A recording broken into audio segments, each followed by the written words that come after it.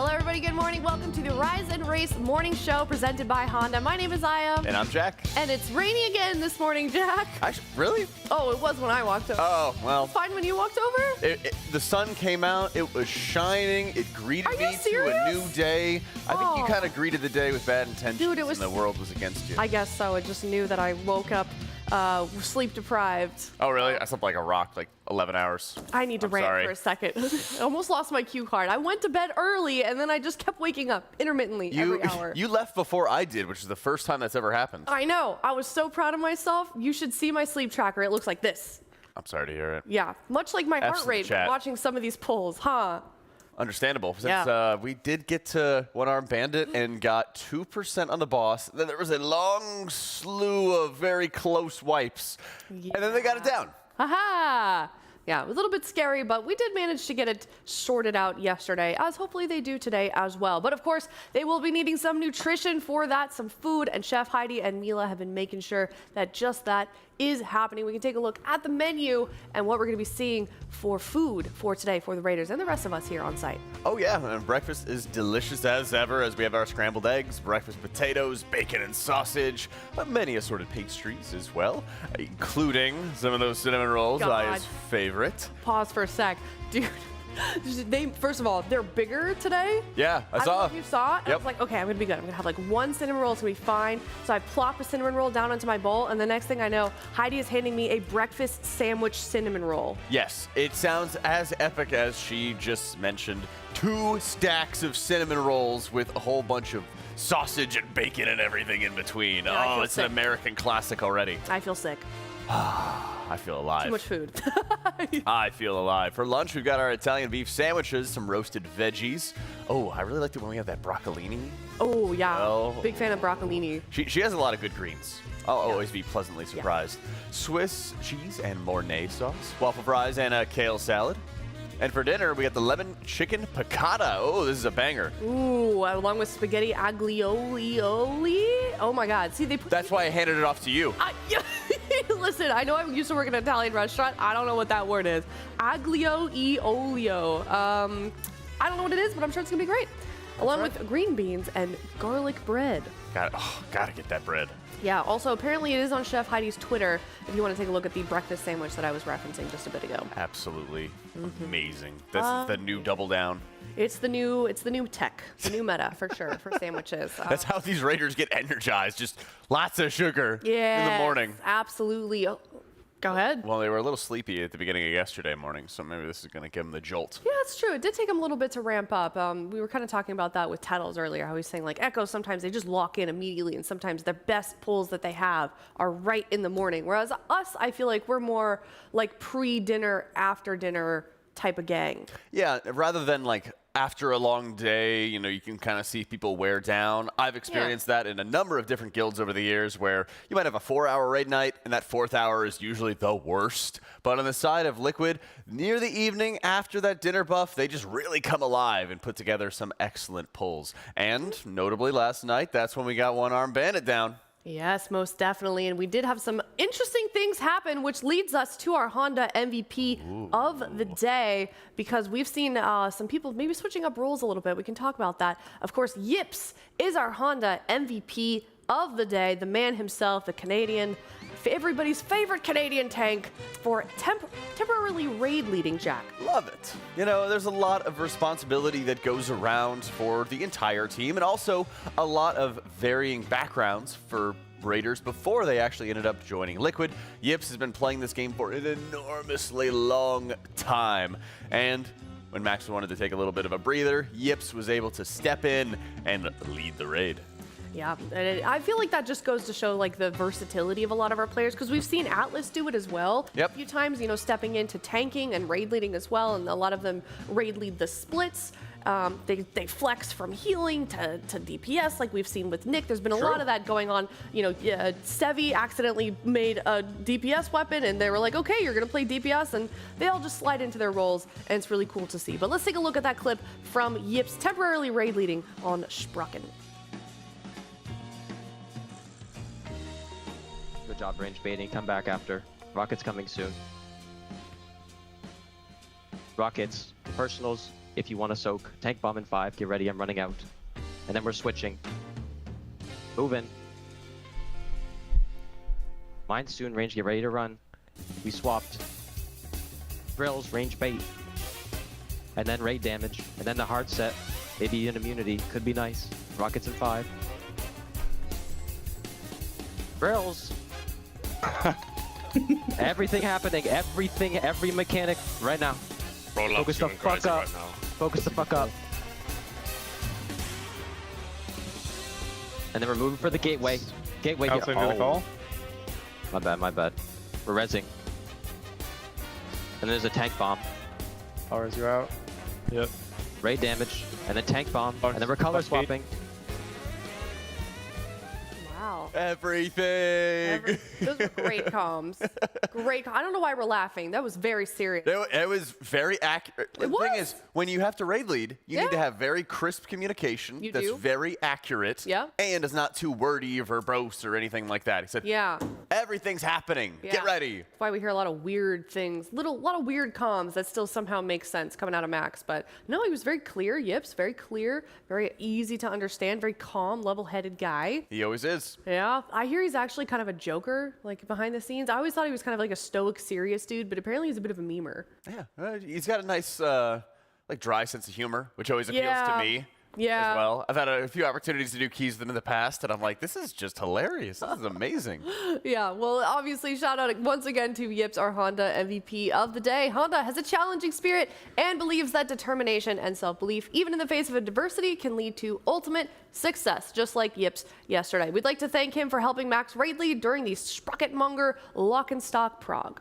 And that fight was really putting them through the ringer, and it also just been putting a lot of guilds through the ringer. I think Echo got their re-kill and everything like that. They've also gotten one-arm bandit down as well, but it wasn't this instant, super easy re-kill or anything along those lines. Sprocketmonger has some really deadly combinations where it goes from everybody needs to shift and move together and adjust their position together into lots of personal responsibility. And in this incoming raid, it's been really brutal for these earlier boss fights of making sure that personal responsibility gets done. And we even saw it as well with Instant Dollars and Method getting a few bosses down themselves. Yeah, we certainly did. Of course, it's not just a one guild race. There's a lot of people in the mix, and we are keeping track of them. Thanks to DungeonDojo as well, helping us out with that. Let's take a look at some of the clips from some of these other guilds that have gotten some prog themselves. Here is Instant Dollars on Sticks Bunk Junker. Can't die here. There we go. You can see how rough it gets on Sticks. At the very end of the fight, the boss is continuously igniting the two nearest piles of trash, and every single pile of trash that gets ignited is increasing the raid damage around the room. And at the very end of the fight, they have to worry about that enrage effect as well. They beat the enrage and get the boss down. Now here, of course, is Method on Sprocketmonger lock and stock. I believe they got this kill this morning here in local time, like pretty recently. I could be wrong, correct me on that, chat. An hour and a half ago, yeah, I think. This is the one that particularly gave us a lot of trouble. I mean, you can see all the ground clutter, especially in those later phases when you're starting to get those mechanical overlaps and just how difficult it gets towards the end there. But congrats to Method. That looked pretty clean. That's a pretty relatable kill, as you can kind of see everybody around the room. Yeah. It's an exhausting encounter, and they, often feel like they've kind of done everything possible to get the boss down, and then you still have to kind of pull again if one person runs into those void orbs. Here, hey, we see Echo, very clean pull as there's 5% left on the boss for one-armed bandit. At the end of the encounter, you can see the middle of the one-armed bandit and the little reels that it has. It's activated all coins, which means it's constantly radiating damage on everybody. And those fire lines was the mechanic beforehand with all fire. They beat the enrage with lots of time to spare. I think they had another 10-ish seconds, 12 seconds or so before they would have hit that hard enrage. So great to see the boss getting down as well. All right. Well, now it's starting to really get, I feel like, tight in terms of competition. Because we're going to be pulling the same boss as Echo today, which is when it starts to get real stressful, if you ask me, Jack. It is. Notably, we got one-armed bandit down last night, and that's when Bravo 6 Going Dark happened. Wanted to see what Muggsy was going to be showing for Liquid. Hide a little bit when we can and get ourselves prepared. But today is going to be a huge day. I think one-armed bandit went down a little quicker than I was expecting. Yeah. Notably, we were looking at a tighter enraged check, especially because the strategy didn't seem to be, I guess, as involved as something like Sprocketmonger, where you needed to orient 2 different groups of players all around the room. On the side of One Arm Bandit, you have very similar mechanics to what you have on Heroic, a couple empowerments on Mythic difficulty, notably the DLC armor that gets attached to the attendants. So you have to roll the pay lines, the coins, into the attendants to break the shield, to make sure you can DPS them below 25%, kill them, and then, of course, cash in the coins that they drop. Yeah, GG easy. Yeah. There wasn't a ton of variation that would just really upheave the current strategy. A lot of it is just adjusting some positioning, and then meeting that DPS check, which, since they were able to 3 heal, they were actually able to meet with very high ease. Yeah, okay. Well, let's take a look at some graphs from RaiderIO, courtesy of them, one of our lovely sponsors for the tier. Also, get a comparison of like pull count based on health percentage. My bad. This is actually the Coinbase leaderboard. We've got Liquid, of course, 6 out of 8, and then Echo, 6 out of 8. Method, honestly, do you think that they'll get 6 out of 8 today? Yes. I know they're, yeah. I think that it should be expected. We're around 10, 15 in the morning. It should be +9 or +10. Something like that. Yeah. I don't know. They have a different schedule than Echo. They should have a few more hours of their raid, and I would expect them to get One Arm Bandit down, or just really, really close to getting the kill so that they could kill it the next day. I think that they're getting quite close, as you can see right now. And Echo, of course, 6 out of 8 as well. They got their kill, and I think they got it about 2 hours ago. Yeah. For One Arm Bandit. So I'm not sure if they've gone dark yet or not. I haven't been able to check yet, but I would expect them to have a decent bit more time in their raid day. Question is whether they go dark for the rest of it, or whether they are having some streams going. Yeah, well, I mean, both guilds have done that, so we're not going to put it past them. That's right. It's only a strategy that both guilds are implementing, so no biggie. That's what you got to do. Yeah, what's you got to do? It's a competition. It's a race world first. All right. Well, like Jack has been saying, we did get some of our own prog, of course, and we can take a look, a little bit of a recap on some of that. Let's check out the Sprocket kill from yesterday.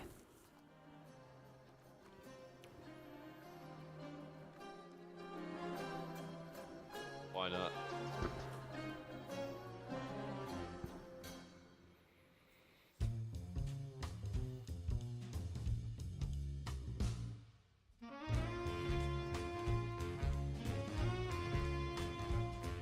Three Nicks, Evian smacked. Drills.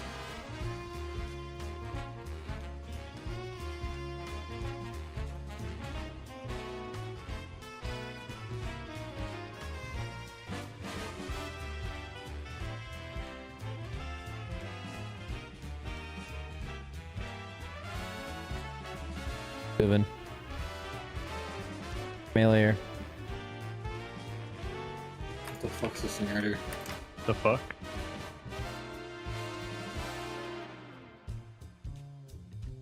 Impact and then Shaq.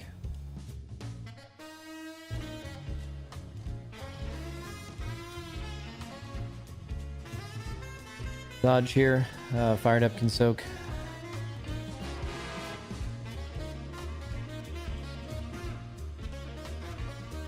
Polarity swap. Kingfly, KSP, Wolf Disco, Tobo.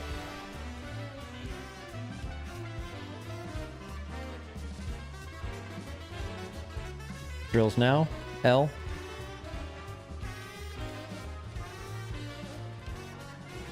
Okay, this is getting sucked and dodging. KSP can soak.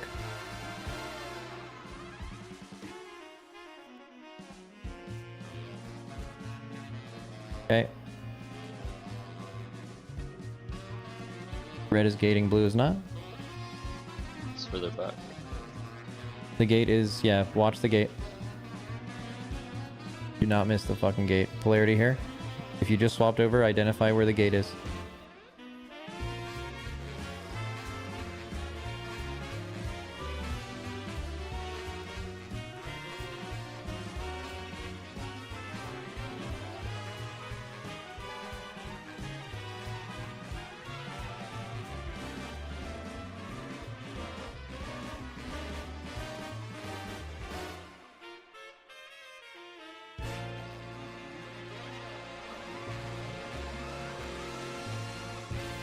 Polarity. Some bay drills Mark already. saying 3 and then Nick. These are good drills for ranged here. Don't put them on the conveyors. Drills now. 3 and Nick are both popping, and they both got drills. Watch So out. just be aware. Good. Lasers. Be aware, Blue, they're right behind you. Cine and Fired Up are staying. Mac and Zevi will be when we're far. Do not run over the mine when we go over. Okay, electric ground. Cine's 1. Okay, these are drills. Blue range, do not put it directly behind the group. Okay, and then big lasers coming up in 5 seconds. Fired Up, you want to get in. Barrier.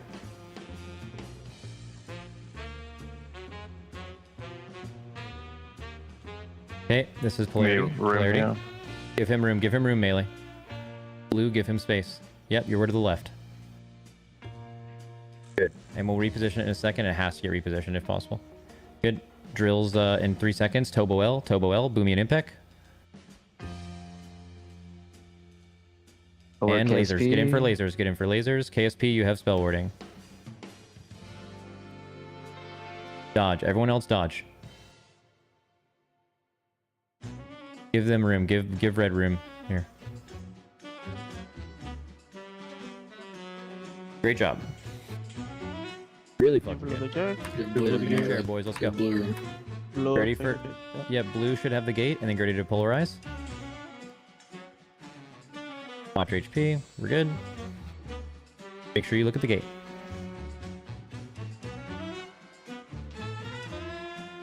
Watch King fly. Nice. We just used 2 externals there too, including PS, so we just need to be careful next phase.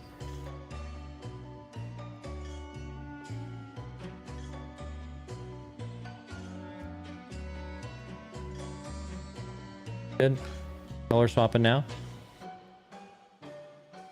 This is KSP, THD, Exile, and Tobo. Remember, drills in this phase are not on the conveyors. Get in your drill positions if you can get this now. Mines. KSP first. Watch your HP. THD. Then Exile, drills. And last one. Rotate. Kind of a weird drill on red side, just be aware of it. Okay, you guys don't have to move over until I tell you, okay? Just dodge balls and that's it. Do not get hit by a ball. Do not get hit. We're moving over in 3, 2, 1, go. Do not get hit. Okay, King File fired up, smacked and Zevi. Rip King Fly. That's fine, I should. Okay, drills now. Bake good drills, bake good drills. Good. Zevi to the last one. We're moving over in 3, 2, 1, go. All personals in 3, 2, dodgeballs. Down, and color swap. Be careful. 3, 2, color swap. Do not get hit. Good. Do not get hit. Now listen, we have mines. This is going to be Sang, then Mark, then Disco, then Shaq. Check. Good. Do not delay these. In Nice. 5 Now seconds, blue, blue on the conveyor. blue, follow the drills. Drill 1, drill 2, drill 3, get in your spot and dodge. Do not get hit by an orb in the boss eyes, okay? Use every remaining cooldown. Dodge balls. Lasers going away. 3, 2, lasers going away. Dodge. You're keeping it, yes. Dodge. You can take that. Take the res. I mean, it's just it's turbo dead, right? Boom. Boom, boom, boom, boom. Boom, boom, boom. Oh, okay, Oh, okay, shit, wait. Mr. Okay, Logan Bubba. I have 636 bracers. Wham. Alright, that's all I got. That was Yips. Yeah, well, I mean, that's why he was the Hunt MVP of the day. Great communicator. That's right. Won't let anyone interrupt him. No, definitely not. All right, well, that was the Sprocketmonger Lock and Stock kill, which, you know, was maybe different than we first expected, but we eventually got it down. Yeah, you know, you could see that they were glad to get it down, but not overly excited. Max notably only had 2 booms instead of the 5 big booms to celebrate the kill, so it is what it is, but I know that they are really excited once they got that one-arm bandit down. Most definitely. Let's take a look at that one-arm bandit kill that we did get yesterday.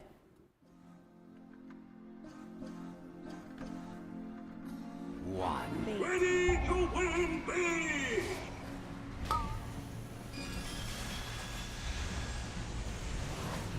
No steam here, just smoke.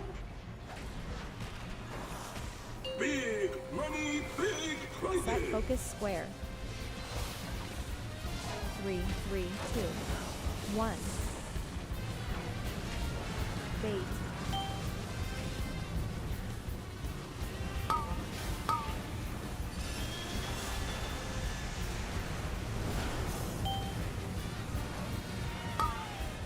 Three, 3, 2, 1. No steam here, just smoke. Bait.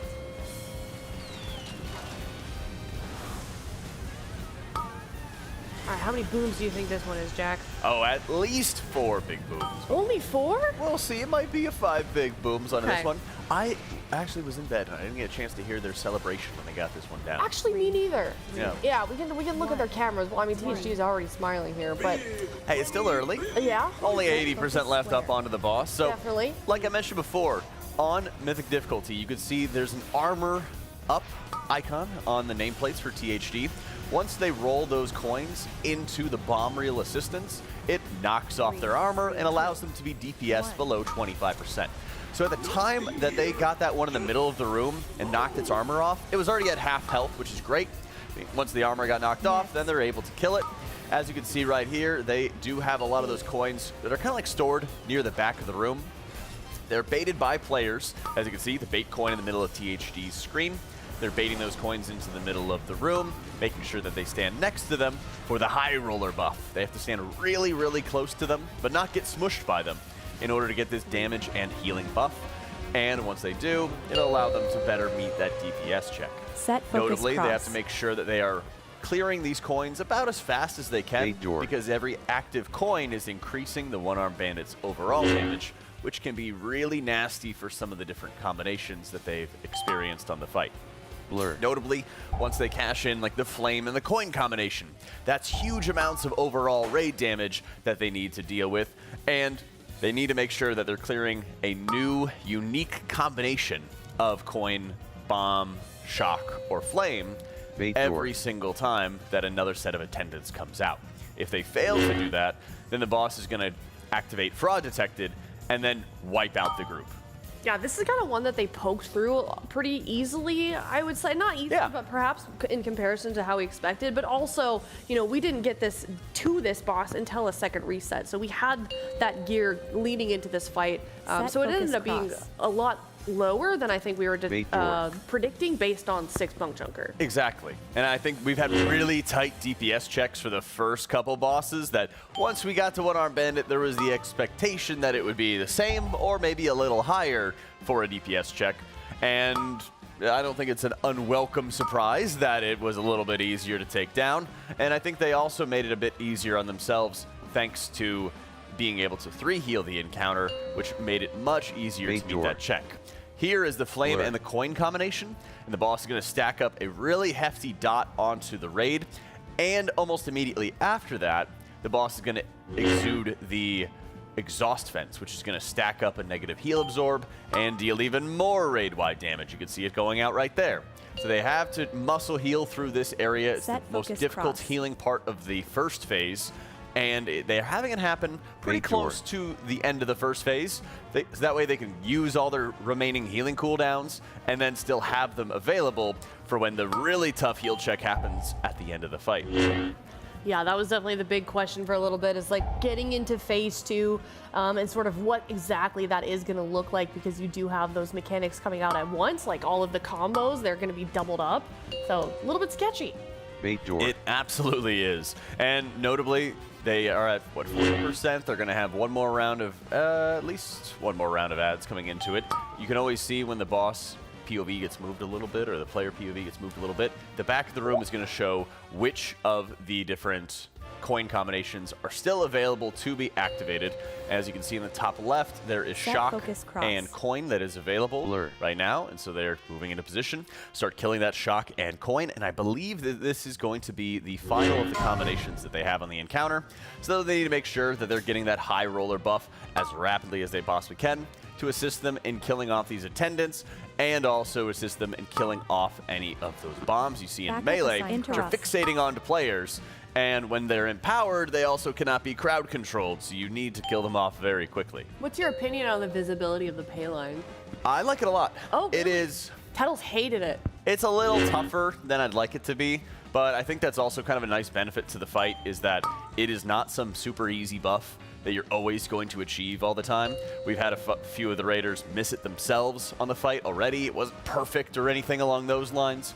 Here at 30%, the boss is rigging the game, which means that of those 4 combinations, he will then empower and have all of the slots filled with that combination and cycle through some very challenging mechanics. So here is all lightning, which is spawning these pylons, which are knocking players back when they spawn, and they also spawn on player locations. They need to make sure that they're dropping those pylons, you know, near the edges of the room so that they can maximize their space. Then the boss is going to go into, oh man, it's going to be all flame. There it is. The all flame, there it is, right there, is going to push some laser beams onto a few different players, blast the damage onto them, and it'll also cleave any other players that are in their path. So it can be extraordinarily deadly.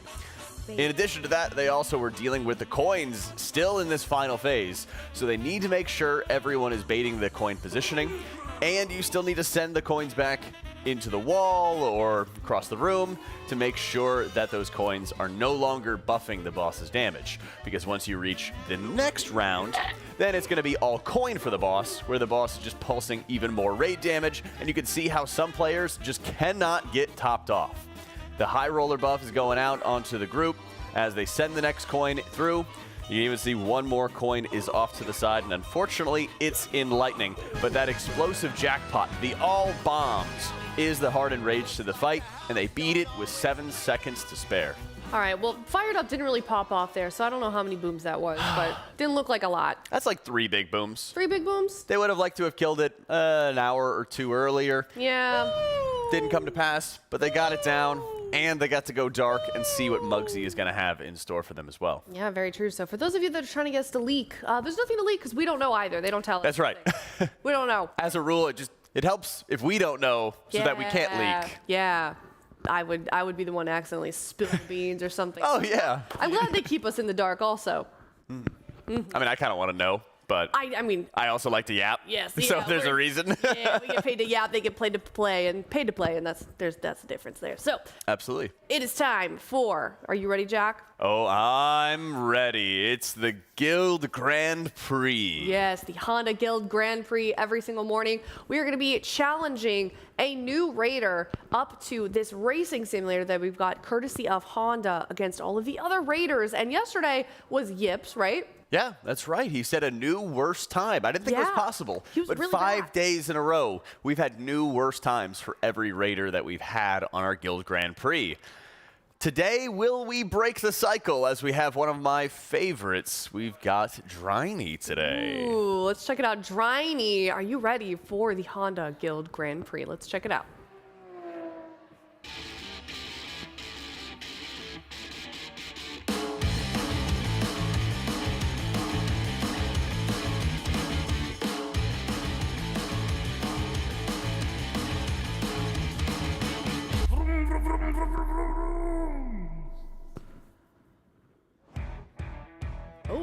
Oh, we skipped the motor this time. That's not a good sign.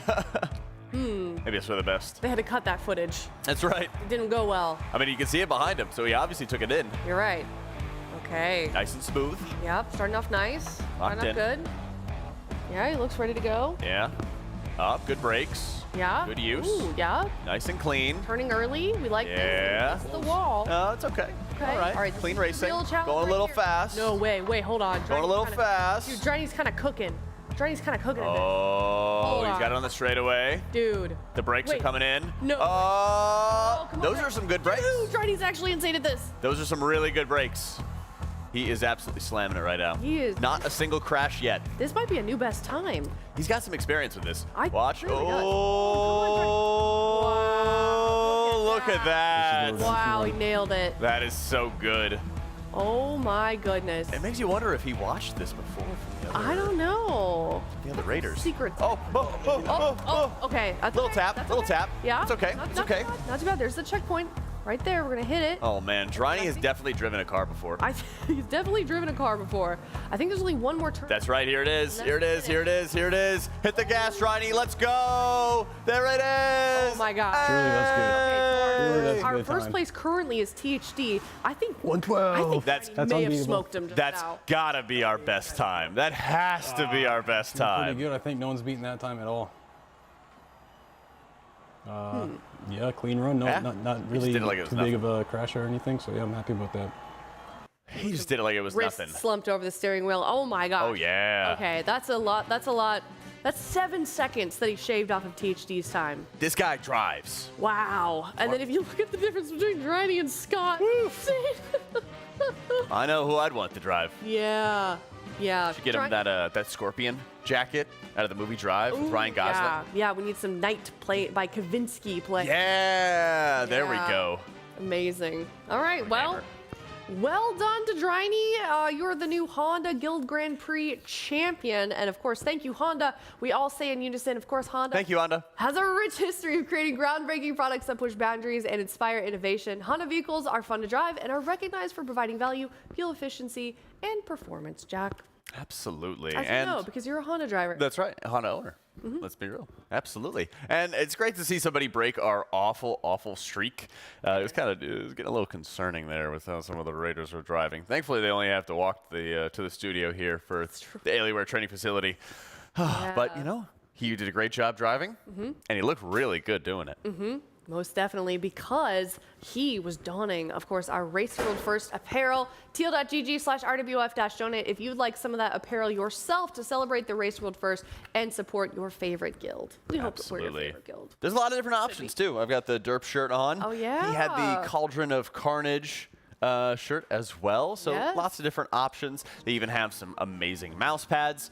I always love getting a new mouse pad every new race that we have access to. Yeah. Do you swap it out or do you stack them? Oh, I always swap it out. Okay. Always. Yeah, I know people that stack them, which just seems cursed. I feel like your mouse would get a little like mushy. My desk would be way too high. Yeah. Well, you'd be too tall for you? Well, I guess I could always adjust it, but, you know, it would be inconsistent. There'd be like a thick layer of mouse pads on top of each other after all the races I've been through. Yeah, well, you could do that because Team Liquid is so generous with providing us with those mouse pads every single tier. So definitely check that out. teal.gg/RWF. And get a piece of the race and bring it home and support your favorite guild. Something else that we've been supporting also, which has been tremendous to see because I feel like we got quite a lot of donations yesterday to our charity, Jack. We are at 18.4. Yeah! $18,420.69. Nice. We have been supporting our favorite non-people, that is animals, for the Pasadena Humane Society. $20,000 is our next donation goal. We are very close to that. WoW TCG unboxing. I know Zyronic in particular is very excited for that. Absolutely. So is Kalamazzi as well. He's been doing some pack openings and stuff like that on stream here and there. Yeah. I think every caster wants to be taking part in the unboxing, so in case they get like a spectral tiger or something like that, they're like, oh, but I got it. I get to keep it. Yep, something crazy like that. And then, of course, speaking of Zyro, hello, buddy. Hi, Zyro. Just walked in, $25,000. We're going to be doing the Goblin music video. They filmed it yesterday. Yeah, that's right. It looks like it's going to be really good. Like, I think this might be the most effort they've ever put into a charity incentive goal. And they really want to release it. Yeah, they really do, and we want to also. So definitely be donating. teal.gg/RWF-donate. You can also send in $35, and we will rate your transmog, or we can feature your pet on stream, Jack. Absolutely. We've seen a whole host of pets as people have been featuring their snakes, their lizards. Look at these guys. Oh, I love the matching puppies with the little handkerchiefs in the middle right. Indeed. Oh, we got Fisher up there, top right. Who's that adorable dog? Oh my gosh, he looks so well taken care for and well fed. Oh my gosh, yes, he looks like the goodest boy on this whole screen, actually. No, I'm just kidding. They're all good boys, but yeah, that is my dog. He's wearing a little Halloween scarf.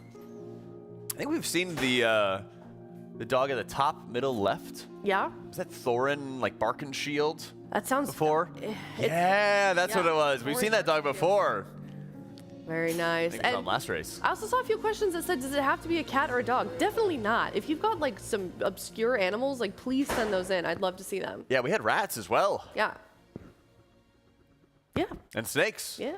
Yeah. I don't think the rats were food for the With snakes, but I think they were like axolotls individual pets. Yeah, the axolotl. Yeah. Yeah, which I learned about. It's a real thing. We got a goat one year. Did we really? I think somebody submitted a pigeon. Huh. We did it. We had 2 pigeons. 2 pigeons? Yesterday. Yeah. Time flies. I have a regular viewer that has a pigeon. I wonder if it was that pigeon. Yeah. He calls it his fat pigeon. I don't think it has a name, but he takes very good care of it. He gets baths and everything. Very sweet. Love pigeons. Yeah. Well, if you've got a pet, definitely be sending in a link to the image, not a social media image. Also, if you want to get your pet featured faster, TL.gg/RWF-donate. We'd love to still continue to raise money for a very good cause. And not only that, but hopefully have some of the pets at the Pasadena Humane Society get some adoptions, get some forever homes as well. Yes, absolutely. TL.gg/adopt if you'd like to check out the adoptable animals from the Pasadena Humane Society. Here is Maximus, and this dog looks like a potato with legs. Oh my gosh. Look at this good boy. All right. You just know he's going to steal all the space on the couch. Absolutely. This is Maximus, not neutered male, brown and white pit bull terrier, age 5 years old, at the shelter since 3/7/25. Thinks this boss is good. Hashtag. Ah! Amazing. I love the glasses as well. That's adorable. Oh, look at it. It's so cute. It's a good boy. I just love pit bulls. They're so wiggly and sweet and have like smiles. Oh, yeah. Just so great. Ooh. Aww. Yeah, find your 4-leaf clover. Oh, they're doing an event March 12th through 18th. Fee waived adoptions. That is amazing. So if you go here to the Pasadena Humane Society between March 12th and the 18th, the fee will be waived for large dogs 40 pounds and up. I remember this is something because last 2 tiers, we raised money for the Santa Monica Animal Shelter, and they were saying that, like, in LA, the bigger dogs are really hard to find homes for. Oh, I believe it. Yeah. So if you live somewhere where you can have a large animal, please consider adopting. There you go. Yeah. They need good space. They need good forever homes as well. Yeah, they most definitely do. Yeah, apartments are kind of biased with Right. stuff like that. It's actually a little insane. It's a little much. It is. And you know what's a little bit insane? We're finally getting the announcement out of BlizzCon. Oh my gosh, yes, Jack. I'm so excited about that. Of course, we do know that there will be a BlizzCon happening. Unfortunately, not this year. Next year. 16 months? 18 Yeah, months? I think they said September, right? Yeah, long time. That's Something the like math. that. Yeah, so as BlizzCon frequenters, we thought we would give you guys some expert survival tips on BlizzCon if it's going to be your first time going. Really? So how many have you been to? I went every year since 2014. Yeah. So 2014 to 2019, and then I went to the 2023 one. I lost track. I think I'm at like 7 or 8. Yeah, lots of BlizzCon. Been a lot. Yeah. But what's your best tip? What do you have? Well, let's take a look. I've got some tips. I think write this down, chat. This is very important. So, you don't know what this is, chat. This is called a shower. You need to take one of these every day, possibly twice a day. Yeah, sometimes. The weather is hot. It's September. You might be getting sweaty in your sleep. You don't know. Well, sometimes as well, it's very dry Yeah. in LA and It is. California in general. Yeah. And so you don't always feel sweaty, but your body will accumulate the sweat. And you may not smell you, but everybody around you can smell you. That's right. Yeah. So you need to shower every day. Some people show up on Friday and don't shower until they get home. Don't do that. That's not the play. That's not the play. Trust That's not us. the play. So shower. Let's check out the next tip. What do we got? Oh, It's important. a sink. You need to wash your hands, chat. You can even A take an lot of- emergency shower in the sink. You could do that. Doesn't replace a full shower. Absolutely. Lots of people got COVID during BlizzCon last time. And you know what prevents the spread of COVID, Jack? And other diseases. And other diseases? Washing your hands. Washing your hands. I see way too many people in the bathroom just waltz on out, straight from the stall, out of the door, and that's disgusting. There's a lot of really fun demos every time at BlizzCon. A lot of peripherals, keyboards, mice, controllers, all kinds of stuff. Yeah. You don't know who else has been touching that. No, not good. So it's very important. More people need to wash their hands because obviously, you don't want to get sick. Don't want to spread some things. Got to be careful. Yeah, let's check out the next tip. This is deodorant. Ah, love this. Big fan. Yes, this is deodorant. Definitely be putting this on every day. This is also very important. You're gonna need it. That's really all to say about that. Yeah. Yeah. All right, let's check out the next tip. Was it my turn? Oh my. Sorry. Let's check out the next tip for BlizzCon because obviously it's very scary, very new. Oh, true. Do you Delta Lobby. recognize this area? I do indeed. It's a quite loud area with a DJ and whatnot. Yeah. Quite fun. Yeah, I don't know who decided to bring in the DJ. Hilton, if you're listening, just get rid of it. I don't think it's very fun. It kind of ruined the vibes a little bit. I don't know if you feel that way, actually. Yeah, it's just difficult to be able to hear everybody. I think people stopped going to the Hilton as much because the DJ is like just a little much. Yep. It's a bit much. Tough to get drinks as well with your friends. Oh, yeah. A little understaffed. A little bit, yeah. Well, I mean, you know, that I can, I guess, understand a little bit because it is very busy. I know that they have like the main bar and then they have a bar on the other side and they've got like 2 bars. Like they've got like they add bars. They do. They add temporary bars, but it is still a little bit hard to get a drink there because it's so busy. Try to also eat beforehand. Yeah. Always highly recommend eat and rehydrate before. You're going out with your friends, having a fun night. Yeah. And if you find that you're going to be a little hungry a little bit later in the evening, keep in mind there's an IHOP like right across the street, open 24 hours. Yeah. There's Denny's there too. Yeah, very true. You can go to IHOP any time of the day. Yeah. Get some nutrition, get some carbs in. Yeah, get lots of carbs. Yes. All right, let's check out the next tip for BlizzCon. If you're in the Hilton in particular, this is $1. Now, it's not what you think. Tip your bartender. Oh, okay. These guys work really hard. Tip your housekeepers. They also work very hard. If you're not American, I know it's a very confusing and stupid system, but it's how we run in this country, unfortunately. So if you want to, make someone's day that probably gets underpaid, give them some love. That's right. Yeah. Especially because if you make friends with them, often they'll like prioritize you later on. Yeah. When you're trying to get some drinks and stuff with your buds. Oh, thank you. Yeah. Be great. There you go. Ooh, love that. And at $1. Big dollar. We could pull it up together. Yes. This is a slimy looking dollar. Oh, is it? All right. I don't feel it. Let's go to the next tip for BlizzCon. Is that me or? I don't know. Hey! Oh, I was going to say this one if you didn't. Comfortable walking shoes, of course. This is definitely really important. You're going to be walking a lot. Maybe not if you're Jack, but for many of us, you're going to be walking a lot more than you might expect. Right, and I've seen a lot of times where people are bringing their usual like day-to-day shoes that they might bring to the grocery store or, regular activities around the house or something like that. I've seen people wear like flip-flops. I've seen flip-flops as Heels. well. I've seen heels. What are we doing, girlie? You are going to be walking an insane amount. Yes. Yeah. Definitely. More than you usually do, unless you're me. Yeah. So make sure you have some shoes that are not only good for walking a lot, but that you've already broken in. Because it's going to be very, very tough. Yeah, also, engage your core. Good posture while you're walking around also. I do know that if I pay attention more to my core while I'm walking a lot, I can walk longer and stand up longer. There you go. That's a good tip. I tend to tilt in. Bad. All right, let's check out the next tips here for BlizzCon. Be friendly, but not too friendly. Don't be weird. Yeah. You don't want to, don't be weird. Be nice. Be nice to people. Don't stress out about not getting Be normal.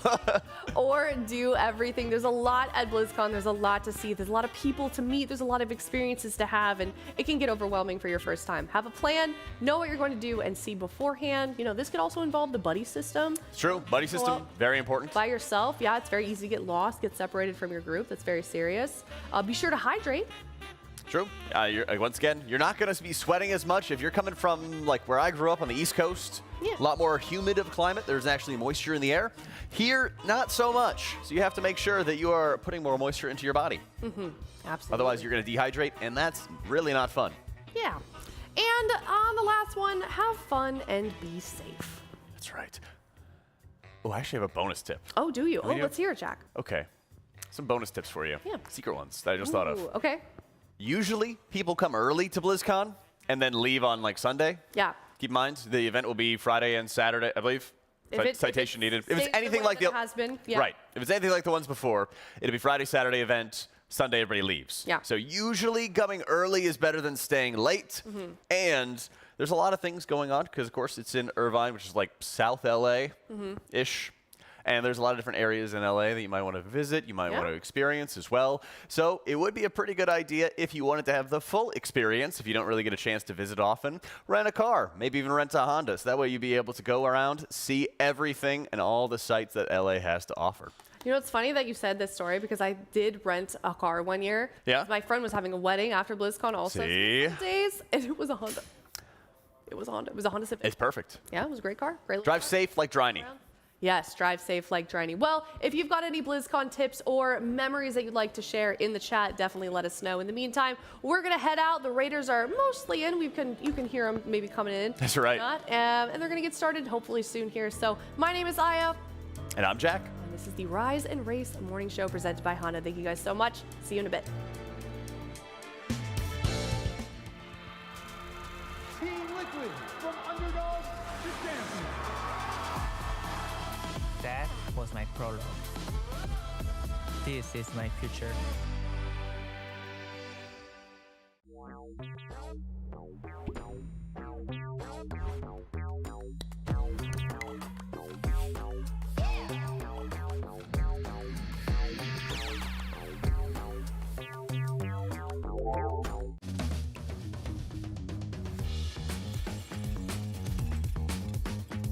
The Alienware Pro wireless headset, it's become my main headset for anything WoW related. The battery life is actually a huge deal for us. One of the few esports that plays all day, every day. 4 days of gaming on one battery, that's insane. This headset is everything that you can ever want and dream of. Without a doubt, this is the most comfortable headset that I've ever worn. I hate headsets that kind of like clamp on your ears or feel like they're pinning against the side of your head. This headset feels really, really good around my ears while I play. The quality of sound from the Alienware Pro headset is perfect for shot calling in intense situations. At the race, there's a lot of distractions, and sometimes I just need to be able to hear what the guys are doing in the middle of a boss fight. So after using this headset, I don't think I can use a different headset again. This headset is what you need.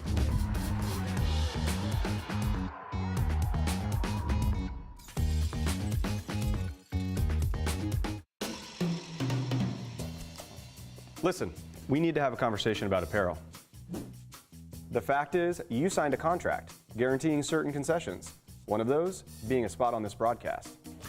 Well, that's where I see things differently. Contract or no, I will not sell out for an impeccably designed and high-quality t-shirt. I'm sorry you feel that way, but that's basically the nature of the race. Maybe I'm wrong on this one, but for me, the race doesn't include selling cozy 100% cotton hoodies with graphics specifically designed for this race. Oh, this is cozy. Max, you know what I'm talking about, right? It's like people only do the race to sell t-shirts. And that's just really sad. You want to see something really cool?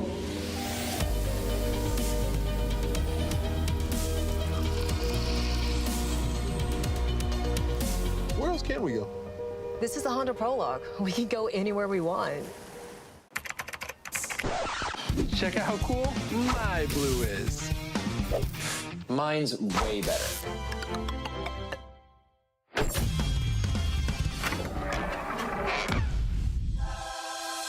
Think your blue can beat ours? Prove it. Complete quests to get points and customize your blue. Maybe you'll see it featured on the leaderboard. Join MyBlue now.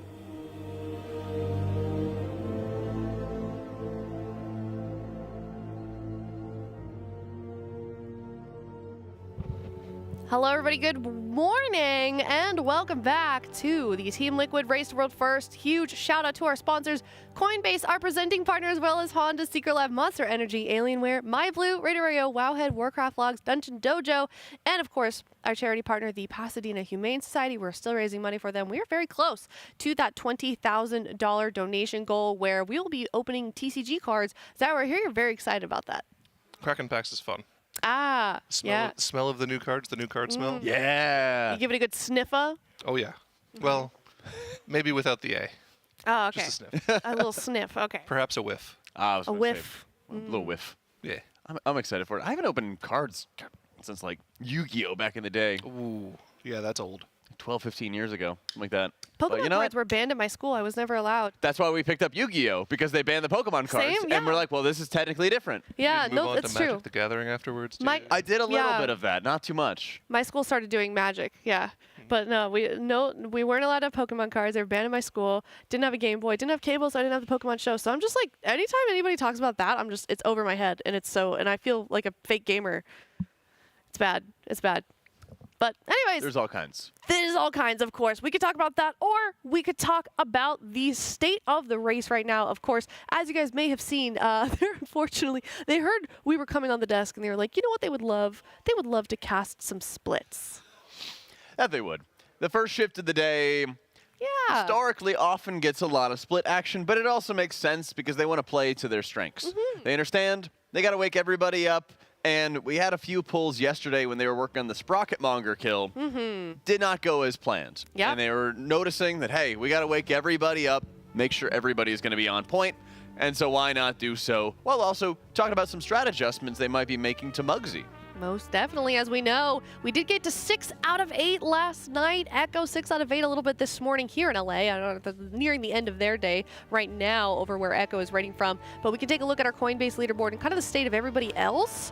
We've got Method also following closely behind. They got Sprocket down recently. Hot Pot Hero 4 out of 8. Instant Dollars 4 out of 8. And just, the race is ramping up. It's ironic. Yeah, still surprising that there's only 7 kills on Stickspunk Junker. Are you surprised? That boss is still really hard, isn't it? Especially after the nerfs, I'm kind of surprised. that's I fair. suspect, like, in the next couple of days, we'll probably see a ton of kills on that boss. Okay. We'll get there with more gear, figure out the strat. Because it seems like it's more of just a strat boss now instead of also being, like, a ridiculous DPS check. Yeah.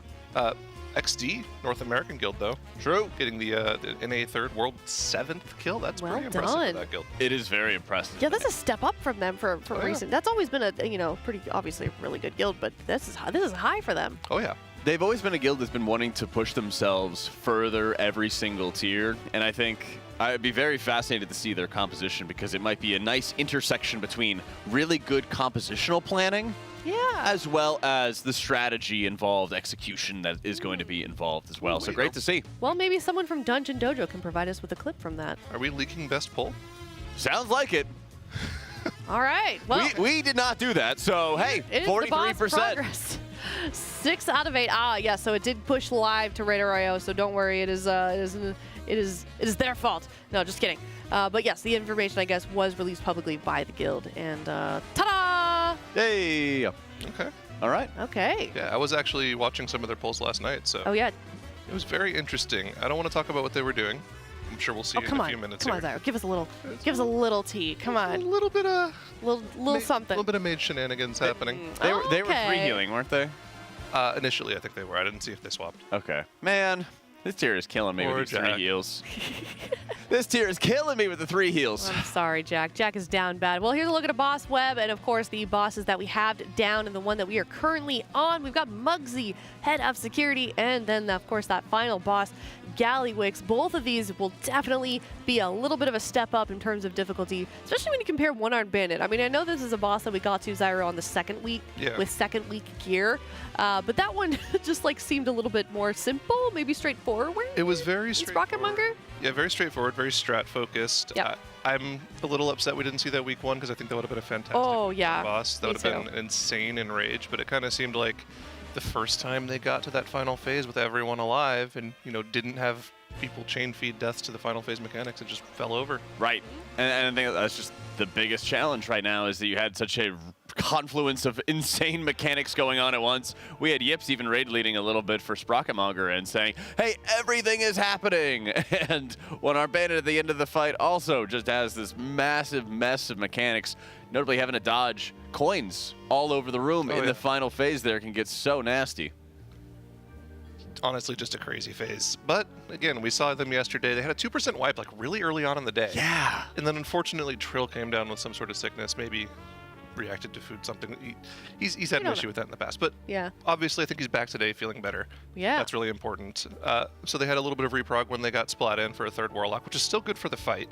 But obviously, Windwalker's kind of the main character of the tier. And losing one of those main characters definitely hurt their progress a little bit. Took them a little bit of time to get back into the last phase, get more comfortable with the strategy. They were wiping to the ads a little bit, hitting those sort of pseudo 30-second enrages on the fight. The boss would detect some frauds if you didn't kill them off in time. But they got through it, got it done, got a good amount of pulls. I think they had 24 pulls on the boss in a couple hours. Yeah. Got a lot of strat work in.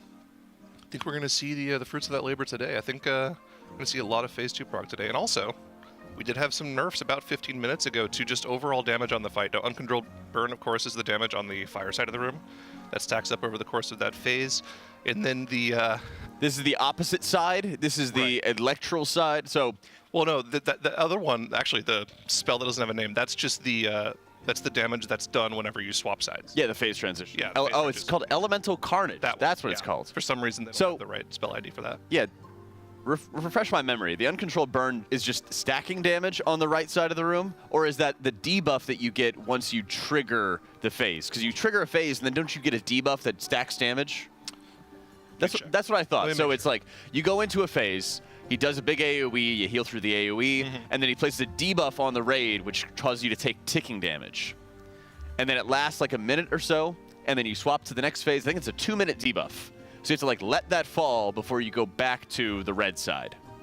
Yeah, it's the damage that he does when he goes to that phase, but it does stack every time you go back to the red side. Yeah, and so I think you're able to drop the stacks, at least on heroic difficulty. I believe you're able to drop the stacks in time.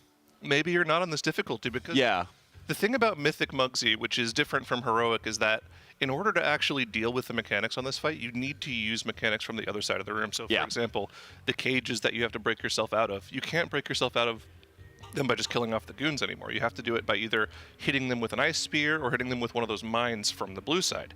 So it's a little bit more difficult to deal with the mechanics in the fight. That's just one of the different ways the different sides interact with each other. And we'll see how they plan on stratting that out. A lot of it is going to be the dance between the blue and the red side of the room. Yeah. Well, what I'm really worried about, full disclosure, I haven't watched any pulls. I was in bed last night when they did it. I didn't sit around. I haven't asked anybody.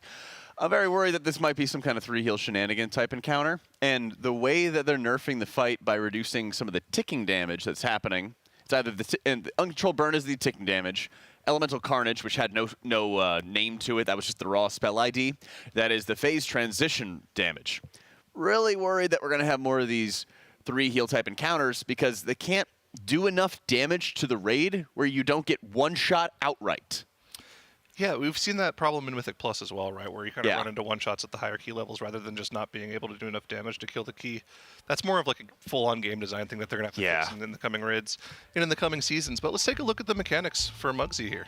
Yeah, head honcho, of course, is the side swaps that they have to go through, which are also activating different mechanics. So if we're starting on the right side, for example, we have the Earthshaker Jail, the Gowl. I think that's an old-timey reference to a jail. These are the walls that are trapping players in with one of the goons. They have nice little fuzzy hats on them as well. They do a couple frontals around, and you need to make sure you kill off the goons inside in order to break out of the cages. The Frost Shatter boots are also happening on the right side of the room, and they cause you to slip and slide across the room as you're placing that Frost Shatter spear, which you need to have either hitting one of the mines or one of the walls of the jails. Notably on Mythic difficulty, you keep on slipping and sliding until you touch the Hot Mess, which is a rocket which comes from the, what are we calling it, the blue side? It's from the blue side. So it's the volunteer rocket guy that crashes down. It's the AoE soak that you immune in heroic generally. Yeah, so from the very beginning of the fight, you kind of have to activate the left side first so that you could have a Hot Mess so that you could remove any of these Frost Shatter boots. And so notably, left side, you got to deal with the mines. Yep, and the mines are simple. It's pretty much the same as Heroic. There's more soaks, if I'm not mistaken, yes. when I was looking at last night. So a little bit more of an actual difficulty, making sure everyone's spreading out and getting those AoE soaks as you trigger the mines. The Electrocharge shield on the Mythic difficulty on the ads that spawn on the blue side needs to be broken out by that frontal cone from the boss. Otherwise, it takes significantly reduced damage and is a pain to kill. And then, of course, in the final phase, or in the intermission, I guess. Yeah. There's a nice little one-shot mechanic that they add into the encounter. Just don't go across the line. That's right. You are locked into whichever the sides that you're on, which is going to be a pretty big deal since you have to make sure you're aiming the charges from the boss as he's doing his big bullet storm, flying around, shooting off laser beams and bullets all over the place. Yeah. So it's this phase, and of course, couple other mechanics as well, things that you need to interact with on both sides. We covered most of them. Yeah. But again, the major thing that we're looking at is when they're swapping sides, how often they have to swap sides, how many stacks of the damage buff they're going to be getting on themselves because of it, just to deal with those mechanics. And we saw they actually got a pretty low pull yesterday, 43%. Yeah. Phases at 40. Did you see that one? I was about to say. I mean, they're really close to seeing the second phase. I did not see that pull, by the way, Okay. so I didn't see what it was they had to do to get that far. The other thing as well on Mythic is all of the mechanics ramp. Yes. So there's more of them as the phase goes on. So the first time the jails come out, there's 2. Next time they come out, there's 3. Yay! And so on and so forth. So there's a bit of a soft enrage on phase 1, and it's pretty hard to deal with. Well, and the fact that they're almost able to get to the intermission just from last night's pulls is going to make a massive difference really throughout the rest of the day, because then it's going to be very precise. We must do this, and then this, and then this in the final phase, because all these mechanics are coming out at once. You don't really get a choice of how you want to order them or structure them. Here they come, and and then you have to find a way to deal with them. Good luck. Something I'm really interested in seeing is if the ramped mechanics keep going into phase 2. Yeah. So, like, if you get the 2, then the 3 in phase 1, and then you get to phase 2, and the get first 4? time the jails come out, you get 4. It's like, oh my god, how do we deal with it? How is it that you get into phase 2 again? You just phase the boss at 40%. He does that intermission where he charges around, spins around a little bit. Yeah. You get a little bit of, like, free damage on the boss. You gotta dodge during it, but for a lot of the classes, that's fine. Yep. And you have a lot of control over where the boss is going for the bullet storms as well. So I'm sure they're going to be looking at how well they can keep the boss in that area of the room, make sure it's super easy to dodge, super consistent to dodge. And that'll be a fun part for really most of our session today, our shift today, is seeing can they get into phase 2 and what are the combos, what are the ability combos going to be looking like for them. All right, guys. Let's hold hands. Give me your hand, Jack. Together we pray. Okay. Shouldn't I lead the prayer? Sure. The holy priest. Let the holy priest lead the prayer. No one gets sick. The servers do not get DDoSed. What else? Anything else? No Gingy EMP. Nobody gets sick. Yeah. Yes. No getting sick. No illness. Everything must go. Did you all wash your hands before we held hands? Yeah, I washed my hands. Okay. Yeah. Before or after? Before. No, after we started holding hands. I wash my hands a lot. I bet in the bathroom. What do you mean? It's too late now. We're Before or after? We're already holding hands. Doesn't matter. Okay, just making sure. You All never right, know. wait, shh, we're praying. Okay. Sorry. We have 10 Mugsies. You close your and we eyes. have God? 12 Gallywixes. Is that you? Okay.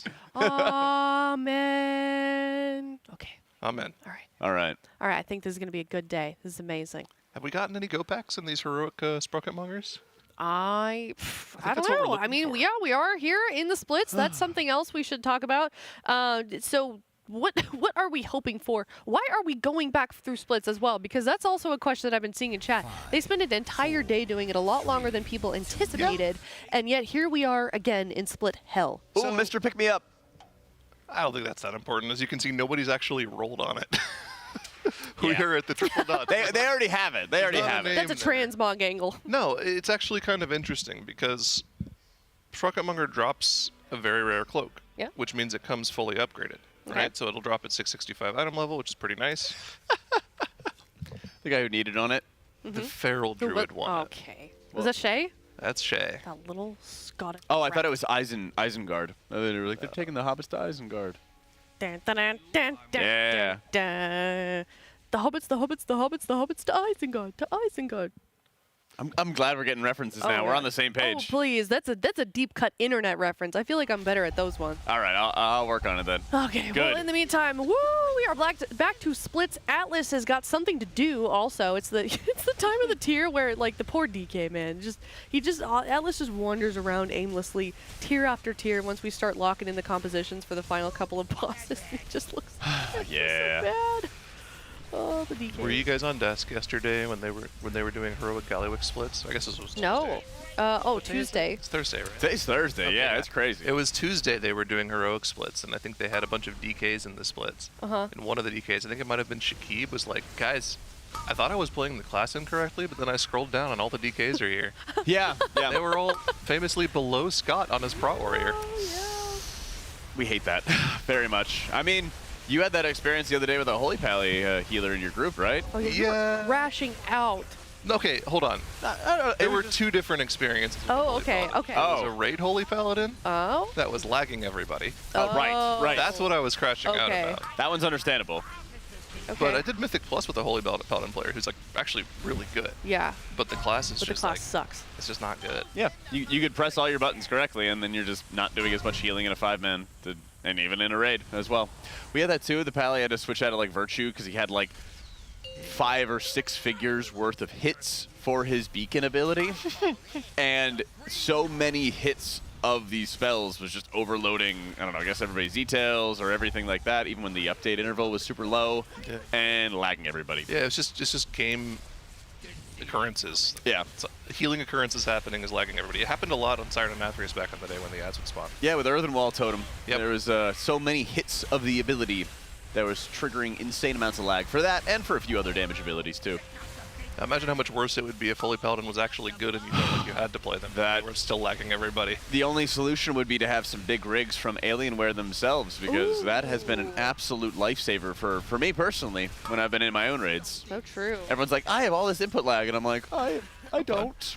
I don't want to say that to my guildies and everything. Ooh, no go packs. Unfortunate. Yeah. Go pack's a good cloak option that you have with a really bad movement speed increase. It kind of baits you a little bit. You look at that item, it's like 150% movement speed? Yeah. Wow. But it decays over 1 second. You literally have a rocket jetpack on yourself, and you're like, whoa, this is going to be cool. And then it's like, yeah, please buff. Yeah, make it like not decay or like longer. Let's have fun. Make it a rocket jump. Yeah. You know, make it like a goblin jump. That'd be sick. Useful in some way. Be thematic too. Please, yeah. That's right. Literally. Absolutely. Yeah, I thought man. someone was trolling with that. There's been a lot of good effects, though.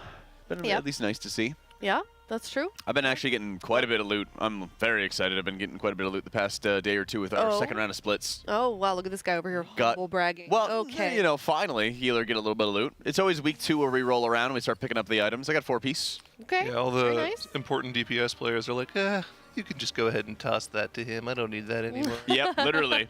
You're like the younger sibling. Like you get all the hand-me-downs and. I know that well. I know that well. Youngest of 4. That's not an IF Kazan. You can toss that to the disc priest. Yeah, actually, that's what happened. I got a reverb radio, and they're like, oh, I have IF Kazan already. I don't need that. Yay. You're the youngest child of 4? That's right. I'm the oldest child of 4. Yeah, you know what? I can kind of, it makes sense. Yeah. Hey, I'm the oldest of 2. Of 2? Wait, so you have one younger brother. Yeah, I don't know how we're, yeah. Nice. Does he play WoW? He does, actually. Yeah, he watches the race. What's he play? Oh God, he's gonna kill me. Wow. No, I think he plays. I know that he used to play mage, but I don't know what he's playing now. Oh, I feel really bad. I don't know anymore. Damn, dude. I know. Sorry. Bad sibling. That's brutal. Text me, Dean. I forgot what you play. My brother watches my stream sometimes. Oh yeah. Yeah, he's working on his doctorate.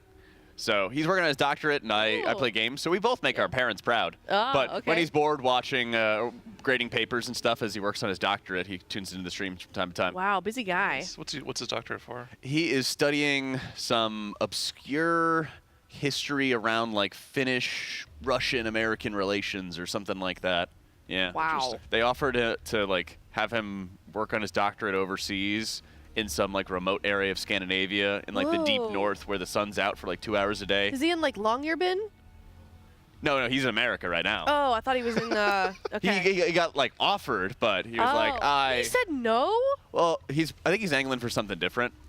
Okay. He went to Helsinki to give a talk. That's cool. At one point. I think that's in Finland. That's really cool. Sounds right. Yeah. So he's going to be a professor, I take it. Yep. Someday. Smarty. Okay. It's funny, when I asked about what he's getting a doctorate in, and you said, oh, it's some obscure thing. I'm like, yeah, it usually is. Yep, that's true. That's true. But he loves that stuff. He's traveled a few different times. He's gone to a few different Baltic countries as well, as they had some other like part of the story that he's worked on for his doctorate. Because it seems like the doctorates are, from what I understand, you're kind of like filling in the blanks of like, nobody's really done like a full write-up about this specific topic or something along those lines, putting all the information together. So he's kind of trying to lead the charge on it. This is a funny comment. I bet Jack's parents have an easier time explaining what his brother does for a living to people than Jack. Somewhat true. My parents have decided to simplify what they tell to their friends. Yeah. And they're like, he's in business for himself. That is very simple. And then they don't answer follow-up questions, I don't think. Okay. About, well, what is it? Yeah. Does he sell houses, or? You guys just don't tell people you're influencers and let them draw their own conclusions Absolutely about not. Not really. As a woman, absolutely not. There's a lot of weird influence. Yeah. I tried to tell them I was a camboy one time, and it didn't work out too well. You Jack just went straight to it. No, I've tried a lot of different answers because I don't really like just saying exactly what I do because there's like then a lot of like.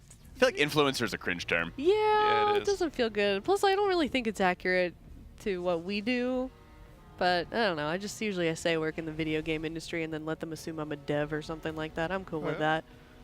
I mean, we could influence the chat right now. Yeah, we could. We Just could sign up for influence the chat. Coinbase. Hey! Oh my gosh, so true. You know what? Let me just influence y'all a little bit. TL.gg/Coinbase RWF.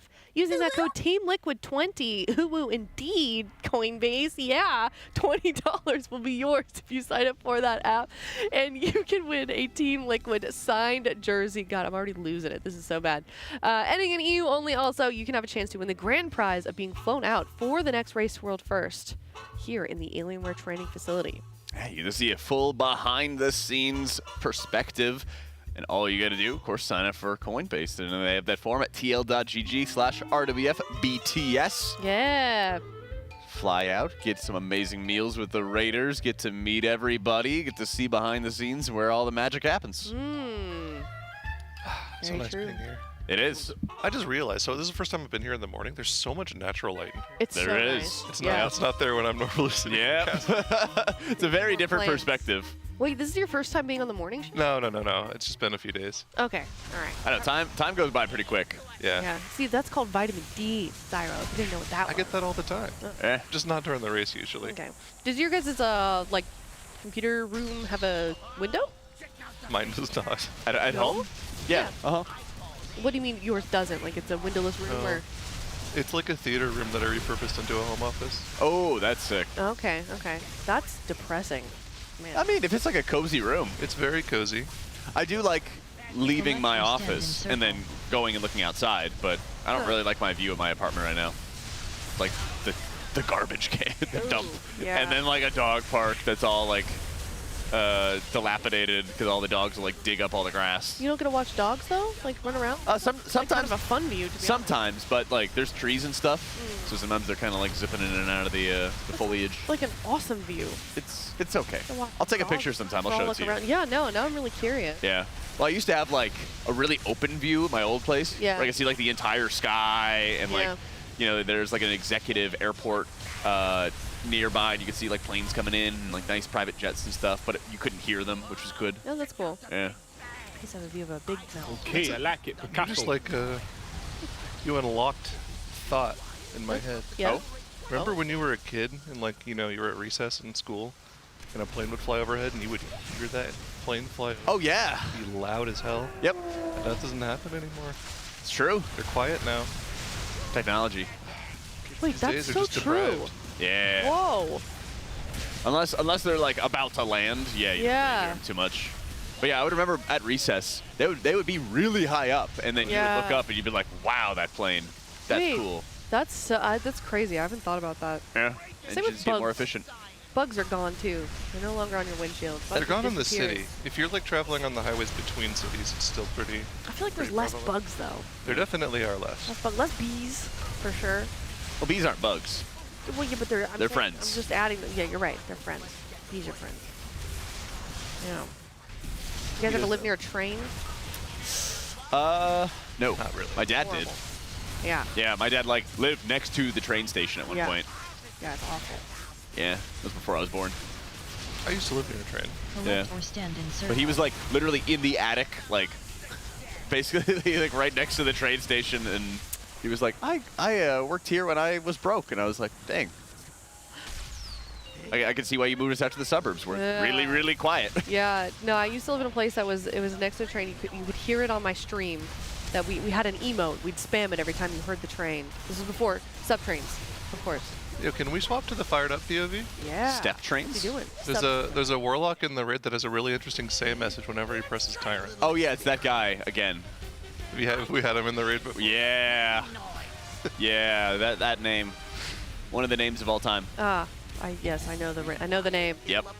But it should happen in about 40 seconds, 20 seconds now. Every minute. What's Tyrant's cooldown? Yeah. Every minute. Let's see if we can see it. All right.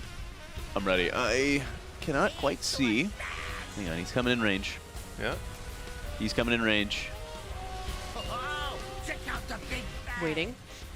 Pause. Hold. Still waiting. I don't know how many of those emotes we have, but definitely spam them, chat. He might be next to THD now. Hot swap THD. It's coming. 5. Yep. Here it is. Anticipation. Lock in. Oh, Lock in. okay. Lock in. We don't have beta launch for a while, do we? Yeah, we're chilling. Say the phrase. Say the word. Do it. Do it. Okay. Tyrant sponsored by Coinbase. Oh, wait, that's so Love that. Oh my gosh, that's so based. Don't give them ideas. You're going to be like, hey, can you get the players to get some macros where every time they use a big cooldown, they can shout out our presenting sponsor. Our presenting sponsor, yeah. Yeah, let me know, Coinbase, if you need more ideas. They should just name their characters after Coinbase. Oh my god. Coinbase, THC. That would mess up his perfect naming scheme, though. You're right. THD log, then THD log A, then THD log B, then THD log C. Coinbase THD log. Right? I don't think that fits. Yeah. Probably not. You could do like a THD CB. coin and a THD base. Yeah, that's true. There are a lot of options, for sure. We can workshop it. Well, if you're just now tuning in here, we are doing splits. We did have a little bit of prog on Muggsy last night. I don't think they didn't do any pulls this morning on it, did they? They just went into splits. Yeah. Started on splits. Just started immediately on splits, which I mean is a good way to warm up. Also, something that we were touching on a little bit yesterday is like sometimes it does take them a little bit of repetition before they kind of get into the groove. So I mean, definitely not a bad start to the morning, not a bad way to waste their time. Obviously, it is important that they want to get some gear, of course. I have been seeing that it seems like Echo's a little bit higher in eye level than us at the moment. Yeah, Echo and Method have had higher item level, and I'm not really sure what that is because all the guilds have done pretty similar amounts of splits, and we even saw on Tuesday Liquid splits were very, very good. I mean, they got a ton of heroic Ive Kazans. They got 7 heroic Jaster Diamonds, so it's not like those normal items are going to be weighing their item level down anymore. The only thing I can think of is maybe Gilded Crest haven't been sent yet for Liquid. Yeah, possibly. That'd be strange, though. Yeah. I mean, what else could they be waiting for? Yeah, I'm not sure. You know? That'd be the only way I could think they could kind of justify it. Because that's a huge difference. Yeah. 2 eye level. Well, usually it's not that much, like at this stage. There's also, I mean, there are extremely strong items from Muggsy that they could use crests on. Okay. There's a lot of weapons. There's obviously the jug. True. They could definitely still be waiting to see if they're going to upgrade weapons from that. So for people that aren't familiar with the gearing system quite to the extent you are, do you want to go over crests, why they're important, why maybe that might be contributing to the lower eye level? Yeah, so essentially every single week you have 90 gilded crests to spend, and of course crests of the other types as well, but they won't really need those at this point. It's just the gilded crests we're worried about. And gilded crests are specifically used to upgrade any item over 658 item level by either 3 or 4 item levels per tier. Because you only have a limited amount of those upgrades, you need to be very particular about how you spend them. And obviously there's like a tier of where you want to spend your crest. So number 1 most important is weapons. Usually number 2 most important is trinkets. And then after that it's like high stat items like chest, head, legs. Things that have a lot of main stat on them. If there's still bosses that have weapons and trinkets on them, they could just get those weapons and trinkets at a higher item level, meaning they don't have to use as many upgrades to get them to a higher item level, and then they can use those upgrades on other items, like some of those trinkets they have. So they're just trying to be as efficient as possible to make sure by the time they get to Gallywix, they have the highest item level across the raid they possibly can. Yeah, and as you mentioned, they might just be waiting for certain bosses, since if you think about it, they haven't really hit any hard DPS checks just yet. I know Muggsy did have a hardened rage, but they beat it by like 8 seconds.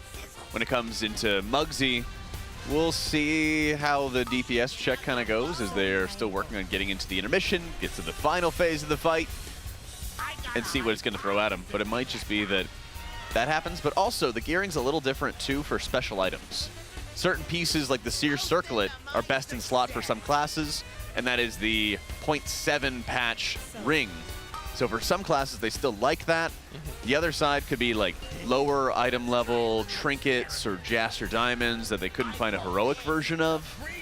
And maybe somebody's sitting on that, but I would think with all the splits, they would have replaced those. Yeah, so something else that you can talk about, which is why we're probably doing these Sprocket Hunger kills right now, is there are very rare items as well that can be very strong. So for instance, the cloak that drops off of this boss, even though the boss usually only drops 550 or 655 item level gear, the cloak that drops is 6 out of 6 heroic track upgraded. Unfortunately, didn't get one of them here. It is a very rare item after all. But yeah, if they're able to get one of those, it could be pretty useful for them. Yeah, they had some Mr. Pick-Me-Ups drop, which is most healers' best in slot trinket, but at this point, they've really gotten all of them they could. Yeah, I don't suspect many of their healers are going to be needing the trinkets from this boss. I'm pretty sure it's going to be only cloaks that they're looking for. We'll see, though. They could potentially use them. You can see a lot of this loot is just going to pass, though. Yeah. Maybe they're getting some tokens and rolling for some leech. Maybe. It's about all the useful loot we've seen thus far. So to translate, not good uppies just yet. Not good, but it's good warm-up, though. Yeah. At the end of the day, like, they've noticed that they're not having their best pulls super early on in the day, and if they know that there's some other weak aura adjustments or some other ideas that they wanted to experiment with, they want to let the analyst team like cook or something like that. Maybe that's a good way to just sort of delay while still being somewhat productive in the morning. That's true. Just to give you an idea of how geared up a character can get if they actually send all of their stuff, at the start of Mythic Clear, Fired Up was 654 item level. After taking his weapon from his guild vault rather, and sending all of his upgrades, plus all of the cloth items that he got from the Mythic Clear, I believe he's closer to 663 now. Sheesh. Whew. So yeah, you can get very juiced up once you start to send everything that you've been sitting on. And I'm pretty sure we'll be able to see that across the raid here, especially once Muggsy dies. I saw Echo doing Mythic, or Mythic Plus, or Keys, sorry. Maybe there are still some chase items they need. Maybe they need some wrist wraps on their mages still. Mage seems to be, once again, the main character of the raid, so it wouldn't surprise me to see 2 or even 3 of them. I thought it was Windwalker. Well, Mage is getting there. Ah, okay. Windwalker is still like the main DPS. Windwalker's kind of like the side character that has like a really cool power. Yeah. That they're really good for, but the mage is still the main character. Did you see which dungeon that they did? Do you know? Oh, I didn't see that. No, because I was just listening. Okay. Maybe they're doing Priory and trying to do like signets and try to do like a signet group. I'm not sure if that's going to be optimal for casters. I think they would be in a very bad spot if they needed signets, because House of Cards kind of fills that same role. Okay. Maybe if you're unlucky enough to not have a House of Cards, you could go for a signet. I know for a lot of casters also double passive is actually BIS, so things like Jug plus Eye of Kazan is actually going to be your BIS thing for Warlock, potentially, for a lot of these fights. Makes sense. So we'll have to see.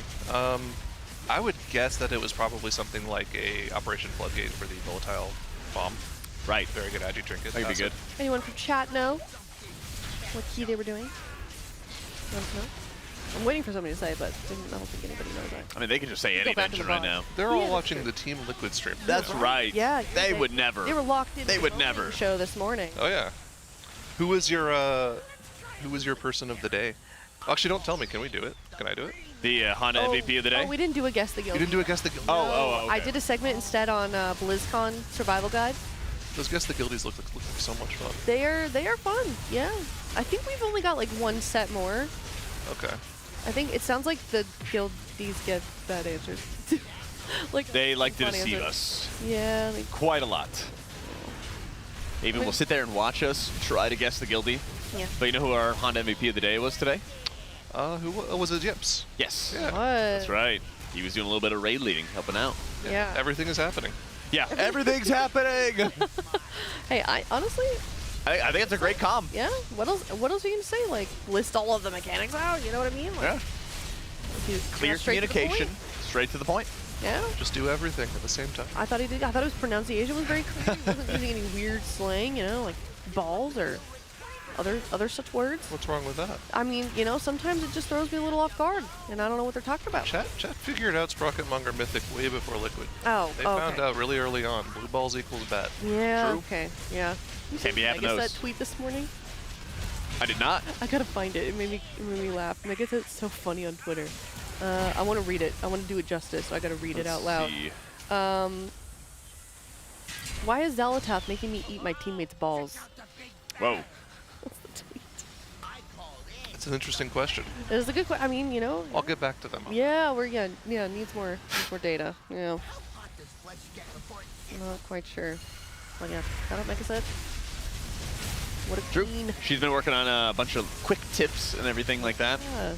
Especially for Mistweaver, but also for everything else. Yeah, love her guides. Big fan. Like I don't play still Mistweaver. has my all-time favorite WoW twit. Yep. Oh, I know exactly the one. Yep. I do not support all of you WoW players. Some of you are very dumb. Yeah, you know. Banger. My favorite is like, you know, the drama is happening when that one gets retweeted again. That's right. And often it's not even by her, just What? other people. Yeah. You just gotta go, oh, something's happening in the WoW world. You gotta go retweet the Megaset tweet. You gotta go out, gotta go to it, you gotta unretweet your recent. Oh, yeah. Retweet it again. Retweeted it a lot of times. Yeah.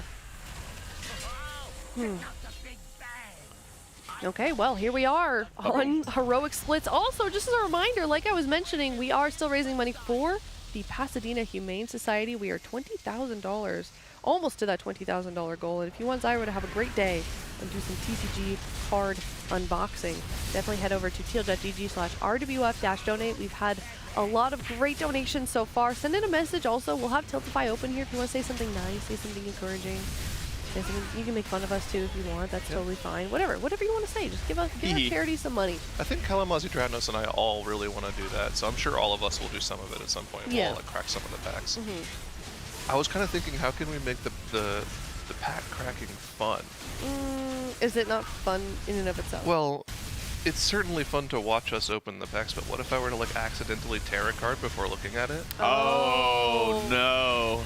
Just pick one card out of every pack without looking at it. Look at the back of the card. Just rip it in half. And then we can see what it is after the fact. Do people do that?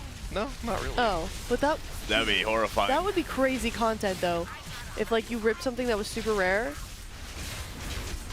You put it back together, get the code at least. Oh, if there was a code. People are saying flip and rip. Yes, sir. People do that. People do that, someone says in chat. Do they? Oh, okay. I could see it being like some really good rage bait. Like really good rage bait. With our luck, it would be something very valuable. I don't think there's really anything that's very valuable in the WoW TCG anymore. If it was, then maybe it'll be devalued soon. Yeah. Rip Feldrake. Chat, you're sick in the head at Zyro. Terrible. Sounds like it's working already. Oh, someone chat, I ripped a $400 magic card. I believe it. On purpose? Or on accident? Tell us more. I need to know. Well, the thing is, with most packs, you know where the rare card is, right? Do you? Yeah. First one. It's at the bottom, right? Or you, so, yeah, like when you open a back? pack of magic cards, depending on the set, usually the first 11 are commons. Then there's 3 uncommons and 1 rare. Okay. And the rare is always in the back. Yeah. But sometimes it's like a promo set, and there's like a token card and like a rules card. Okay. But you can almost always know where the rare is. But if you're doing the flip and rip, you shuffle the pack up first. Right. As you do. As you would. All right, we got a couple donations here. I don't know if we've skipped any, but they're both pets. $50 with a link of their pet from, I'm not going to read this out loud. Nice name. Sunny, we've got another link to their pet. Sounds like a tripod. Tripod Pico and his little brother Gibbon. Very excited for that. $35. Anonymous, $11.98. And I think that's the only ones that we've gotten today. We haven't really been shouting it out too much yet. So keep them coming. We are close to $20,000. We're only at $18,505.69. So if you're going to donate, don't donate any change amount. We got to keep that 0.69 there. Thank you, chat. Thank you, chat. Yeah, no, people Don't are ruin definitely really mad about the flip and rip. Can you blame That makes me want to do it even more, though, to be honest with you. Sire likes to watch the world burn. Yeah. Apparently. And honestly, the thing about the TCG cards is that most of the value's in the codes anyways. Is it? Yeah. Oh, that's true. That's where like some of the mounts and stuff came from, right? I mean, how much are Swift Spectral Tigers worth now? I don't know. How do I It's check? got to be like in the close Like to the the 5 card? digits now. Just the code. Just the code for the mount. I've never looked this up. What do I do? Shopping? The shopping tag? I don't even know where it would be. So, not the card, right? Well, you need the code. The code Does is the code come with the card? No, no. These are only $100. Those are definitely the code's Yeah. already been used. Okay, so this is $1,500. World of Warcraft. That sounds cheap. I don't know. I've literally never looked this up. I don't know. Oh man, I remember. Do you remember when Ben Brode finally left the Hearthstone team? No. And he was talking about on Twitter. Uh-huh. He was giving away like crates of Blizzard memorabilia, Oh, whoa. like card packs and stuff he had. He wasn't giving them away. He put them Okay. up for auction. There was probably some insane stuff in there. Probably some Oh, I bet. packs. I wonder how much those actually sold for. Yeah, I'm curious. Chat's saying 8,000 for a Swift Spectral Tiger. Wow, that's crazy. Don't worry, it'll be on a Twitch drop eventually. No. Could you imagine? I would actually love to see that. You stop that. I would love Because you want to see the reaction of the Yes. community? Dude, people would lose their Yes. minds. I want to see people go crazy. Lose their minds, dude. I know in China they had a promotion for it a couple of years ago. Really? They made it fly too, didn't they? Yeah. Yeah. That's... Oh, okay. For the Midnight expansion, or Last Titan expansion, the big finale Huh. of the World Soul I Saga. think it's all the cool WoW promotions. Pretty sure they have like a China theme park there. I don't know if it's like an officially Blizzard sanctioned. Oh, I have no to be fair, idea.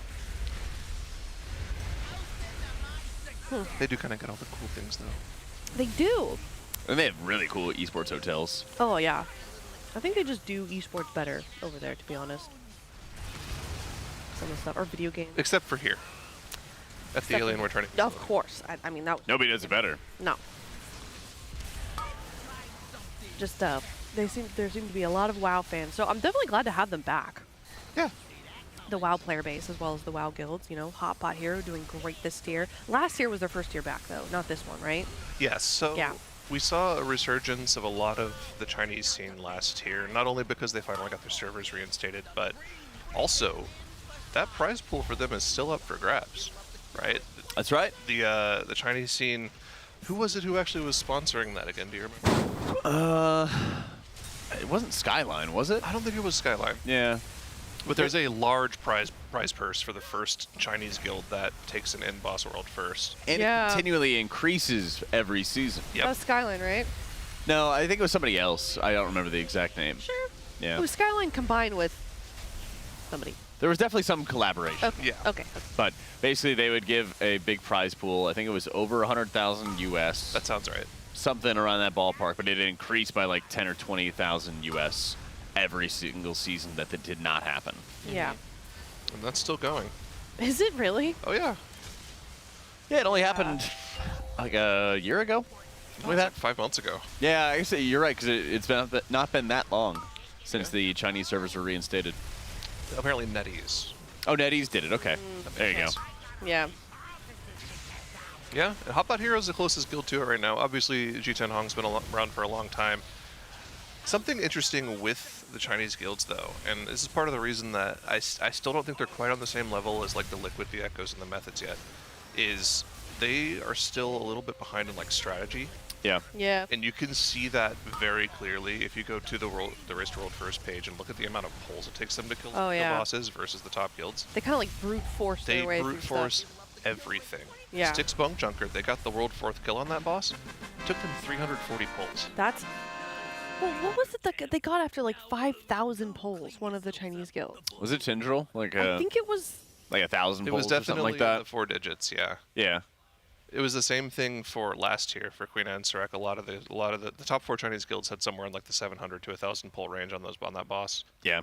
And we meme about, guilds, particularly Echo over the years. They would always be, oh, hey, like, let's do one pull and then, like, take a 45-minute break as we talk through everything that we're going to do. And, you get, like, memed on, but it's very efficient for, the attempts to make sure that you figure out what needs to be done, how you're going to adjust your strategies.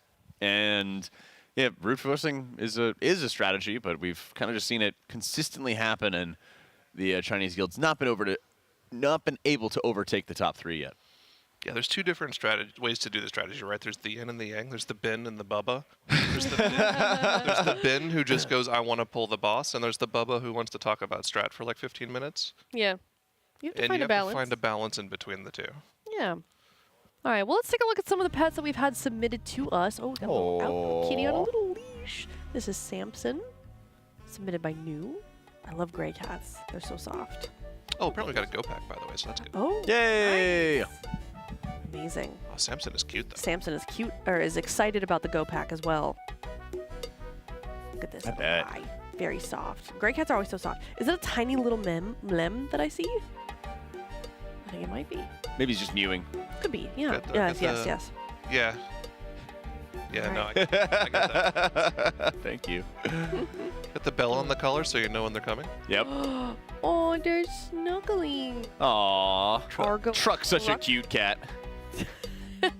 You think the cat is Truck? Yeah. The dog is Argo? 100%. Yeah. Dude, 100%. I hope that that's the case. Yeah, I feel like Argo the dog would just be very gentle, walking around everywhere, and Oh, probably. cat just is the terror. That cat is the main character of the house for sure. Yeah, so we did get confirmation. See, Argo nailed it. Right? is the cat. Yeah. That is amazing. I love this. I love cats and dogs being friends. It's very sweet. Some said it never would be possible. Yeah, there it is. Thank you so much for submitting your animal. $35 and a link to an image hosting platform of a picture of your pet. Does not have to be a cat or a dog also. We'll take a look at it on the broadcast. Here is Loaf and Peachy. Oh. That's so cool. Loaf ain't loafing. This is a big cats. Those Yeah, are big cats. they're big boys. There's also a third cat underneath you can see. Oh, yeah, very Secret bonus cat. Yeah, good. Good. Is that like a spot. cookie jar?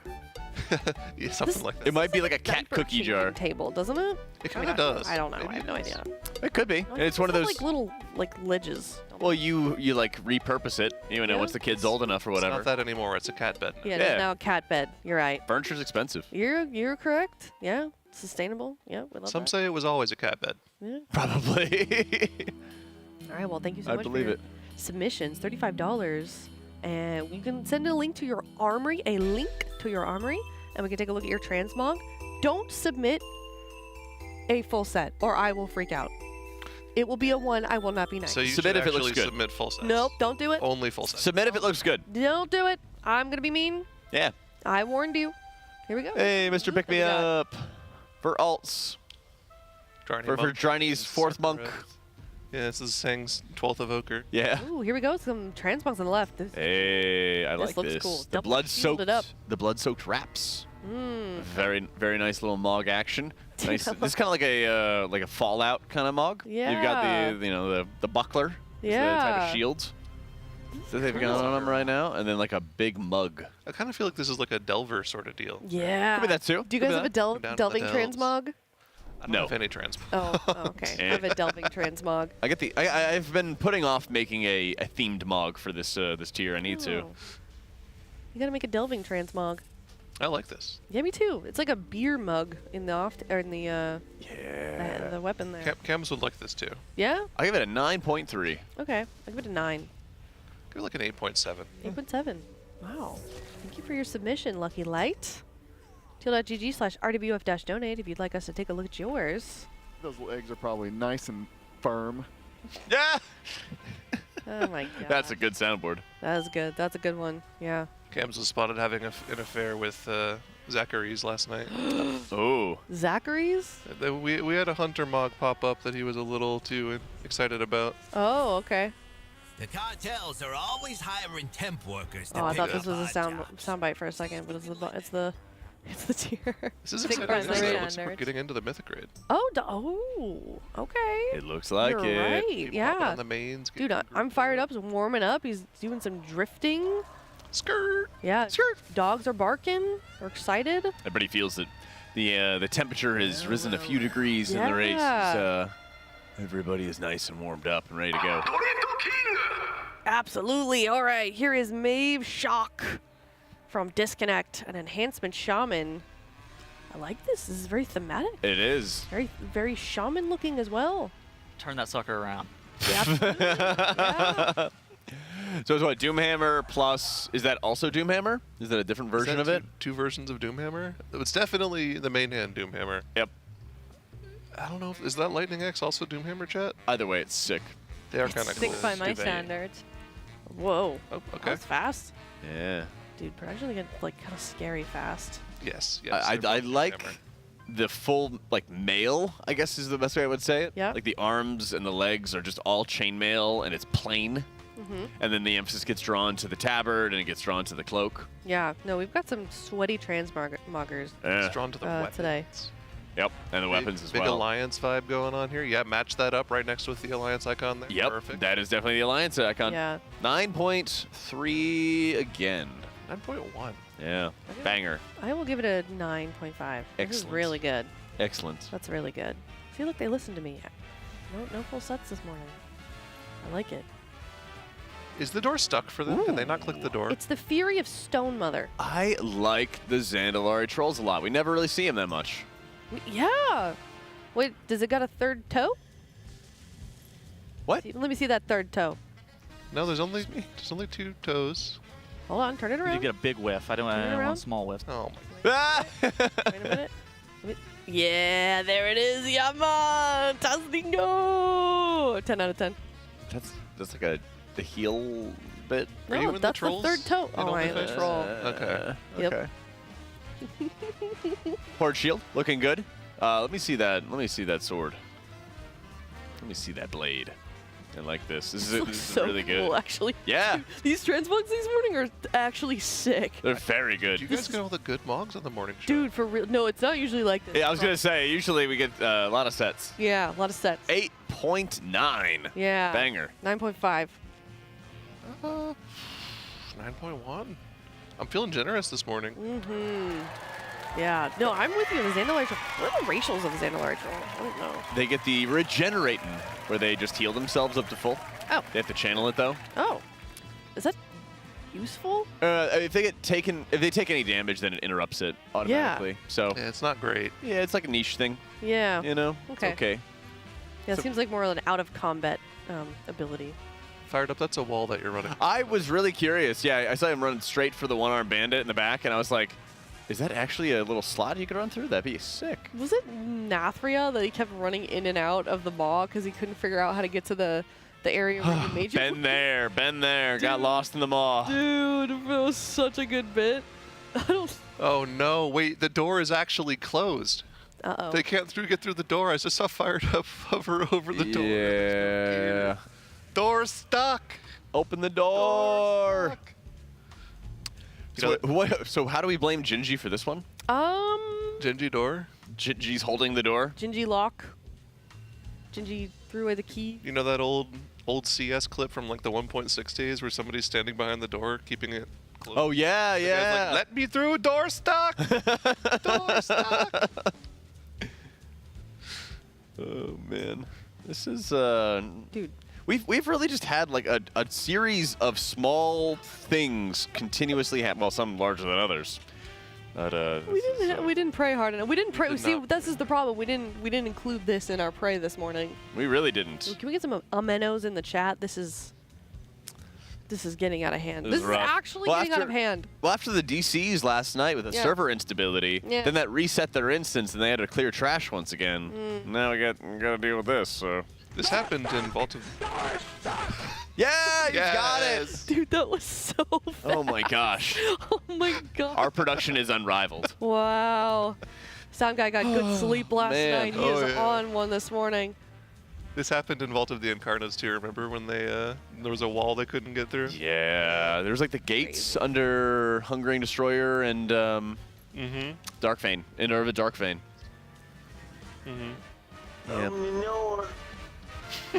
What do we do? Like, what's going on? What do we do? Oh, TL.gg/RWF donate. Show us some pet pictures. Maybe we could just take a look at some cat pics or something in the meantime.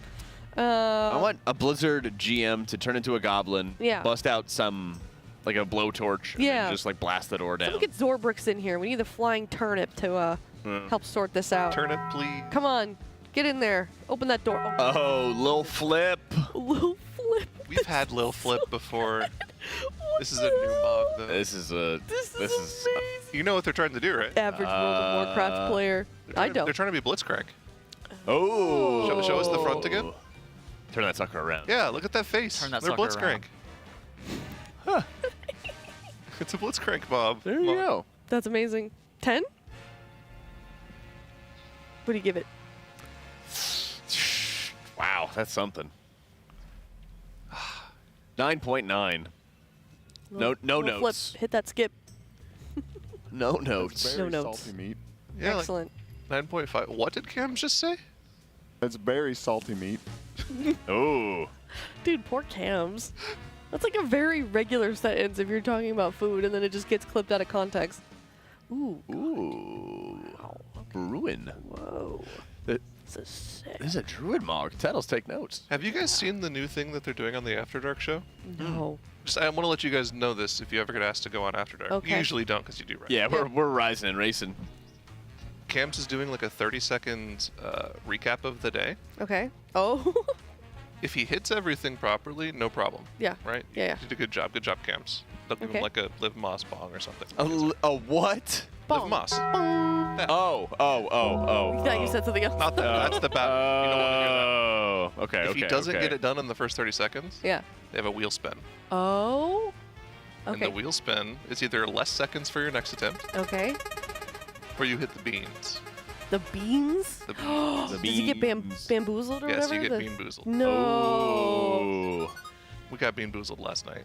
What, did he get a good one or a bad one? Well, we both did too. Fiz also joined us. He did too as well.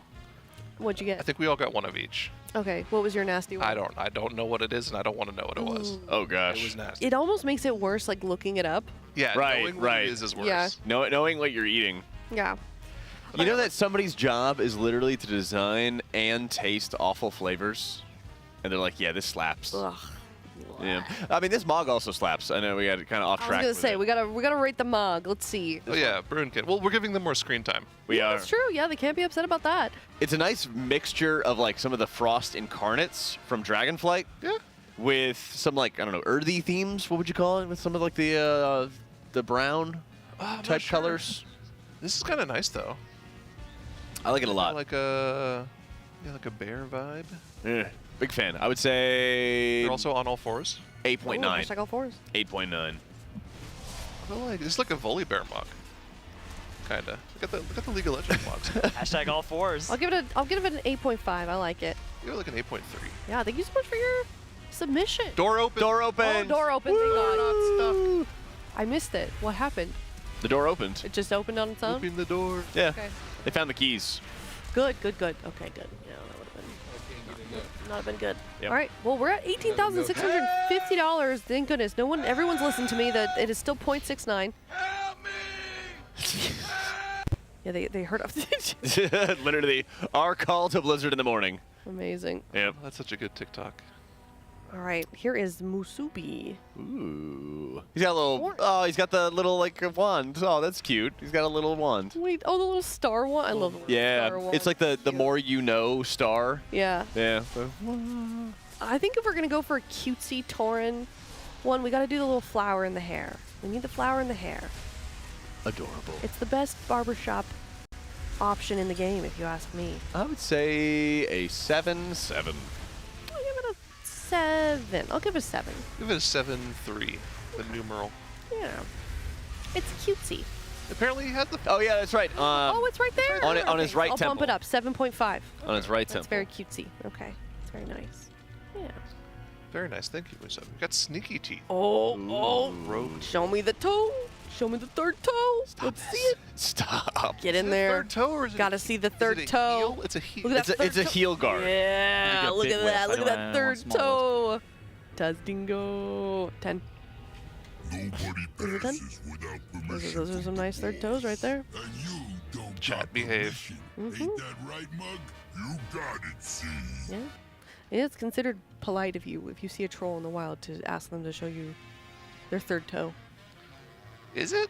Yeah, you gotta ask them. Yeah. Sneaky teeth. A assassination rogue. This is very cool, actually, and it's got teeth. It's coming out of the little hood thing. It looks very reminiscent of like an old school Zandalari troll, or just old school Kurabashi troll. Yeah, it does. Yeah, I like the blue. Is it the blood trolls?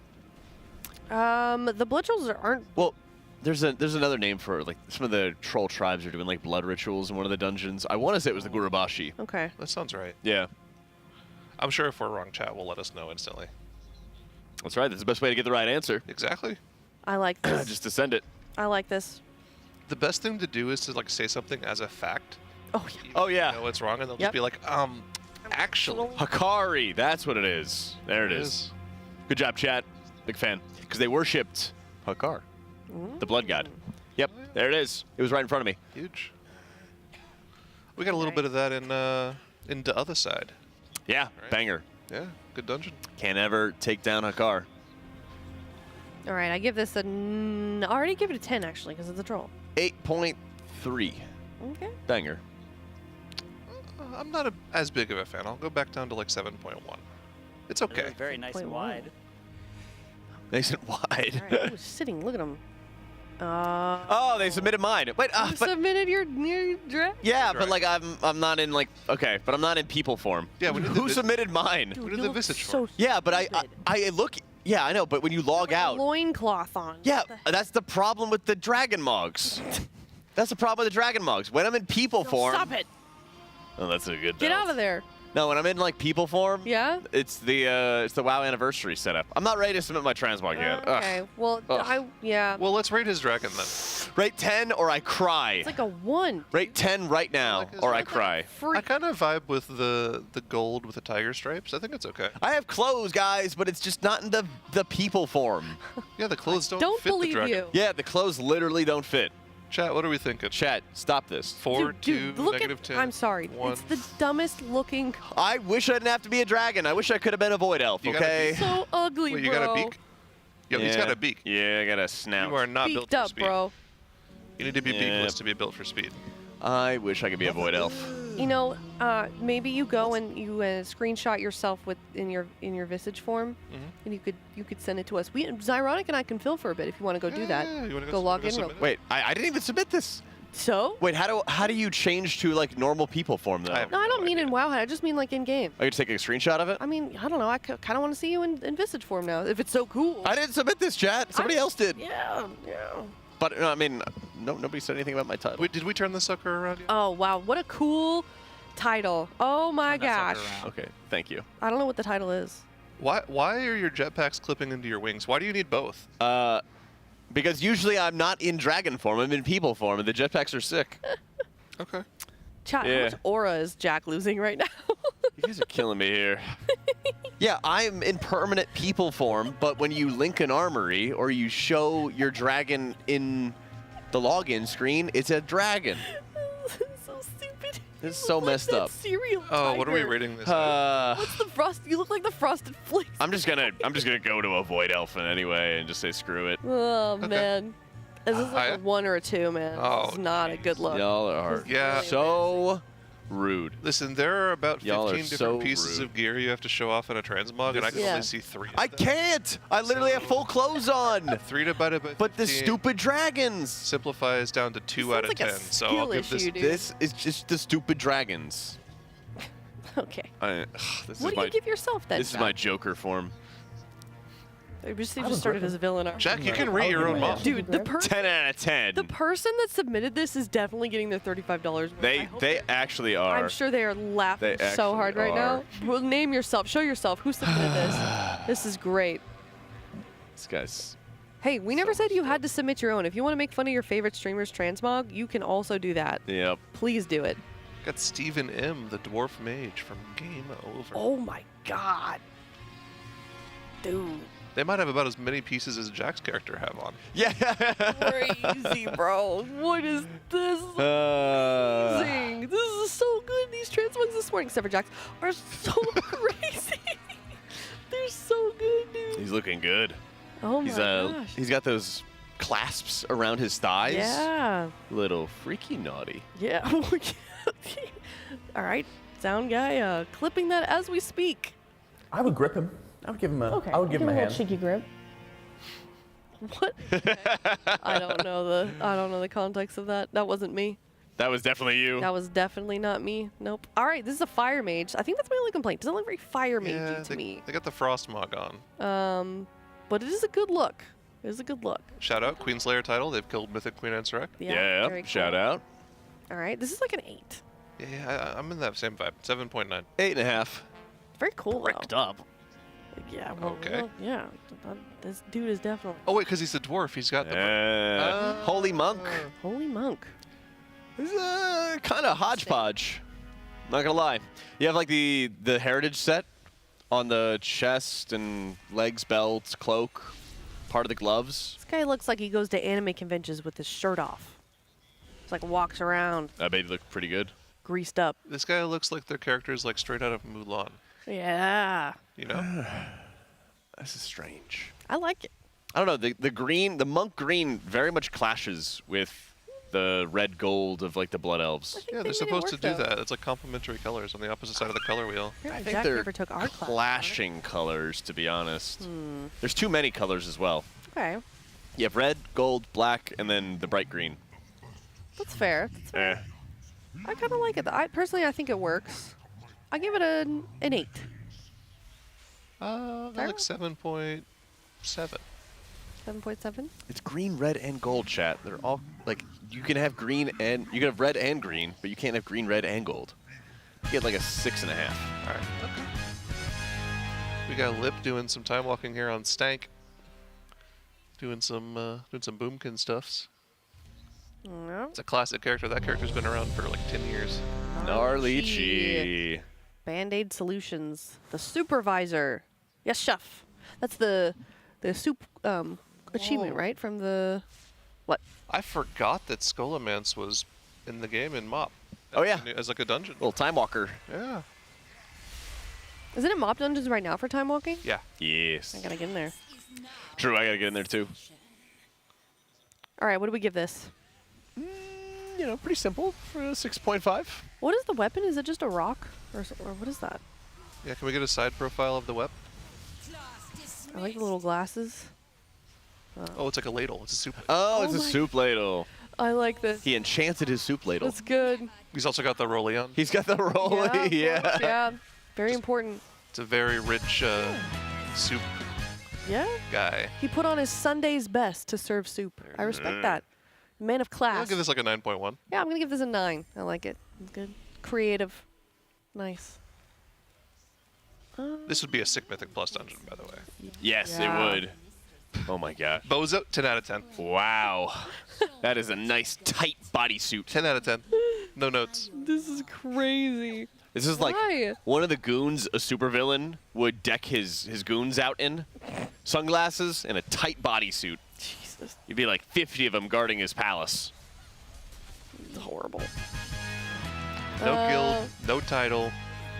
Just Dude. some bozo. Just a Level bozo with a 70. cleaver. Max Yeah. level. You're the spear. 9.3. Wait, can we zoom in on that? It looks like a blue goatee and glasses. Yeah. Dude. This guy looks like he goes to anime conventions with his shirt off. Yeah. 10 out of 10. Hell yeah. That's a good look. Chat saying no bulge. No bulge? Yeah. Never mind. All right, well, if you want to submit Chat. your Oh, transmog, man. tilde.gg/RWF-donate with a link to your armory. Get your heads out of the gutter, chat. Heads out of the gutter, chat. You say something a little weird, and they just lose their minds. You think Lip is ever going to pick up the Gallywix quest? Someday. I don't know. It's the same thing with Yips and his collection notifications. It's driving me nuts. Keep meaning to go over there and get rid of it. Oh, look at this mog. This is cool. Okay, I like this. Wow, look at this. Look at the guild name. Mog on. Yeah, what is that from? Is that from The It's Office? from The Office. Yeah, Threat Level Midnight. Michael's movie that he makes. Yep, the action show. This is so good. Would actually really like this mog. Me too. This is really cool. Like the one ponytail coming Yeah. over the shoulder too. Yeah, that's one of my favorite hairstyles for Blood Elves, yeah. 8.9. I will give it a 9. I'm gonna go like 9.3. I like this a lot. Yeah, this is nice. Let me make it work. Dude, I'm not even memeing. These transmogs are crazy this morning. They're so good. Very creative. Thanks. Yeah, except for you.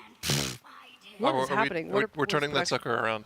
Oh. Steve. Oh. What is it? Turn that sucker around. What are we doing? What's happening? Oh. Okay. That's great. Production, I think, is bored. What would you guys They're say? ready for Muggsy. They're ready. They're ready for Muggsy. Yo, They're let me tell you disrespecting about all the Joe people Nick. that put their hard-earned money in for this transmog. Can you put the Missing Galaxy quest on Lip's forehead?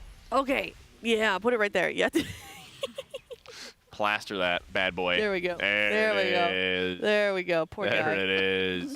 He doesn't even know what's going on, bro. So this guy competes in the Olympics in something with Murloc tubing.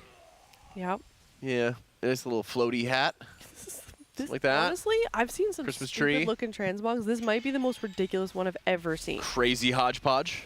This is a crazy hodgepodge of transmogs. We've got like a Vinthier Blood Elf sort of vibe going on, and then they're just wearing the dumbest things imaginable. 6.9. Nice. 6 point. This is like a 5 for me. I'll go a 4.20, of course. It's definitely like the most interesting transmog I've ever seen. I've got a Christmas tree. I didn't even know that existed. Where's that from? Probably from Christmas, if I had to guess. I mean, yeah, but like I don't recognize it. I've never seen it before. It's crazy. Here's Moist Veil. Oh. Simps for Xalatath. Is this the same moist that we had last night? No, that was moldy. Never mind. Sorry. Okay. Sorry. We've got a Mistweaver monk. It's giving Mistweaver. You don't think so? I mean the belt. The belt gives monk. The rest of it, I guess, not so much. But the belt saves The belt it. is the only thing that I think that's even telling us that it's a monk. Yeah. Yeah. I don't really like this mug. The rest of it is just like, I'm a goblin. Yep. 2.2. Liquid's currently discussing strategy for Muggsy and summoning people. So once they get into Muggsy pulls, we'll show some action. That's why we're just doing some transmog submissions right now. Never fear. I don't know. I'll give it like a 3. I don't think it's that good. Yeah, a little rough. I'll give it a 7. You gave it a 3? Yeah. Whoa. You gave it a 2. Jeez. I'll give it a 7. No, you know what? I'm going to bump it down. I'm so sorry. It's like a 5. I would love 10 man. Okay. Well, thank you for your submission of your transmog. Here's the next one. A Blood Elf. Havoc Demon Hunter. The Flame Swords. Very cool. Crisp. Nice little crown, too, to go with them. Yeah, okay. I wonder if you can make blue tattoos. You can, yeah. I don't like the Yeah. color of the tattoos. It doesn't really match. Yeah. The blue tattoos would go really hard versus the fell ones. I mean, I Yeah. get having the fell eyes, but having like the fell tattoos with like the blue and the cobalt colors, Yeah, missed opportunity there. not really vibing for me. Yeah. I think they tried to make something else fit with the eyes. I think the eyes being the only green thing would have been totally fine. You can cover up the eyes, though. Well, that's the thing. I think it's fine to have them. It's just that and the tattoos isn't doing it. Yeah, there are other eye appearances you can use. Because it's like a reminder. You Yeah. know, it's like a reminder that they're a demon hunter, but they have, class. We're getting messages style. in chat from the previous transmog. Oh? Saying that's one of the officers in my guild. I was hoping you would roast him. Oh, that's a good way to do it. Wait, somebody submitted their submit your enemy's transmog so we can roast them. That's crazy. That's elite so level messed hating. Up. That's so Elite level hating. Dude. Hey, bud, the caster saw your mogs today and everything. Yeah. Hated it. Yeah, I mean, I did say favorite streamer, but it could be your least favorite guild member. Could be anything. There are no rules. I think as is for this mog, I give it probably like a 7-ish, 7.5.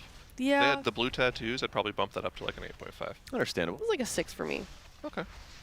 Demon Hunters don't have blue eyes, but you can cover them up. with some. I'm answering a question from chat. You can cover them up with like a bandage option. There's a couple options in there that I think would work better with this, if that's what they were trying to do. Oh Jesus! Freaking dragons. Question from chat: how do they go about submitting the transmog? Oh my gosh, well, if you go to teal.gg/rwf-donate, as you can see here on the screen, and submit a link to your armory with $35, and in that note, in that Tiltify note, you submit a link to your armory, we will take a look at it on stream here. This is Ibar. Yeah, if you're confused about, how to actually do that, you just use any image hosting site. Imager is one that people use a lot, IMGUR. Oh, no, that's for pets, though. Oh, that's for pets. Yeah. For armories, you have to link your WoW armor. Yeah. For pets, you need to use an image hosting service. Yes, please use an image hosting platform. Yeah. Good comms. Yeah, if an Instagram link or a Twitter link or something, it's Yeah. You're making their life hard. And don't just give us your character name. Please don't. Literally give us your WoW armory or your name and server. Yeah. It makes their jobs a lot easier over production.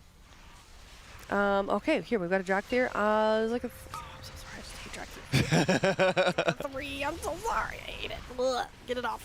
Give me the ick. Jack? Zyro? 7. 7? Yeah. Okay. What did you say? I said, I forget, a 3? I just don't get Drakthir transmogs. Yeah, no. I feel like I'm raiding the dragon, not the mog. Yeah. I'm preparing to race change now. To be fair, I think Drakthirs are the most customizable race. So it is a fair amount of work to make everything coherent. But that being said, I hate Drakthirs, so. Yeah. I feel like with Drakthir, you almost want to make them look as stupid as possible just to lean into it. Mm-hmm. I don't know. But. Oh, let's go. Quick rate. Mugsy Pole. 7 on the Drakthir. 2 on the Goblin. Pharma rep. Yeah, real quick. Pharma rep. Is it the heirloom staff? It looks like the heirloom staff. That's funny. I thought those didn't even exist anymore. I'll give it a 5. I'll give it a 6. 2. Thank you, Pharma rep. Very nice. Let's go, Mugsy Poles. You can already see right away. Got the first set of goon cages down. And we're swapping over already instantly, less than a minute into the poll. Oh. Yeah, they barely got it too. Yeah, that was very tight timing onto it. Every phase transition on the encounter is going to be launching another round of damage onto the raid. There's uncontrollable carnage, and there's an elemental carnage and uncontrollable explosion, something like that. They have 2 different names, but basically they launch massive amounts of damage out onto the raid. And they're, oh no, fired up, got hit by a mine that spawned in melee. Triggers more soaks, triggers a big knockback, and negative heal absorbs on the entire raid. I think it was supposed to soak there, but maybe 2 people soaked at the same time. Could be. That could happen in Heroic as well. You can see it's very quick compared to Heroic. Everything happens a lot faster, it seems. Important update. I want to talk about this before we move on. The Demon Hunter said, "Okay, casters, updated my tattoos and covered my eyes." Hey. Look at us, people taking our feedback. All right. Awesome. Ooh, we're already getting some weak aura updates between these polls. Oh yeah, they've been doing this constantly. They were doing this all last night as well. Yeah. Just to make sure everything works properly. Bart gets here super early. I think he gets here at like 6 a.m. Yeah. Like he works really long hours. Yeah, it also makes sense. He's from EU. That kind of fits with his sleep schedule a little more. Yeah, that's true. Because I think he's raiding or raid leading. He has a guild. Does he also have his own guild? Yeah, he has his own guild, but I know for the last couple of tiers, he doesn't raid at all. Like, he doesn't open the game, but he just leads the guild. Interesting. Yeah. Do either of you guys have a ring or a watch on? Yes. Re-equip it. We're being told to re-equip our Oh. gestures. Oh, yep. Okay. Yep. All Got right. it. Yep. Thank you. Okay. Thank you. Are we good? Appreciate it. Re-equipped. So you didn't put it on your same. You put it on the same wrist. Yeah. You gotta swap wrists. No. They just put it on and put it off. Actually, I'm told that my left index finger is the best finger for my ring. Okay. It's the most accurate. Well, we got the message to go away, so. Oh, okay. Okay. Yeah. So it worked. It worked. We're good. Yeah, We're good. good job. Okay. Good stuff. Is that your whoop? Your whoop? My whoop. Yeah. Your whoop. My whoop. Dude. Do you think it's worth? I don't know if it's any more worth than other fitness stuff. Yeah, I just got an Apple Watch, so I was thinking about it. I like the app. I thought about getting the ring thing. Yeah, the but ring. Aura. That's what I got. I've literally never worn rings in my life. Yeah. So I feel like that would just drive me insane. You get used to it. It Yeah. was a little when I started wearing it at first because it's kind of bigger. Like chunky. Yeah. but I like it because it's got really. I mean, it knows when I sleep on the plane. Like it can tell when I'm taking a nap sitting up. That's pretty sick. I really like it. Well, right now, whenever I am using my treadmill at home on my desk, I have to put my watch in my pocket. Otherwise, it doesn't track my steps. Yeah. Interesting. And so I was like, maybe the Ring would do that better. I don't know. I'd have to see. It's more of like a wellness thing rather than a fitness thing. Like it does track exercise, but if I'm like going on a run or something and I want to track it, I put on my fitness watch. The one thing that this does better than the Apple Watch that I will say is it does everything automatically. Oh yeah. So like you know when you go to work out with your Apple Watch, you have to start the workout off. Yeah, yeah. You don't have to do that with it. This will just auto track that. Yeah, that's nice. Hey, you started working out at X time and ended at this time. You ever get bullied by your fitness whatever, and it's like time to stretch, time to take a walk? I stretch your legs? turned off the time to stand thing, but it'll send me updates. It's like you're only walking 4,000 steps a day instead of like 15,000 steps a day. Yeah. What happened? Yeah, and I'm just like, I'm sorry, man, I'm working. When I started playing hardcore, I kept getting warnings that was like, you have elevated levels of stress. Oh yeah. Gee, I wonder why. I get that during casts sometimes where it's like your stress level's elevated. It's like, yeah. Gee, I hope so. A few of those during this event for That's sure. how I know I feel alive. All right, well, if you're just now tuning in, we just got our first poll of the day of Mythic Muggsy, our best poll, you know, so far today, obviously, because that's our only poll that we've seen. But do we want to kind of go over some of the Mythic mechanics here, the difference between Heroic and Mythic, and maybe our expectations for how difficult we think this fight is going to be, Zyro? Yeah, sure. So generally speaking, on Mythic, the main sort of deal with Mythic is that most of the mechanics need to be resolved by hitting them with a mechanic from the other side. So we'll see a lot of swaps every minute or so just to make sure they can deal with those mechanics. You know, things like the walls for the cages need to be broken out by bombs or by icicles. Or when you get targeted by an icicle, the only way to remove the slip and slide debuff is to go into one of the fire puddles from the blue side. So we'll see them, you know, using those mechanics back and forth throughout the fight just to make sure they don't have to deal with too much damage over time on the raid. And just makes the fight a little bit more extra difficult and hectic to deal with. But like what we can see last night in the first 20 polls, they already got the boss almost to phase 2, 43%, 3% away from phasing this boss and seeing what that final phase would look like. And I expect that to be a very, very hectic final phase. Absolutely. It's a good sign that the first phase, they're able to properly take advantage of the counters for the various abilities, but I think the final phase is going to be another bear entirely. Dude, can we get some W's in the chat for Oh No Not Again? We got 20 gifted subs. Love that guy. 20 bomb? Dude, let's go. 20 gifted subs. W in the chat. Dude, we got some big pumpers today. I know that guy. W. You guys can't see it, but she's doing like the peekaboo hand motions Yeah, I'm doing the right peekaboo now. thing. Yeah. All right, here we go. Second poll of the day. Best poll being 43.7%. We got that last night. We're looking to get some more Mythic progression this morning. Let's take a look at this right away. We got the jails coming out. They were doing some interesting shenanigans with this last night, but they decided not to do any of that. They were using like gateway strategies to try to get their characters outside of the jails, but decided just dealing with these the natural way is the best way of doing it instead of trying to cheese them.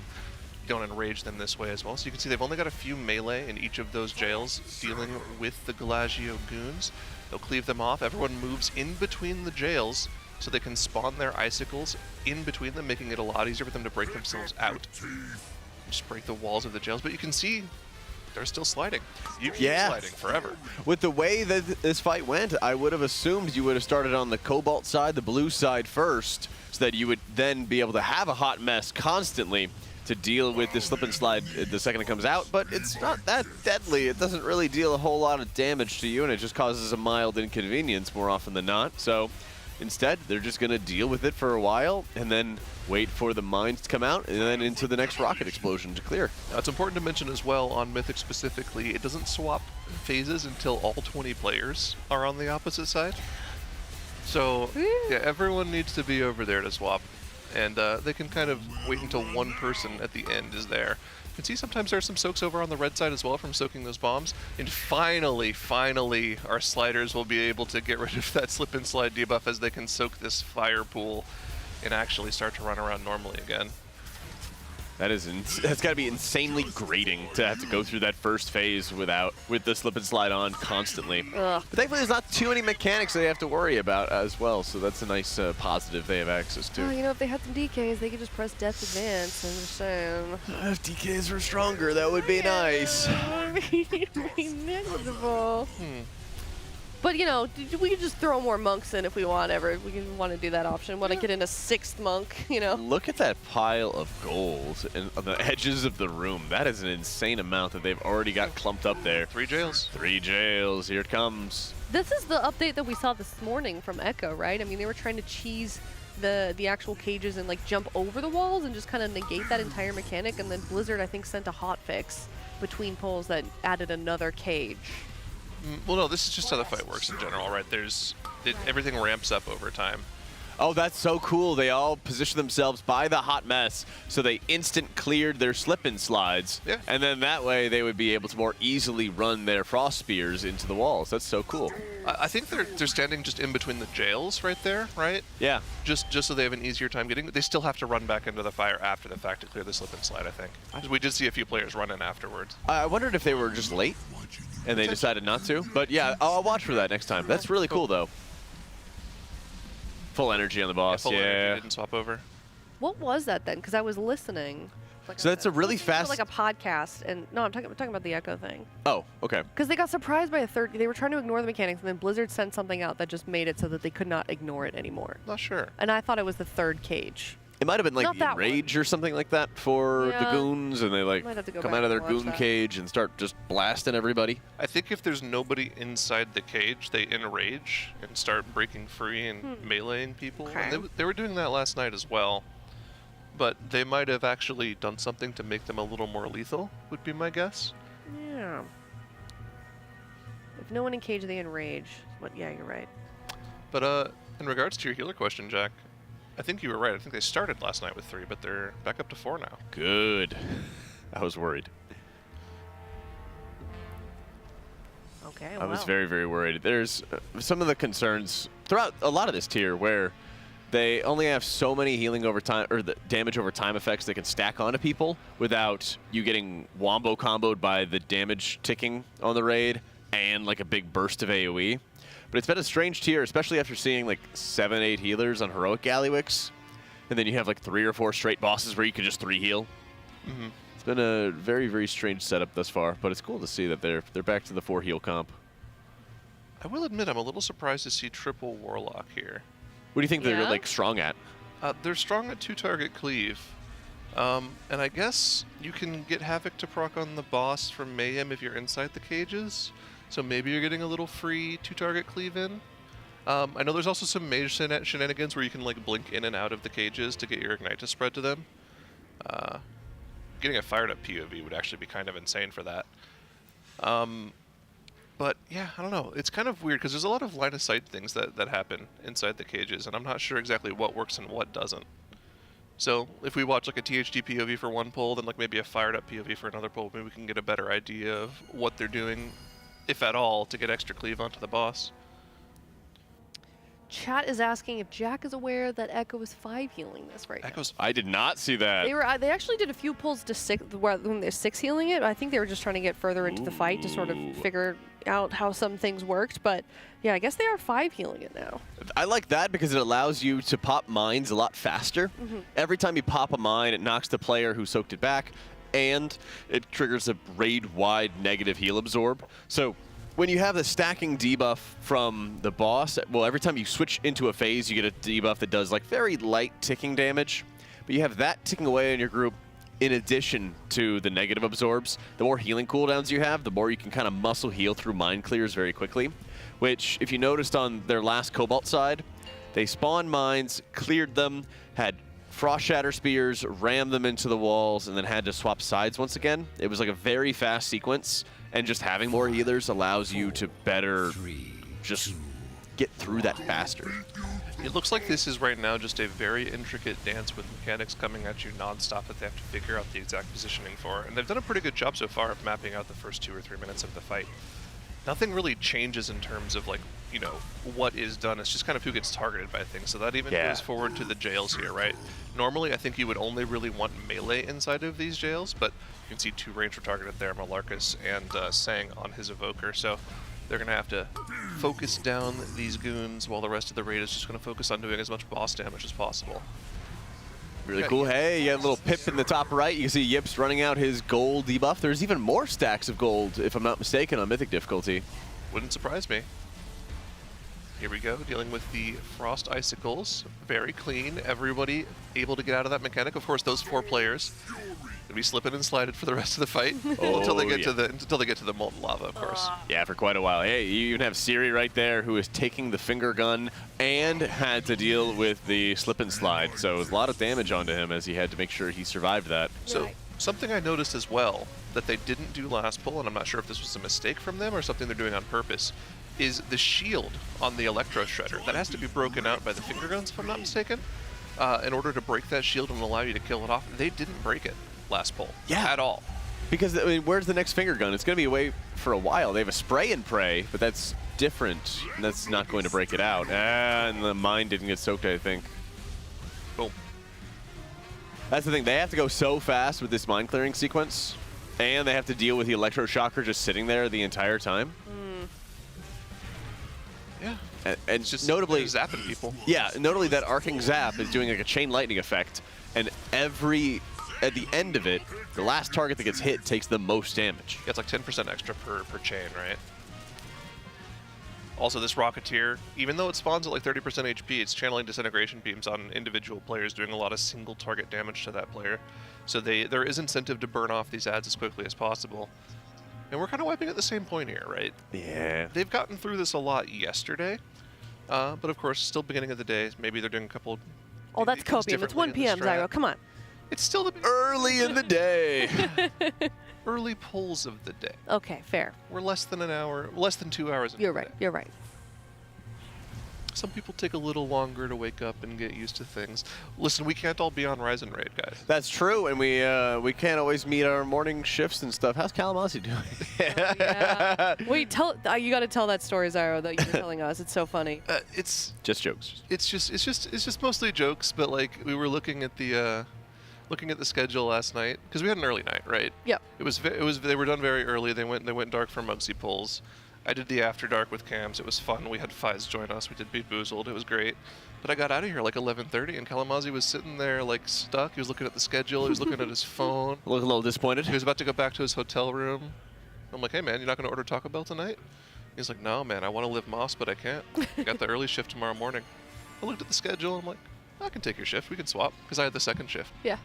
The second I told him, yeah, I'll take your shift, and he was like, you sure? I'm like, yeah, I'll take your shift. Pulled out his phone, looked at Dratnos. What are we ordering, buddy? What are we getting? Yeah. It's time to live Moss. I can't wait until he gets in the building. I'm going to ask if that messed up his stomach or not. He doesn't get his stomach messed up by Taco Bell because he approaches it with pure intentions. Yeah, I think under normal circumstances that would work. However, this is Kalamazoo we're talking about. That man likes to eat like crap and then wonder why he feels like crap. 2, 1. Entire bottles of Tabasco sauce at Chipotle. Okay, but that one made sense. No, it does not. Yes, it does. It absolutely does not. Do I need to explain the cost of goods sold to you? Will you explain accounting? Go for it. Okay. Go for it. So they have hot sauce as part of like their freebie offering. Right. And they have to pay for it. Okay. And then they calculate how much of the hot sauce gets consumed, even though you don't pay for it directly with your food order. Yeah.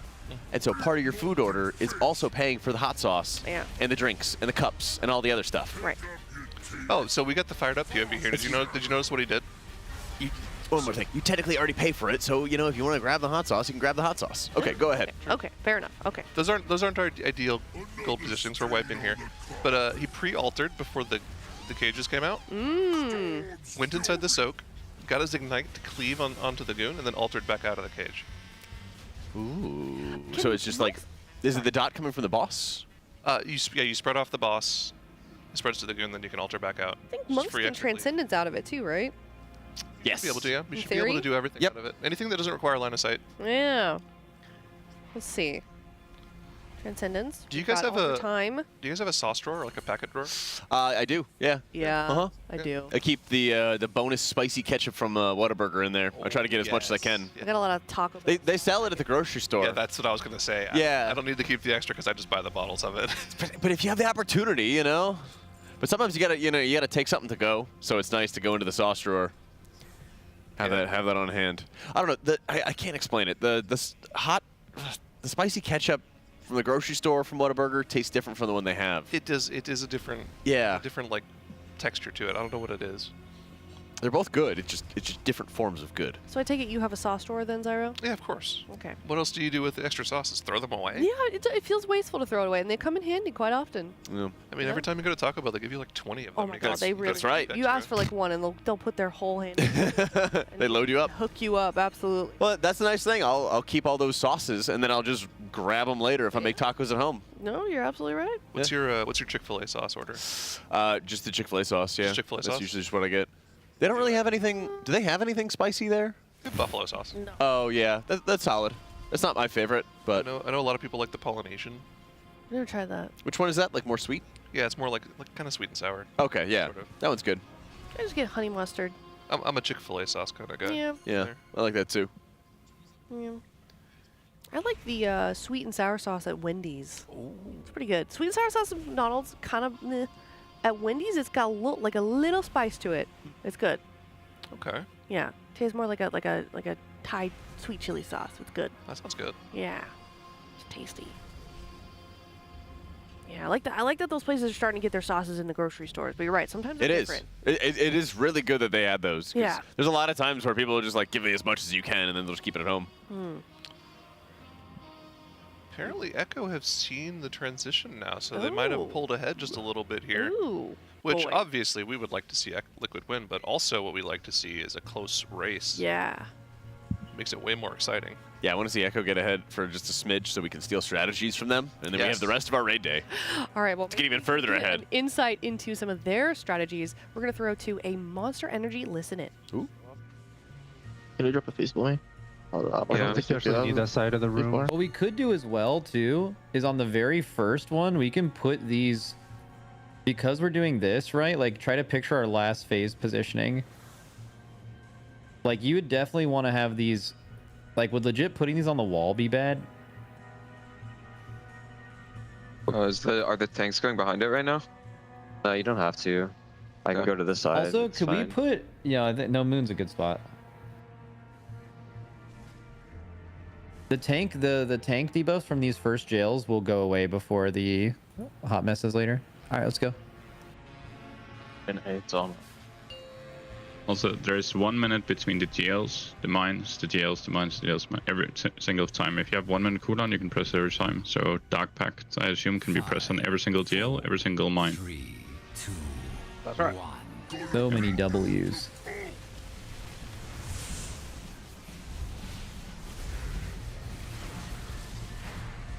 Okay, jail's here.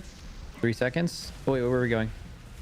Wrong markers, Oh, right? what the fuck? Why did I pull the marker up to Things there? deep breathing out.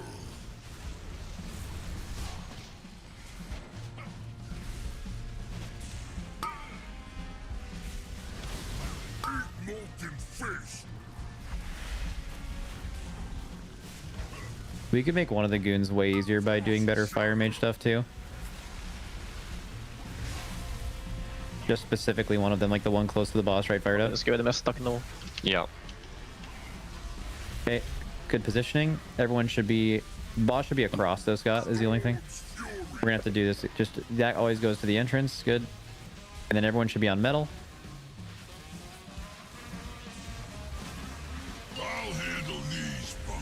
Okay. And we can just probably just do the mines here. We're here. We're chilling here. Get a good spread. Get a good spread. I'll park in there. All our mines spawning. Up in the 1 million. Good. 2. 3. 4. Good soak, Suri. Holy shit. Hot mess. Everybody but the immunities and the hot mess people get in there. Remember the Z-axis.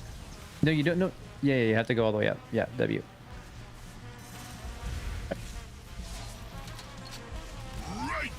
Thank Ultras. Okay, spray and pray.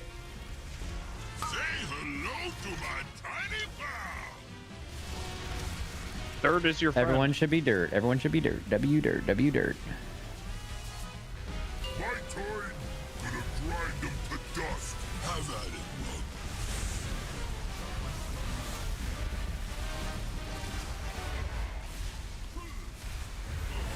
Okay, jails. Look at your assignments.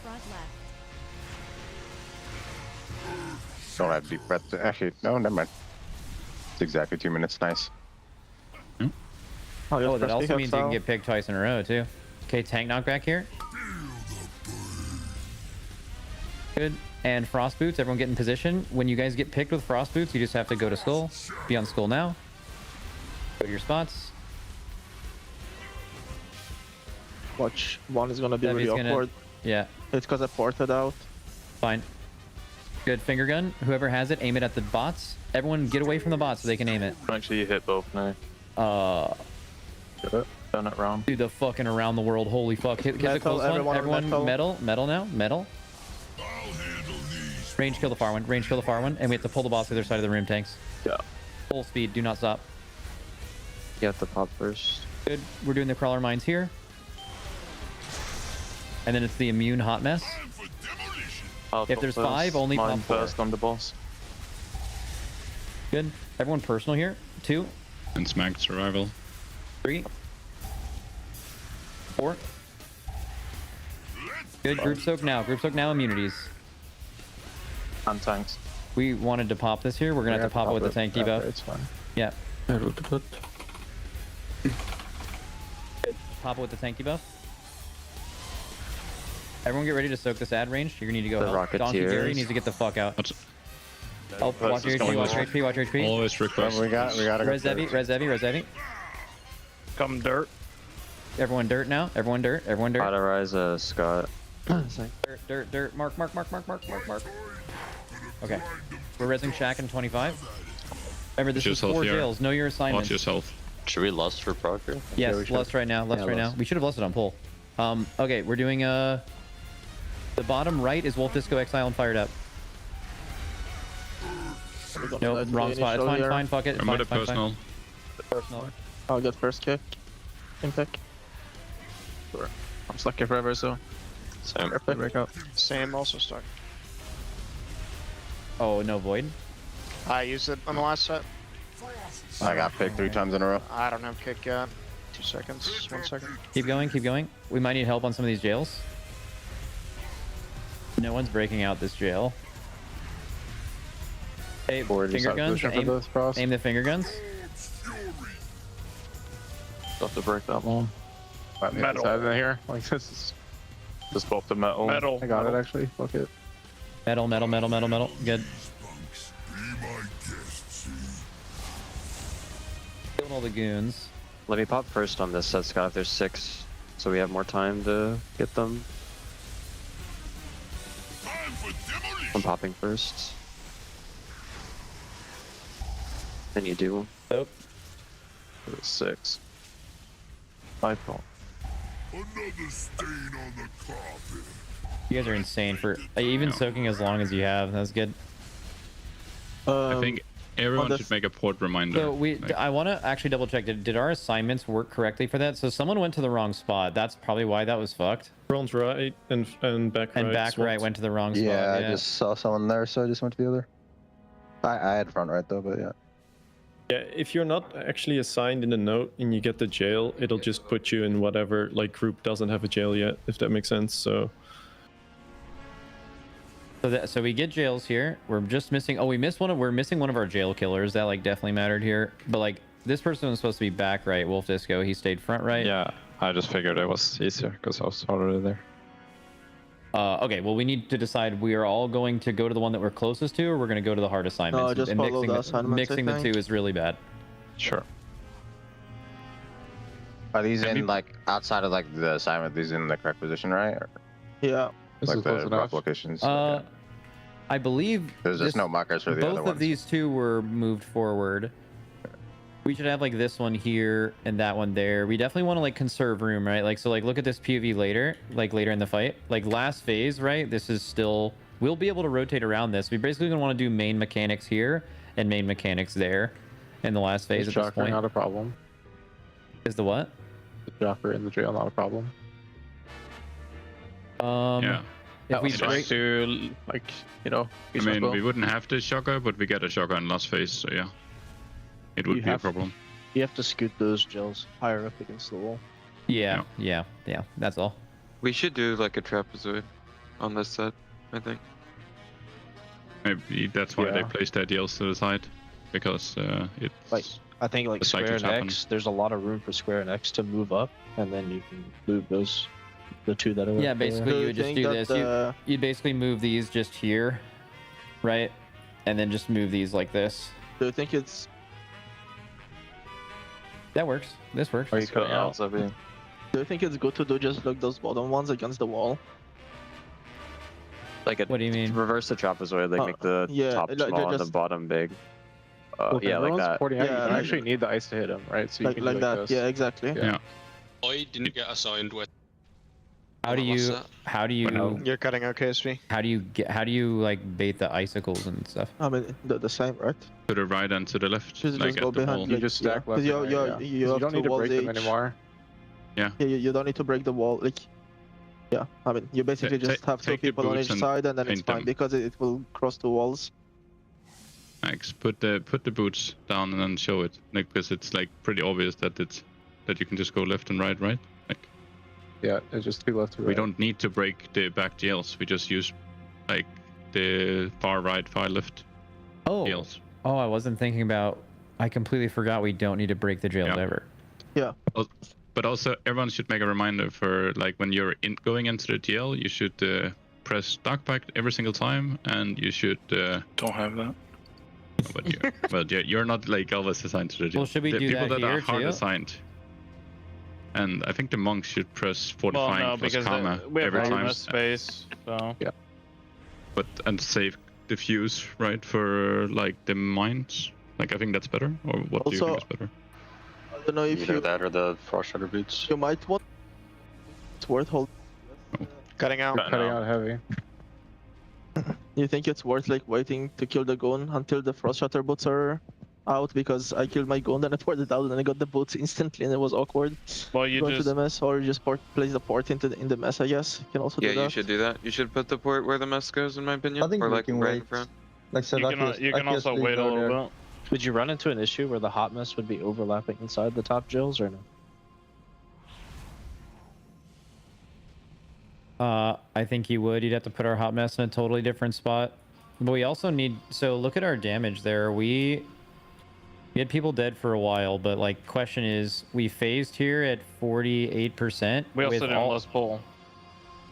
Yeah, last pull would be good. With all DPS alive, do we make last phase here with Lust on pull and everyone alive? Yeah, probably. Yeah, Yes. I think so. 10% more damage is, I think, pretty easy to All do. right, Doravan, is the last phase possible without Lust? He's muted.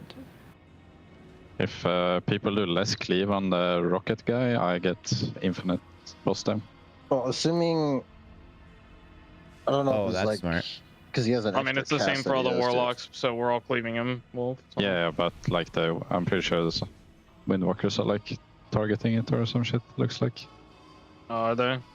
Yeah, I guess there's a lot of rocketeer damage. It looks like Trill did it at least. It's probably some other classes too. Okay, yeah, okay, but we need to make some major. I mean, this is going to be like a major change, right? Yeah, especially the placements. Yeah, we're gonna have to like find a completely different hot mess spot. I think it's completely fine. Like, look at our markers in game. It looks completely fine, no? Yeah, I think it's fine. Yeah, I sent you something. I sent you something. Oh, yeah, I was overthinking it. I was thinking like X and score. Okay, no, this is fine. This is fine. So, well, we need to change the weak aura, right?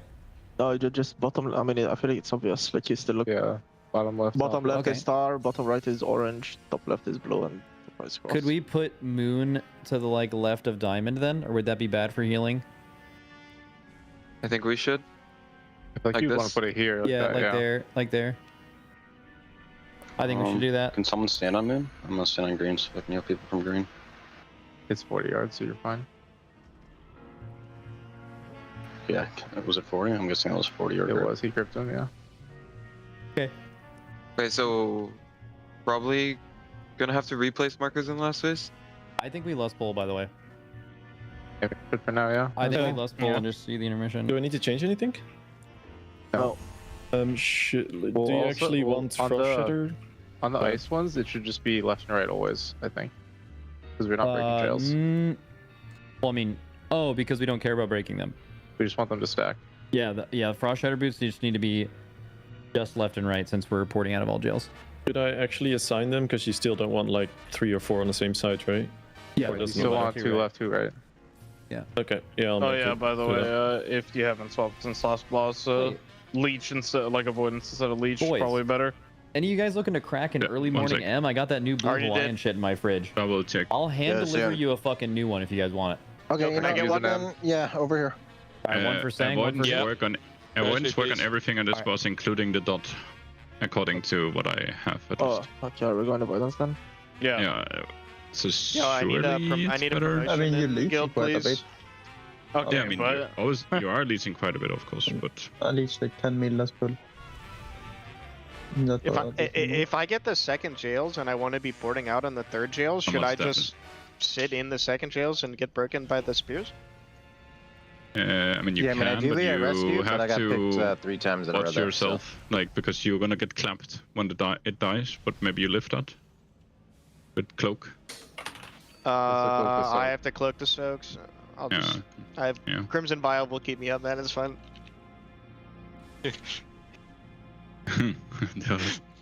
I feel like you just call for rescue, and then you can't do it. You just void off, and if you get picked again, then it just fucked. You just die and we res you. Okay, that's W. All right. Let's pull. Let's go. And yeah, I can try to rescue first. And that's all. If I'm not picked, I guess it's yeah. Bunch of combos there. You rescue first. I'm just saying, why don't you just like get out? Like go Og, play Warnstone, bro. Yeah. This Wernstone would be sensational in this fight, by the way. It would be so good. I don't know, maybe lead is also good. I don't think there's a big difference between lead and avoidance. I'm an avoidance enjoyer.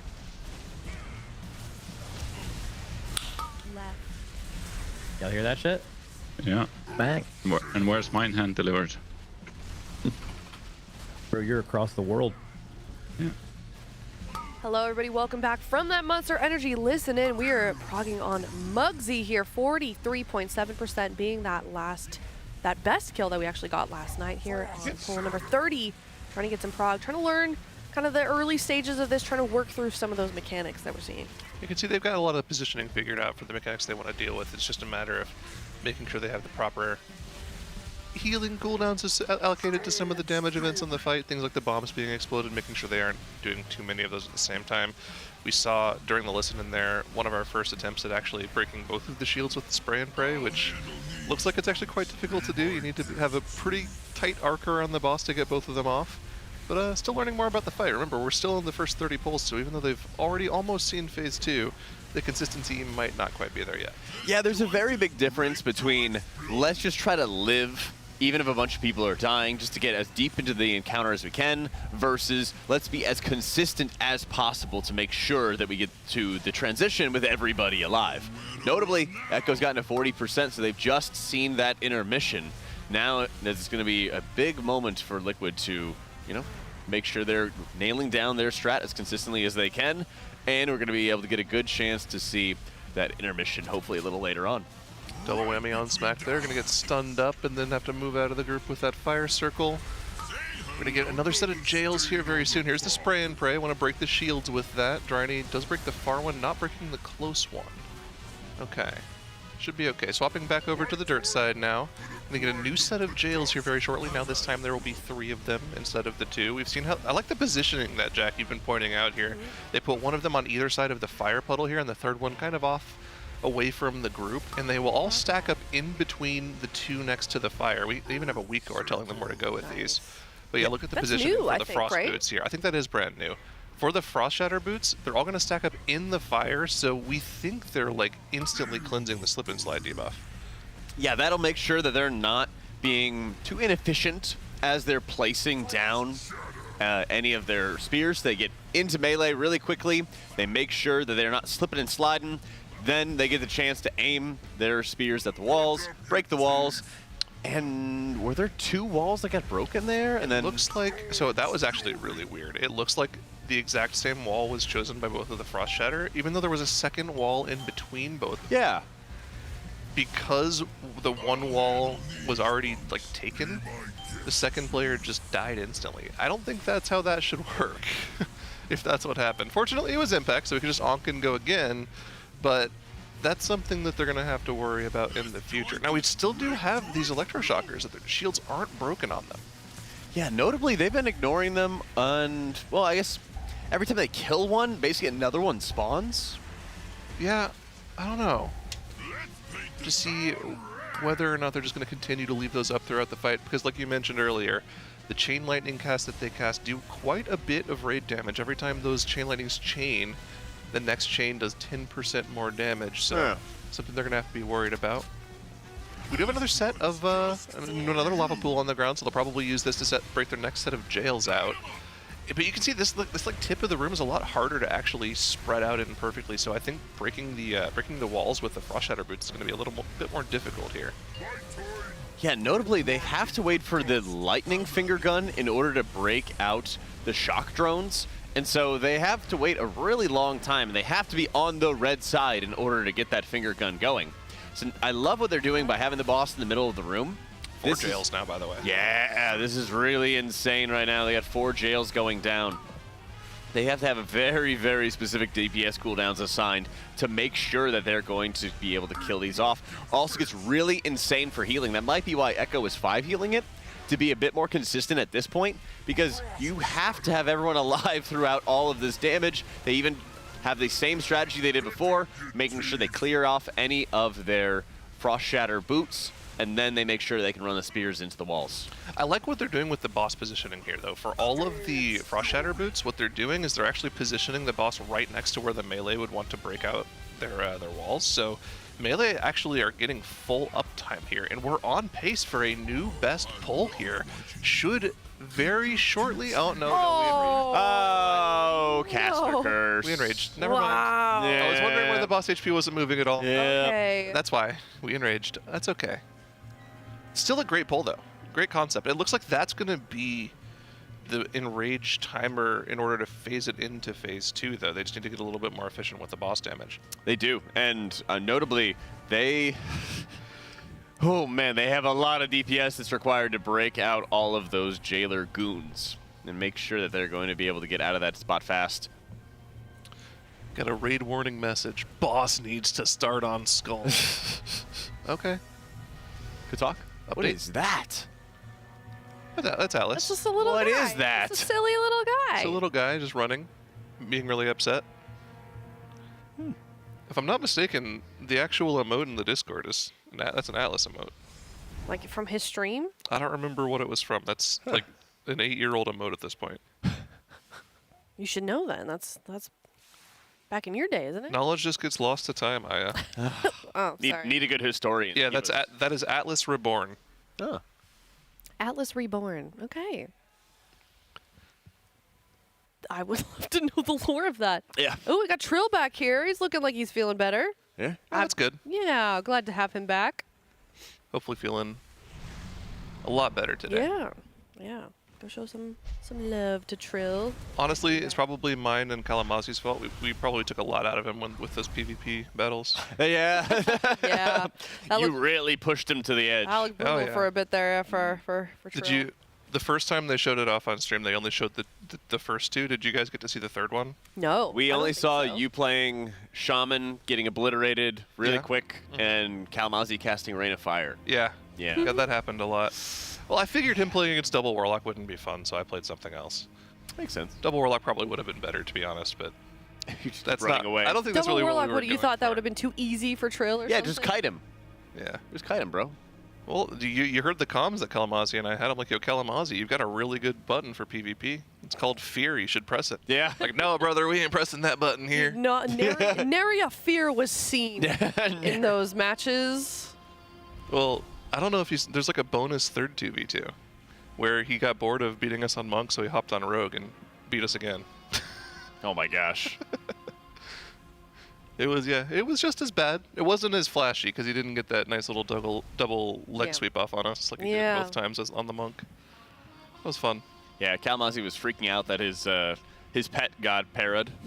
He was really upset about that. More upset about his pet getting paralysis by Trill than he was about letting Zyro get killed. Oh my god, we saw the funniest thing last night. Just reminded me of Kalamazi. He was doing Styx progression. Yeah. Oh yeah. And you know the clips that we've seen of people rolling in circles around the trash. Did he do that? Happened to him. Of course. I need to send that. Oh clip to my production. God! Please, I need this immediately because I've been his reaction. I have the clip. Wait, did he got put in? Because I saw that he got benched. No, he's He got put in eventually. Okay. Hold on. He was real disgruntled about that. He got benched originally. Okay. For probably for Dyer's getting that McMuffins. clip in. Fies, it's going to be in your DMs in about 20 seconds here. Okay, maybe a little faster than that. There it I is. have a question here. I've got the Alienware laptop. Why is this UI so big? I've been sitting here for a little bit trying to figure out why Whose it's so UI? big. The Twitch UI. Oh, Control minus. It's Control minus. Did that work? Oh, that did work. Yay! Thank you. Technology. I was trying to do Control, like Control scroll wheel, yeah, but there's it wasn't no. working. Yeah. Yeah. Okay. Playing with a trackpad. God, I thought I was these losing my days. mind. Okay, thank you. I'm spying on Echo. Don't tell anyone, chat. Don't tell anyone. Shh. Don't do that. I'm not doing that. I'm not hate watching them at all. Of course not. Now, based off of the wipe, they didn't actually get into phase 2, right? Right. It has to be sub 40% to go into phase 2. Yep. The Drinester is back in, though. We love to see that. That we do. Yeah. Yeah, we do. He better get his hug this time. Win or lose, he better get one. Fortunately, not on the Holy Paladin. That's right. Not lagging the raid out. He is notably running Chi-Ji. Mistweavers have recently been swapping from Invoke Yulan to a Chi-Ji build, and it's been pretty interesting. I think it's a lot more mastery focused. It does involve some talent swaps. He is running with Jadefire Stomp, which usually is run in a 5-man environment as well to further empower your damage abilities to produce more healing. So I haven't been able to see on the cooldown trackers that like Fired Up has for Invoke Chi-Ji because he was only tracking Yulan. So it'll be interesting to see how we can kind of nail down when they're using some of these major cooldowns. I want to see a good pull with Dryny healing here and see how it works. I certainly do as well. Well, before we get to this next poll, let's look at a couple of these pet pictures that people have been sending in for charity. We're nearing that $20,000 goal. Look at these guys. Aww. Pico and Gibbon. I'm glad that it's a universal problem that cat trees just like don't hold up. Look at that thing. Is it falling? That's or? shedding. No, it's just the scratching post. Like it's all over the floor. Oh yeah, I mean, you know, Yeah. well worn. That just means they're using it. Yeah, Nope, exactly. You're right. You're absolutely right. These are some very cute kitties. Yeah. Very sweet. Actually, both looking kind of at the camera at the same time. That's Yeah. I don't know how Rare. you managed that. You must have had like a bag Yeah. of treats or something. Make weird noises too. Sometimes works. Yeah. Or yeah, I don't know. Very Cats cute. kind of stare at you. To be fair, Yeah. they tend to do that. Yeah. They're So. interested. Yeah, they're cute. Yeah. Yes. Very sweet. Thank you. Thank you so Suni. much. Thank you. $19,520 and $69. Yeah, thank you, chat, for respecting me and keeping it 0.69. I really appreciate that. Quite nice. Yes. Can somebody donate negative $100? Nope. Please, no. Wanda. Don't get rid of that. That's an angry Oh cat. my gosh. The Wanda is such a great name for the Wanda. kitty. This is so great. Is that a, what do they call these? That's a cat. Isn't it like a something blue? I thought this was like, it's, oh my God. It's like what everybody Maine wants their Coon? cat. Yes, a Maine Coon. Yeah. Yeah. I want a Maine Coon. Everyone with like a long-haired cat's like, it's part Maine Coon, but like, no, you don't really know, you know? Yeah, if I got a cat, that's what I would want. I was like thinking- a monster cat. I Big was one. thinking Russian blues, but they're this color, but the hair is short. They are, yeah, yeah. This cat looks very disgruntled. I think it's a cat. Let's caption this cat. I feel like me when I don't get PI'd.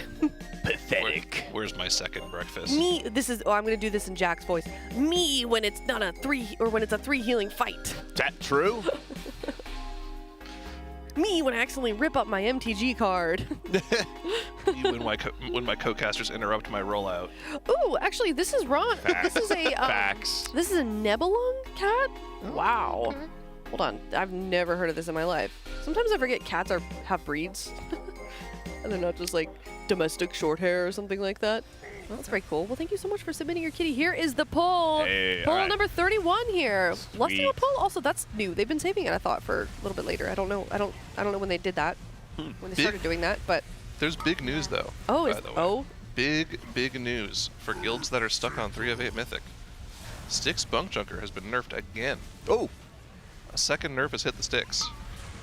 Territorial Bombshell's nerfed by another 10% HP. wow, that's huge. And What do they now do? Now they're broken out when they get to 80% HP instead of 75. Nice. That's it. Those are the nerfs. Huh. Pretty good. That is, it's actually quite substantial. Oh, that's right. It's crazy that we are 10 days into the tier and still only 7 guilds have killed that boss. Yep. My guild is going to certainly appreciate those nerfs. Ooh. We got another raid coming tonight. Ooh, okay, so here we do have Shayloon's going off, and he's pairing up his Shayloon's gift with his Celestial Chi-Ji. And since he's running the Xiao Hao's teaching talent, it's causing an empowerment, and it's a rotating empowerment every time that he casts Shayloon's gift. It's allowing him to further buff up his Celestial, and so every time that he is dealing damage while his Chi-Ji, his crane bird, is coming out, his damage is producing mastery healing, and he's getting to cast Enveloping Mists cheaper and a little bit faster as well. Oh, that was a little bit too much for the mines. These mines explosions do so much damage on this difficulty. It's crazy. Because they have to get through the healing absorb too before they really want to pop the next one off, right? Yeah, that they do. They really want to be able to stack a lot of healing in that window to just burn off all of those. Oh, and he's even looking at he's looking at the breakdown. Let's go. Drynster popping off. I'm eager to see what's going on.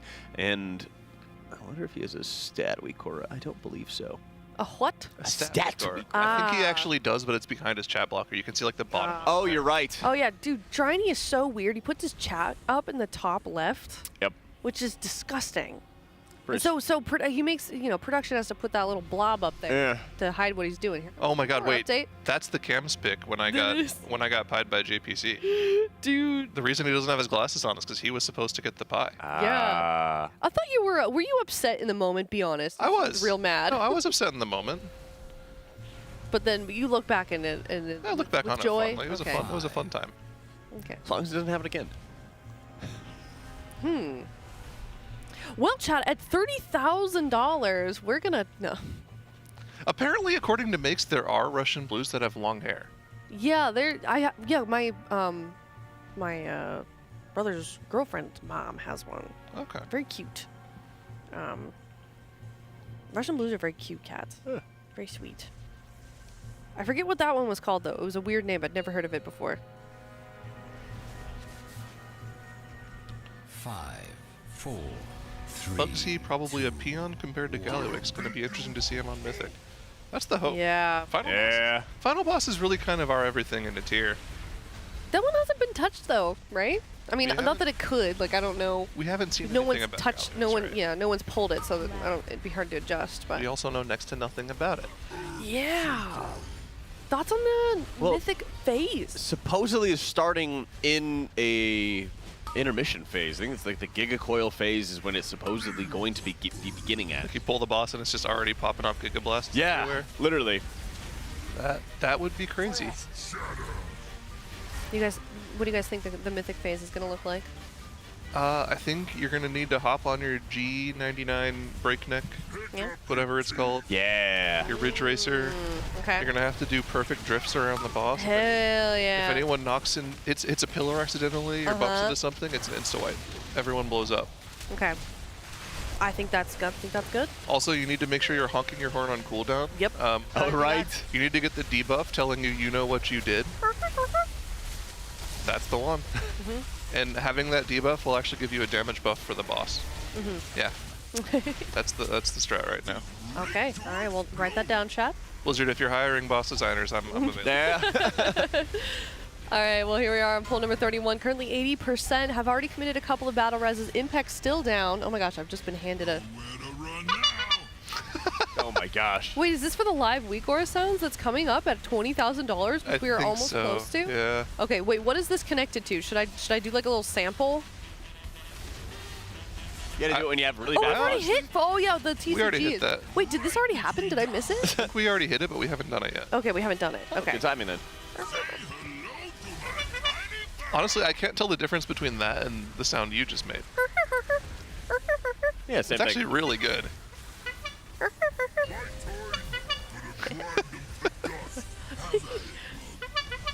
We just have that on site too. So did Impact not have Onk, or is he just saving it for another poll? He might not have an Onk. He used it pretty recently. Yeah. The 30-minute. Yep, no Onk. Thank you, production. Wow. Look He at will that. need to re-equip his Jastra though. Listening to me. Unfortunately. True. Yeah. And well, does he have the Gallywix quest though? That's the true. Ooh. Dude, Not this sure. is welded together. Do you see how this is made? Somebody welded this thing together. Where did this come from? It's got like a C-clamp on it also. Oh, because it probably goes on a bicycle. It probably does go on something, Okay. Yeah. It was funny. When I first looked at the charity incentives for the race, production had their own little notes in there. Oh? About what they wanted to do. Okay. And it was like, buy cheapest xylophone we can possibly buy. Yeah. Stuff like that. That is an important thing. Uh-huh. Can you do that? Not too well. All right, well, how are we feeling about this pull so far? I mean, Impact's still down.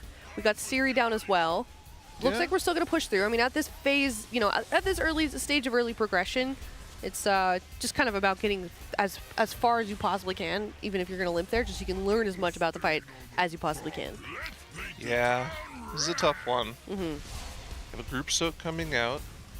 Theoretically, nobody should still be slipping and sliding from the previous ones because they have that old fire puddle they're dealing with. Looks like they're using immunes on this second soak. Yeah. So same as heroic. Same as heroic. This one's just for That's very nice for no extra raid damage. Fired up, also getting the double shot here. Gonna move out of the group with that fire circle. Oh, he even had sack on him too from the tank. Died with a sack. That's crazy. Yeah. What are the main things that we're looking to troubleshoot at the moment? Probably just living the busters on this fight. There's a lot of damage that goes out on non-tanks in the form of both the double shot as well as the spray and pray that they're going to have to use a lot of healer externals on just to keep them alive. The fire soak as well. The AoE fire soak does a lot of damage. The cages spawning does a surprising amount of damage too. Yeah. Yeah, the burst from the cages spawning, and then if you get hit by any of those frontals, that also deals an insane amount of damage as well. It can be absolutely a clown fiesta when you're trying to make sure that you can kill all of those and not die in the process. Zyro's intrusive thoughts just won. Like, mid-sentence, I see him just, like, lock in on that thing and go... Burr, burr, burr, burr. I wanted to see if I could hit the double honk. Oh, here we go. This is the Kalamazi clip. Oh, no. Oh, I need a small one still. Oh, no. It's 07. It's over. It's over. It's over. No. Nobody saw. Oh, chat moving so fast. Nobody saw it. Sorry, Calamazi. Streamed at 4K. So good. It was funny because I was sitting over his shoulders, backseating him. I'm like, dude, you need to pick up those hyenas. And he's like, nah, I got this. Should have picked up the hyenas, Kalamazi. My God. I don't think Kalamazi realizes how funny he is. Sometimes I think he holds himself back by being a PvE WoW streamer. He is very funny. Well, he's not going to cast fear, so... Yeah, true. Oh, I don't mean he should do PvP. No, definitely not. Oh, was Tettles saved, by the way? What do you mean? He said he said they kill one-armed bandit or he casts from the floor. Oh, right. I think he has to cast on the floor. A what? Yeah, he was like, if they don't kill one-armed bandit on this pull, I will cast from the floor, and What then they does did that not. mean? Like he's gonna sit down? Like sit on the floor. Yeah. That's gonna last like all of 2 seconds, and then he's gonna lock in and he's gonna stand up. True. So he's gonna have to pin him down. Wow. I like that. Oh, here's some more pets. Are these These are ferrets, what do they call these? Ferrets? Yeah. They're so cute. There's 3 of them. They're snuggling. they're long rats.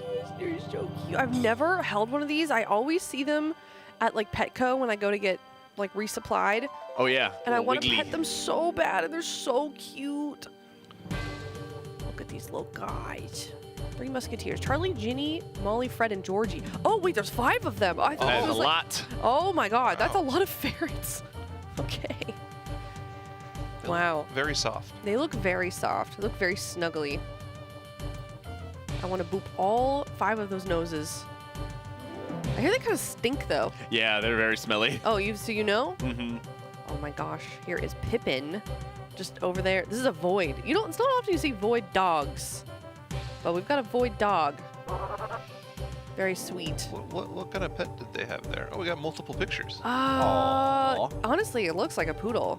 I'm going to say this is a poodle, which Oh, W. I wanted to know what toy they were holding in the previous picture. Got a pup cup though. Yeah. Look at this little puppuccino. guy. Look at this little guy. His nose. He's so cute. What a good boy. What are we getting bonked for? I don't know. I think the production might just be bored. Yeah. Oh, they're bonking to skate main. Yeah. I vibe with it. Oh, this cute guy. Oh. Dexter. This guy looks like he's been rolling around in some mud or something. Oh, yeah. Having fun at the park. Maybe a little bit of curly hair, too. Zooming around. Very sweet boy. Dexter's a good name. Do you think it's named after the show? This dog is 16 years old, That apparently. looks like an old dog. Dexter had red hair. Okay, I never watched the show. Does he have red hair? You never watched Dexter's Lab? Oh, that Dexter. Yeah.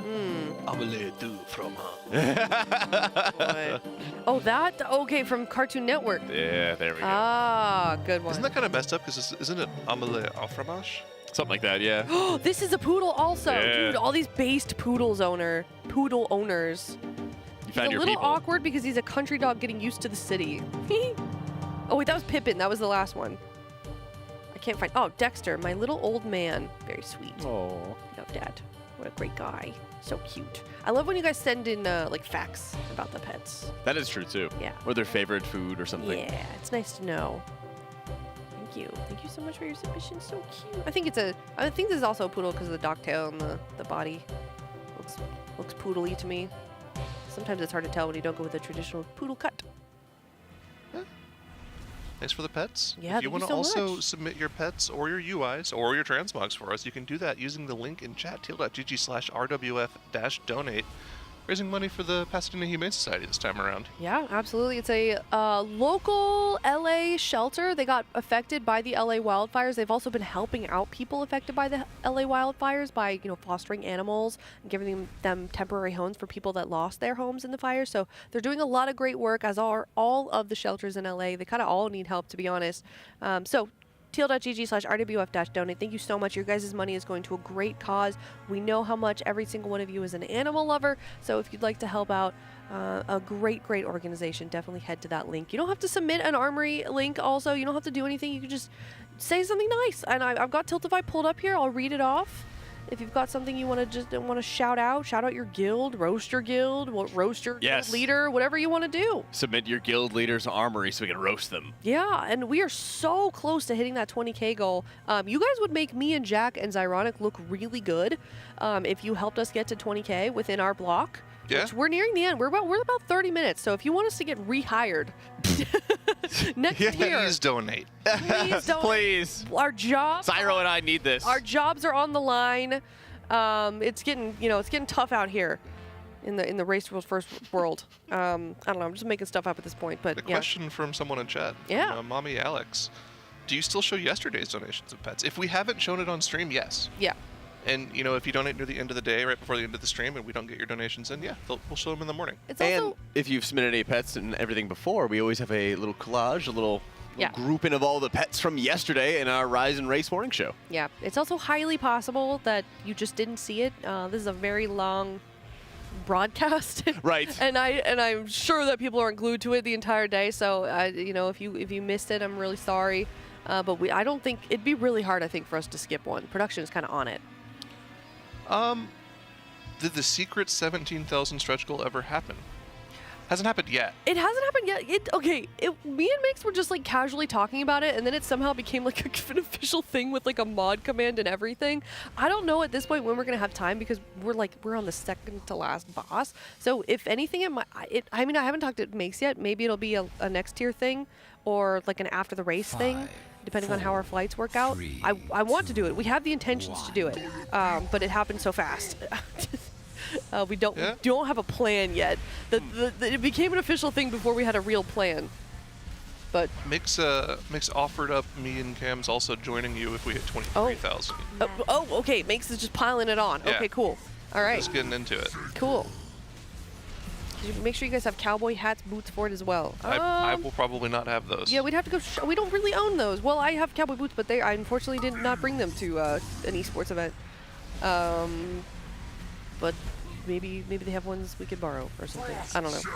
Unfortunately, I got all that out of the system, you know, when I was in school, a young lad in Texas. Yeah. I got my first horse when I was 5 years old when I had to start going to kindergarten. Yep.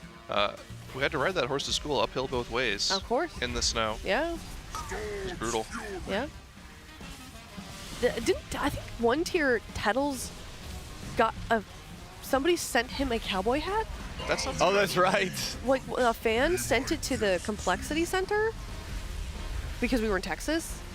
It was a nice cowboy hat too, if I recall. Yeah, wasn't that the origin of the Tettles cowboy emote? Is it? Yeehaw. Yeah. I don't know. Is there? Wait, can someone put any Tettles subscribers in the chat? I think I got it. They used the Tettles hat, Tettles with a cowboy hat on as a transition slide in the MDI all the time. Really? That's amazing. You like spin it onto the camera and then spin it off. Yeehaw.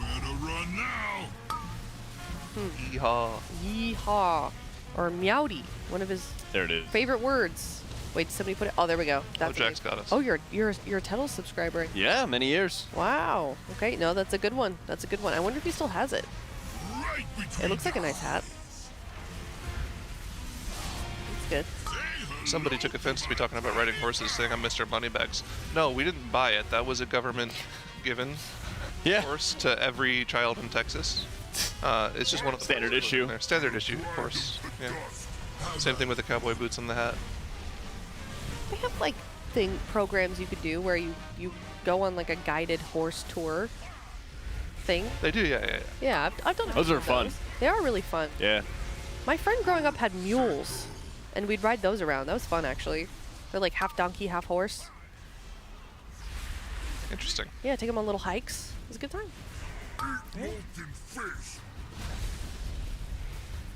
All right, well, here we are. Poll number 33, 65%. One battle res available. Nobody dead at the moment.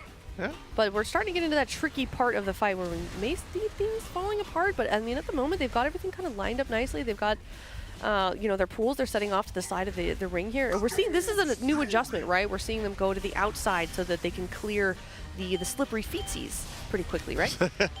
Well said. Yeah. Isn't that literally what it's called? I mean, that's basically what it is. I don't remember the exact name. It's like slippery feetsies. I'm gonna have to look it up. It's like ice boots. Oh, that sounds right. You know what? It's called frost shatter boots. There it is. The actual mechanic is definitely not called slippery feetsies. However, I prefer my version of the word. You know, slippery feetsies would be a very interesting mechanic name. Yeah. So again, another huge. Oh man, I was about to talk about this. These mines appear to be like one of the big make or break portions of the fight. It's just so much AoE damage that they have to heal through. Not to mention the healing absorbs also. Right. The stacking damage and also how quickly they have to clear them. You need to just instantly have the entirety of your raid helping to soak all of these mines all at the same time. And, of course, making sure that they're taking care of those soaks as fast as they possibly can. It really gets out of control very quickly. Especially because the knockbacks, you can kind of easily be knocked back into another one. And then the unintended consequences of that. Part of the reason being a Drakthir is quite nice, because you can hit that mine, get knocked in the air, and just kind of glide to wherever you want to go. I think Drakthir, even though it might be a damage loss for a lot of classes, might honestly be like one of the best quality of life movement things you can do for any class in the game right now that can spec that. There's so many knockbacks in this raid, and also in the M+ environment too, to be fair, that just being able to double jump against it gives you so much more breathing room and makes it a little bit easier. You always have a little mini sprint on hand to help you along the way. It was very helpful for, you know, my own Rick Reverb kill and everything, and I'm sure it's going to be really big when I get this Rocket Monger. Yep. A lot of repositioning. Very, very strong. I was good on Queen Ansarek too for so many classes as well. Obviously not this current tier, but I'm sure it'll be useful for many tiers to come. Again, it's like a slight DPS increase. We're talking like 0.2, 0.3%. So definitely something you should consider if you want to have a little bit more agency over what your character can do when they're in the air. Right. Make sure you don't fall off any platforms either. Oh yeah. Can we go over how the tank swap mechanic works on this? So it depends on the sides. On the fire side, the right side, one of the tanks gets knocked back with like the golden knuckles, and they have a debuff, and it has like a number attached to it. And every time that you take a step and you're not standing on piles of gold, then you're dropping gold piles beneath your feet. So you just have to constantly run it along the wall to make sure you're dropping all these puddles, and then the puddles stay there, so future tank busters have to get knocked into a different direction and drop them in a different spot. Real estate's at an all-time premium. What changes about that on the blue side? There is no golden knuckles on the blue side. Right. And I'm honestly not sure what the tank... Well, there is the double shot that you have to deal with, where the tank steps in front of it, and then any unmitigated damage gets dealt to the target, which is like a DPS or a healer. So that's one of the busters that they have to make sure that they end up soaking. Yeah, I was trying to think about, like, I don't think there's, like, a big tank debuff on it that they're worried about. It's just the molten knuckles, and then the tank has to soak things for ranged players, like the spray and pray and the double shot, so, yeah.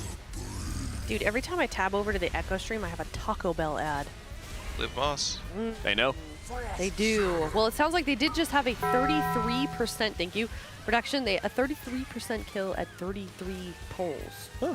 Interesting. So they saw the start of phase 2. Yeah. That's huge. Sure did. That's good information for Echo. Yeah. That's fantastic information for Liquid. Yeah. Starting phase 2, considering they have the rest of the day to progress this boss. Yeah. Yeah, kind of unfortunate timing for them. What time is it over for Echo right now? It's like 9:30 for them. I think it's like an 8-hour difference. I always have to Google it. I don't do like 9 or 10 hours, something like that. Okay, it's 9:37. I don't know when they're going to end because they've been getting up early because their reset was at like 5 a.m., but I'm assuming they're not getting up at 5 a.m. every day, so I have no idea when they're going to end. I don't know if anybody in chat does. But it wouldn't surprise me if they ended right now. Yeah. Or if they said they were ending right now to go dark for a couple of it would actually probably be smart. I would not be surprised as well if they did that. Chat says they just ended. All right. Oh, okay. Chat.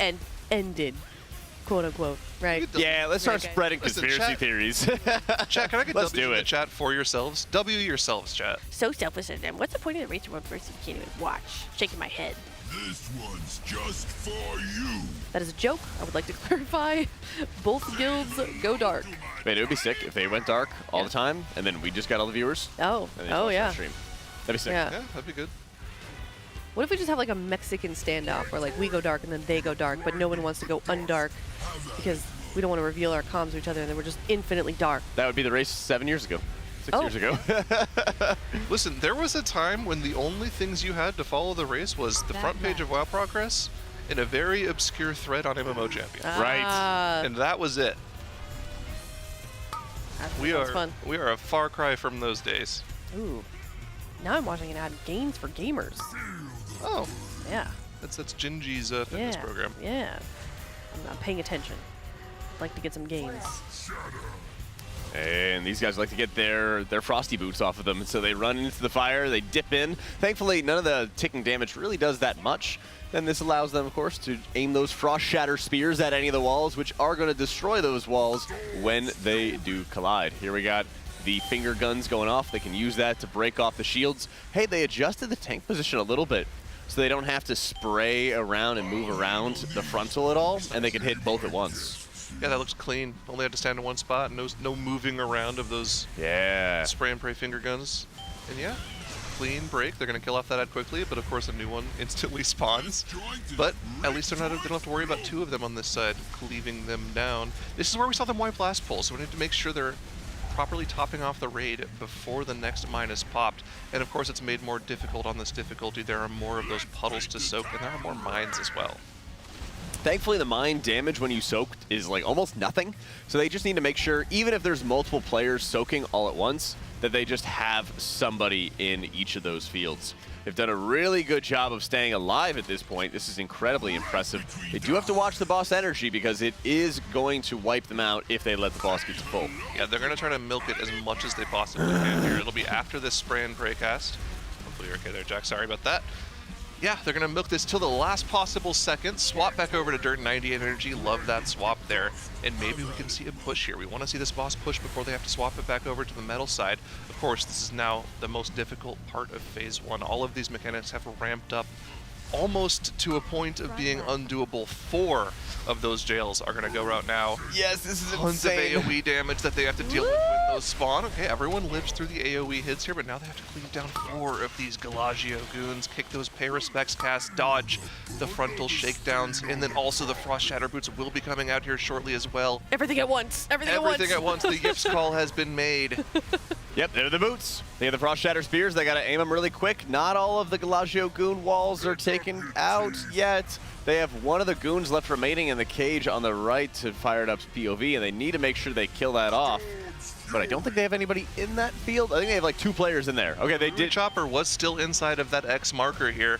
We are going to get one final swap over to the metal just to try to push the phase. The boss will push at 40%. It looks like we're finally going to get a look at what phase 3 looks like. There are no tanks alive, but I think we'll at least get to see the transition, and you can see a look at what that middle line looks like. That magnet is up. If you cross that line, that is instant death. That's right, they have to bait these static charges, make sure that it's going in the direction they want it to. If they baited it across the line, then they would basically instantly die because they can't cross that field, and the boss is just going to spin around and AoE them. The line spins! There's so many. Oh, yeah. That's disgusting. Oh, my gosh, the baits are going to be ridiculous here. They have to bait like all the way over to the red side here is what they want to do. The gold, the Molten Knuckles, also has to be even cleaner to give them more real estate right now. They have such a narrow corridor to actually dodge everything here. God, this is amazing.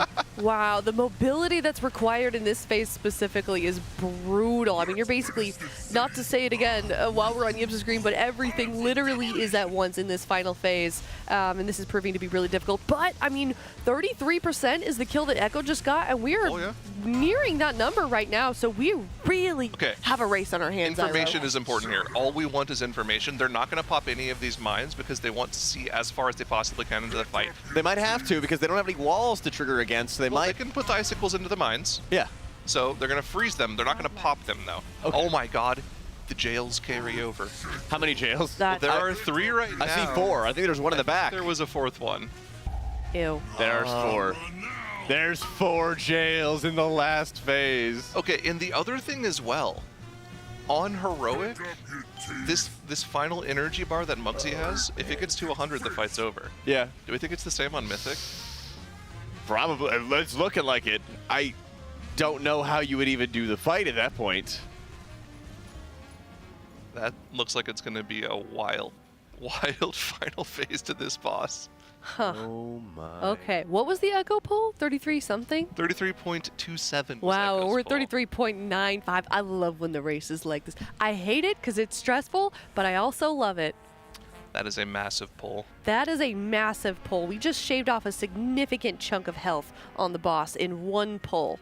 Get a progress in the chat. Yeah, let's get a progress in the chat, absolutely. All right, well, here's a look at a replay as well, starting at 35%. So just the final moments of all of those mechanics colliding on top of each other at once, Iro. Yeah, so we're trying to figure out what the actual cadence of the spells in this final phase is going to be, if it's any different from Heroic. It looks pretty similar for the most part. Get the bombs coming out, the mines are there. You're probably going to want to pop a couple of them beforehand, but of course with only like 5 players left alive and almost no healers, they weren't really trying to actually do the mechanics. They just wanted to get timers on a lot of this stuff. The boots are going to have to go into those mines there. You can see none of the jails on the ground for phase 1. Whoa. Jeez. Oh my. Whoa. That was loud. That startled me. Thank you for your POV for that, Scott. So boots will have to go into these mines. They'll freeze them. They'll leave them in place. They can soak them later on. 4 jails, if I'm not mistaken. Yeah, we have 4 jails. Yeah, Chat that's 4 4 jails. Wokage. It's a lot of cleave they're going to have to do. Yeah. I think that, no. They're just going to save damage cooldowns the entire time just to kill off Galagio goons and have nothing to do to the boss. Yeah, that's... Oh, no. It's doable, though. It's doable. It can happen. The other thing as well that's important is the turn rate of that middle beam.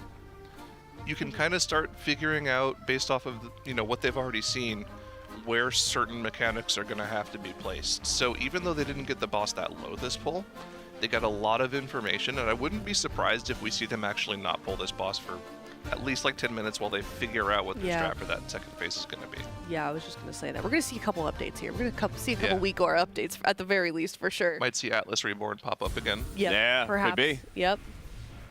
I think that's such a key area, is they found the crux of phase 1. 4 jails, break out of those while popping mines, while taking care of their Frost Shatter spears and boots, making sure everybody's going to stay alive, and then they're going to be able to get in. Oh, they have another pull coming.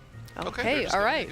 Yeah, I thought proving us wrong. It was going to be exactly like you said, Zyro, that they would just sit there and kind of talk through it a little bit. But maybe they just want to see it again, get a little bit more information. Dude, they're hungry this morning. They are locked in. Here we go. Just got our new best, 33.94, and they are almost immediately sending it once again here on poll 35. Yeah, I mean, if the polls are going well, maybe you just don't want to stop your progress, and you can let the analysts still do their work behind the scenes while you get more and more familiar with this phase. It wasn't the cleanest push into phase 2 that they just had. There were a few players dead from that set of 4 cages right before the transition phase. So they kind of want to get there more consistently with 20 players alive. That's the idea here. So maybe they're not too worried about the phase 2 strat right now. They just want to keep working on getting there consistently, and then by the time they're there consistently, they'll have figured out what exactly the strat is going to be. Because that phase is going to be very quick, right? It's not long at all. You're saving your bloodlust for that phase, ideally when you start going for kills. So they just want to keep getting there more and more consistently. Now, for the time being, they're lusting on pull, just to get back there consistently, to get more timers, to make sure they're doing it every single pull so they can see it more often. But I'm pretty sure by the time we're ready to kill this boss, that lust will be moved to phase 2. Yeah, I can definitely see that. Just kind of working out some of these kinks, especially cleaning up phase 1 also. I mean, you know, just because we did see phase 2 doesn't mean that we've got phase 1 nailed. There's still a lot of optimization that we're going to be seeing as we continue on with progressing this fight. But right now, kind of like Zyra was touching on, it's kind of just it's about getting back into phase 2 and continuing to learn as much as we possibly can so we can set ourselves up for success for the end of that fight. Because do we expect there to be a tight damage check, do you think, Zyra? Oh yeah, very tight. Extremely tight. Again, you only have 100 seconds once you transition into phase 4, or phase 2, I guess. Okay. At 40%. I'm thinking ahead of myself again. True. Happens to the best of us. You only have 100 seconds, 0 to 100 energy, to burn the boss down before he just hard enrages you. Yeah. It's not like, it's just like it was on One Arm Bandit. It's a cast that kills you. Right. So you can't really live through it, you can't really extend it. They just need to beat that burn. And I am assuming that that burn is going to be a lot more difficult than the One Arm Bandit one was. Yeah. Oh, I would believe it. Having very limited time to not only do enough damage to the boss, but also do enough damage to the Galagio goons. When you have 4 cages out at a time, you have to attribute so much damage to those and really make sure that you're able to survive too, because you can't break up all of the healers perfectly to make sure everyone's safe. Yeah, so they could be messing around with different positionings as well to make sure they're getting good cleave onto those goons, like maybe better cage positioning so they can cheese some ignite spread onto them, because there's some, you know, alter time shenanigans mages can do to actually get free cleave off. You can also break the walls of one of these jails here and multi-dot it while the player who dropped the cage is still in there. So there's a lot of things you can do to actually gain extra damage, maybe not necessarily have to kill off that ad inside the cage. See here, using that spray and pray to break out both of these ads, so they'll be able to cleave them down, remove that damage reduction shield on them. They've got that positioning down. I like the optimization you were talking about last poll. Yes. They moved the boss over to the side so they could just cleave them down with one cone instead of having to move it around all over the place. Looks like that's helping melee positioning out a lot. Yeah, and the damage uptime of everybody, including the healers, where Mistweavers are some of the highest healer damage you could possibly get, notably like miles higher than a lot of others, besides Disc Priest. It's going to make a world of difference, and it's going to have a really huge impact as well as they try to get a little bit later into the fight. Yeah, these mines, from what we can see, have been probably one of the most difficult mechanics of the fight, especially the second mechanic that comes out with the second group soak here. This is the one they're using the immunities on to soak that group soak, so the immunities aren't too worried about living. But as long as they're able to heal through the soaks plus the mine explosions, we can see them get through that. Now, we did lose to Nrako earlier on in the poll. We've already used our battle res. So we're down 1 DPS, but we can still make the push here. Remember, we're trying to push the boss to 40% before the next phase gets to 100. Oh, they got full energy. It's not going to be this pull, as not every player in the raid swapped sides to trigger the phase change. So it's going to be an enrage. We'll go again. On our best pull, I am very curious what the boss's energy was before it pushed to 40%. Yeah. Because that might trigger a delayed bloodlust. If you think about it, if they have, you know, let's say 40, 50 energy and they push to 40%, yeah, they might say, hey, maybe we could get away with not using lust on pull, and we might use it a little bit later on down the line. But I don't think they're going to make that change for quite a while, if it happens, because there is going to be such a big emphasis on making sure they can get through the crux of those 4 cages cleanly into the phase transition. Yeah. We'll have to see. I didn't actually see what the energy was at when they phased on that last attempt, so maybe they do have a little more time. Again, they had a few DPS dead going in this. Yeah. So it wasn't the cleanest, and that's probably why we're still seeing the pulls just keep going here rather than waiting for the analysts to tell them exactly what to do in phase 2. Do you guys think that they're done with splits? Is there anything? Go back to anything?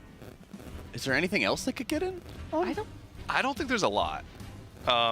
We saw them already doing Sprocket Monger kills today for potential go packs. I think they got a couple of them, so some cloak upgrades are kind of nice, but like we're talking the tiniest of actual increases to their character power. There might be some super marginal increases for their characters. Wow, look at how close that energy was. They were about to hit max energy as they phased. That is obscene. Yeah, that was actually crazy close. So they probably should have wiped there, but you can see the fact that they actually had like 3 players dead when they pushed there and they were still able to get the push off shows that this isn't as tight as they thought it would be. Now, that's with the lust in this phase. Yeah. If they start actually moving that lust off of this phase, they might actually have to do another transition here, which would be kind of crazy. Could we go back one more time?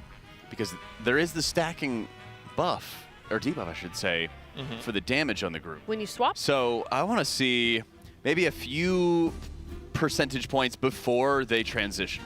So just before the boss hits max energy, I want to see those stacks that they should have for the debuffs and Scott in the top right corner. See where that's going to be at. Oh, perfect. Because I don't think any of those stacks are going to be dropping or anything like that. Let's see. And then as we continue the process, let me see if we can hit maximum energy.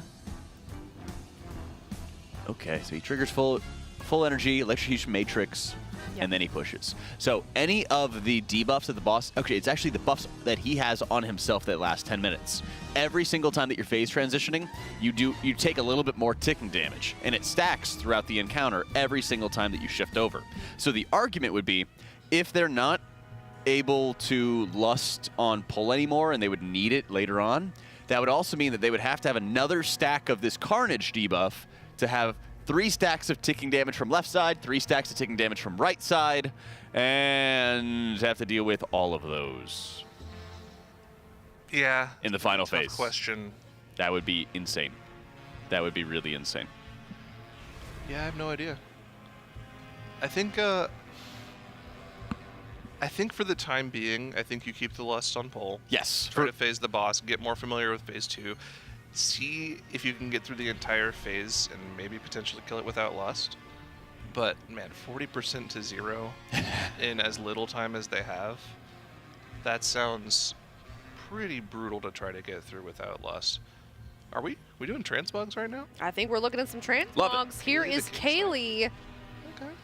Till.gg/RWF-donate if you'd like us to take a look at your transmog.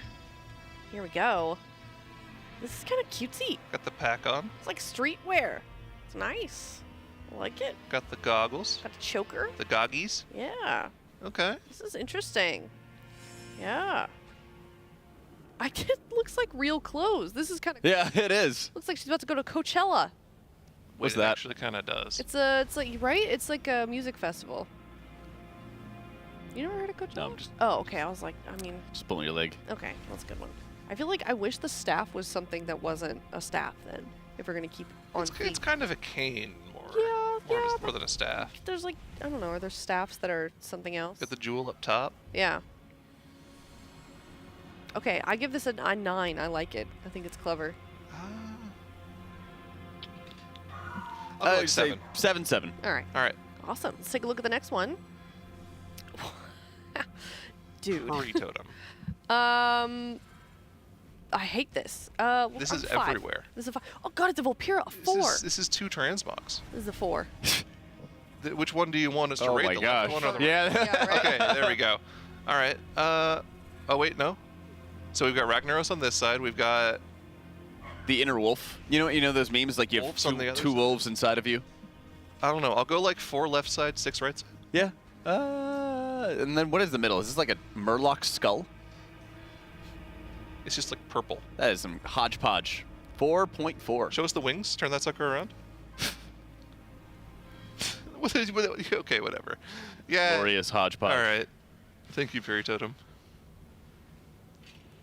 Yeah, thank you so much for your submission. Teal.gg/RWF-donate. Send in a link to your armory in that Tiltify link if you'd like us to look at this. This is Weenus Mobile. Whoa! That is... You don't know what a Weenus is? I know exactly what it is. Yeah. It's this muscle right here. Well, this is the Weenus Mobile. You can't point to that there. This muscle right here, Jack. Place of business. Right there. This is a sight to see. This is so great. That's a big orc. He's got the Barnacle Boy pants on. Barnacle Boy. Yeah. All right. Danger! What is that? What did they say? Excelsior? Is that what they say? I don't know. Something like that. Evil! Evil! Yes! Okay, this is a 10. Yeah, it's like a 9.9. This is amazing. 9.6. This is peak performance right here. Peak World of Warcraft. What is their catchphrase? They have a catchphrase. I thought it was evil. Away! Yeah. I think it's away. Okay. Let's take a look at the next one. Here's Dizzy Dicks. Oh, also, wait, I gotta make sure. There's somebody in here that said, please roast all these people because it's their guildies, but I don't think it's any of them. Okay. Dizzy Dicks. Dizzy Dicks. Well, monks do get dizzy. They spin a lot. Yeah. Is this a... Oh, it's Mogara Orc. Mogara Orc. Okay. Well, that's smart. I'll give it like a 7. I feel like the belt is... 7-1? These are like snakes. Kind of got like the farmer It's like snake weapons. Yeah, you're right. Yeah, snake weapons. Yeah, that's nice. Yeah, it's all right. It's like they hollowed out some snakes and put spikes into them. I'll look 7.3. Huh. Oh, their catchphrase is up, up, and away. Okay. Away. Yeah. You haven't moved anywhere. Away. This guy looks like he goes to anime conventions with his shirt off. Yeah. Real? Real and true. All right, true Loki. This is not match, sir. Buddy, what This, are we doing? what do we got going on here? Chad, what's going on right now? Are those like where did the oh my god. Oh, they've got the Revan Turn that pack. sucker around so we can flame the rest of it. But the fox is very fox sweet. Is very cute. No, they donated to charity. It's the Revan pack. It's a 10 out of 10. It's cute. Okay, fine. I'll give it like an 8. Just because the little fox. 6.5. Real cute. Little cutesy. Yeah. Yeah, I like it. I like it. Thank you so much for your submission. All right. Let's take a look at the next one. Patronus. Fun guy. From Fun Guy, yeah. Are they supposed to like be a Patronus charm or something? Perhaps. I would be terrified of if that was my Patronus. Yeah. I don't like the guild tabard or whatever. Shouldn't I don't it know be if that's like an achievement tabard or... A ghostly mog if it was... Yeah, a little spectral. Yeah. Or, I mean, he has the fun guy title, and he could have gone for a fungus-related transmog, especially as a druid. Oh, you know? Fun guy. Match very well. Yeah, this is It's like a 6. There's an add-on. It's called Transmog Roulette, where you can randomize every slot, and I have a feeling they might have used that add-on. I like it. Yeah. We're being told that the tabard is very rare. It's the Argent Dawn tabard. I don't care. It doesn't match. I mean... I don't care. If you have all kinds of like very rare items, you can slap them all on together all at once. But like just having it on its own, I don't know. It's like the attitude of like wearing something that's really expensive, but it not necessarily being good taste. Also, they're a moonkin. Yeah. Yeah. That's true. Moonkin L. I kind of just want to kick moonkins downstairs. Damn. Okay. 5.3. Yeah, I think like that's fair. 4.2. Yeah, well, hopefully he's a fun guy and has a good spirit on this. Well, thank you, Patronus, for your submission. All right, let's take a look at the next one. Next transmog. This is... Wait, is it wearing a shirt? Oh, my gosh. He looks like he goes to an anime convention. Machschleven. Yeah, see? This guy could... See what I mean? This is like a 9. This is great. I love this. This guy's big. Yeah. Clip that. Clip that. Okay. Oh, I like the Void Sword, too. That's pretty cool. The Void Reapers. Yeah. From That's a sword? from Kaveza, right? Yeah. That's cool. Oh, yeah. Chat says like a Birkin bag, Aya? Well, like, yeah, if you were to own one, yeah, but naming your character one, that's supposed to be funny. Mm-hmm. Yeah. I'd give this a 6.9. I'd give this 7.1. Does Chad think I own a Birkin bag? It's true, I saw it. Rating. Sorry, 9. Thank you. 9? Yeah, I like it. But they go to anime conventions with their shirt off. Yeah, that's a Yeah. a bad thing. Okay. All right. Thank you, Mixleven. Yeah, thank you, McShlovin. Oh, Ooh, Jack made a mistake. Oh my gosh, stop. Oh my god. I didn't fix my transmog. No. It's here, I did not fix my transmog. None of the Stop. items Oh my really god. work together. Stop. I didn't fix my transmog. You've got the challenge mode weapon on. Yeah, I had the entire challenge mode set on, and it worked perfectly with the Cloud Song Glaive. Heard it all but before. I went and did an alt run last night, and then slapped some gear on, and then logged off, went to bed. Stop. Heard it all before. This guy's stop. You're killing me, Smalls. Slayer of Ansarek. Yeah. It's a good title. Listen, the blade and the orange-blue worked perfectly, and now chat just looks up my armories for all my characters and starts scuffing it. Appearance item thing? Yeah, it's the WAD challenge mode Saw it weapon. the other day. Yeah. I'm learning. Can't get it anymore. Give it like a... Dude, Guys are like a 7? killing me here. 7. I'll give it a 6.9. 6.9. Nice. This is All so right. mean. All right. Ooh. 10. Autonomy. So cute. Wow.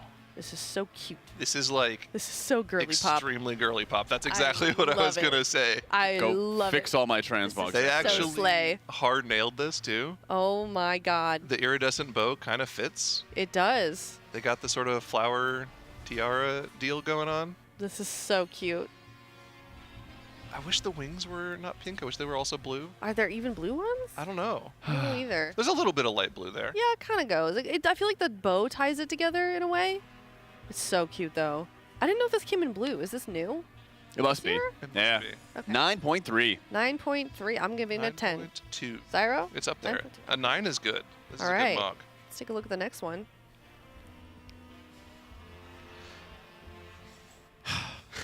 Nobody ever links Zyro's characters. Yeah, because I don't try for my mogs, and I would just laugh at my character. I made a mistake, okay? I didn't finish my transmog before I logged out. Morivana, the Blood Elf Windwalker monk, drinks and knows things. Oh. Drinks and knows A things. Tyrion Right. fan. There you go. I don't know, 5.5. Not a whole lot going on here. Ooh, can we turn it around? Oh, thank you. That sucker. Yeah, turn that sucker around. I do like the fishing net. Yeah, the fishing net is cool. Yeah. When somebody said they like wear fishnets, that's not what I expected. What did you expect? Where's the horn? There we go. Thank you. Tettles says that is bad. You want to honk it, Tettles? There you go. All right. Oh wait, I didn't give it a rating. I'll give it like an 8. Yeah, 7.9. 6.3. Okay. Yeah. Oh, we're into polls again though. They There we pushed a go. couple week or updates. Hopefully phase 2 stuff. Maybe new positioning for the cages as well, so they can get more efficient cleave on those. Because really, you're just trying to do as much boss damage as possible to push into the last phase. Possible. We did lust on pull again, so not moving that anytime soon. Yeah, that makes sense. Until they get to a point where they're really reliably getting into phase 2, I don't think there's any really reason to change that up at this point. Yeah. Yeah, that's kind of the thing. Like, you sort of have to, once you get used to a strat, it's really difficult to sort of backtrack and readjust because you're changing the rhythm of everything, and you can potentially regress. Like, sometimes it's worth it, but sometimes you just got to make it work. Yeah, they just need information right now. Yeah. I'm assuming this final phase is going to take a while. Yeah. Or, I mean, technically, it could just fall over like one-arm bandit. Yeah. No. It seems like this is a little bit more of a tight DPS check, though. I would have to assume it would be, especially with the energy levels being what they are. Yeah. Yeah. So this is interesting. Fired Up gets this group soak here. He's also part of the next immune set as well. I'm pretty sure that he'll be fine for that. Smash died twice now. It's been a tough pull for him. That's a rough one. That means they're down a healer for a while too, right? Oh no, is he the healer? No, actually, I believe he's he one of the is. Windwalkers. Yeah, he's Windwalker now. Well, no. They have Sevi and Dryny healing, right? I think Sevi's Windwalkering. Oh, okay. Oh, you're right. Now I see it. Yeah, sometimes they have nicknames. I get it. Yeah. And they hit for energy. Yeah, probably did that on purpose. Yeah, probably. Nice. Live it up. Get a good pull in. Go again. You be that way. You certainly do. Better to make the mistakes now.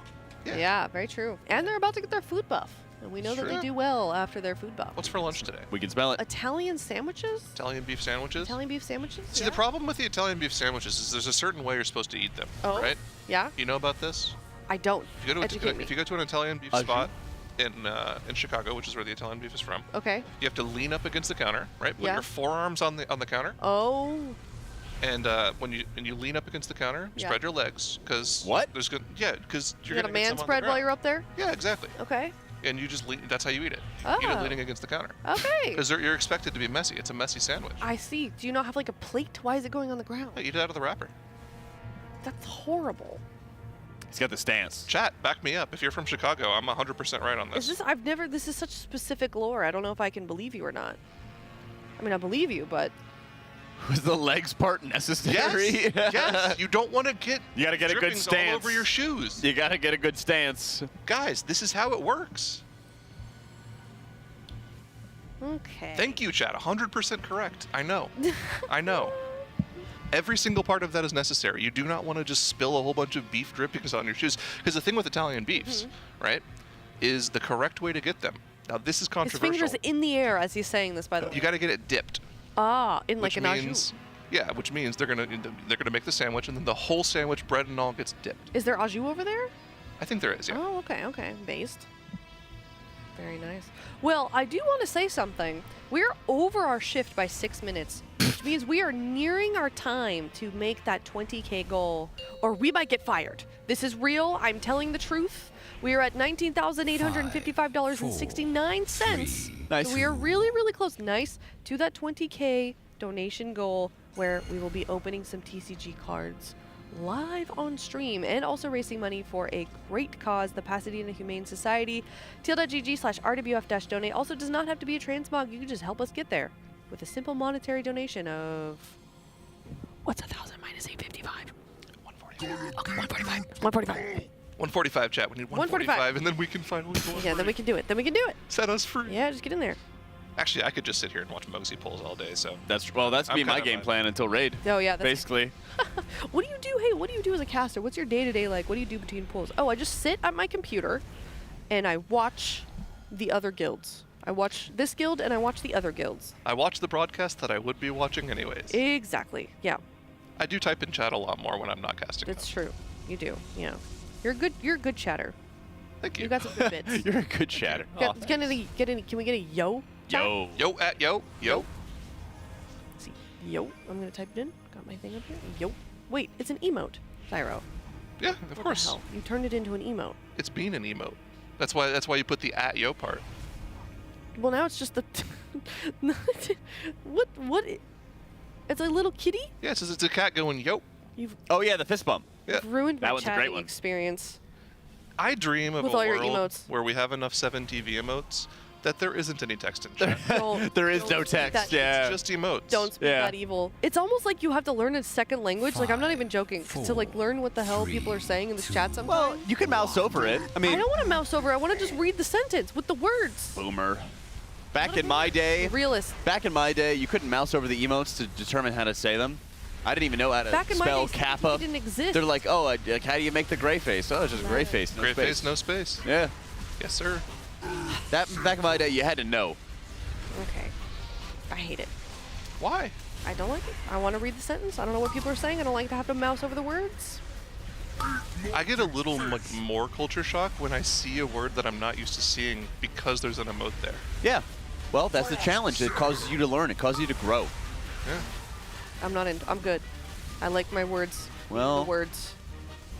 You did stop growing before the rest of us. Like my height? Yeah. That's true. Yeah. You're right. I did.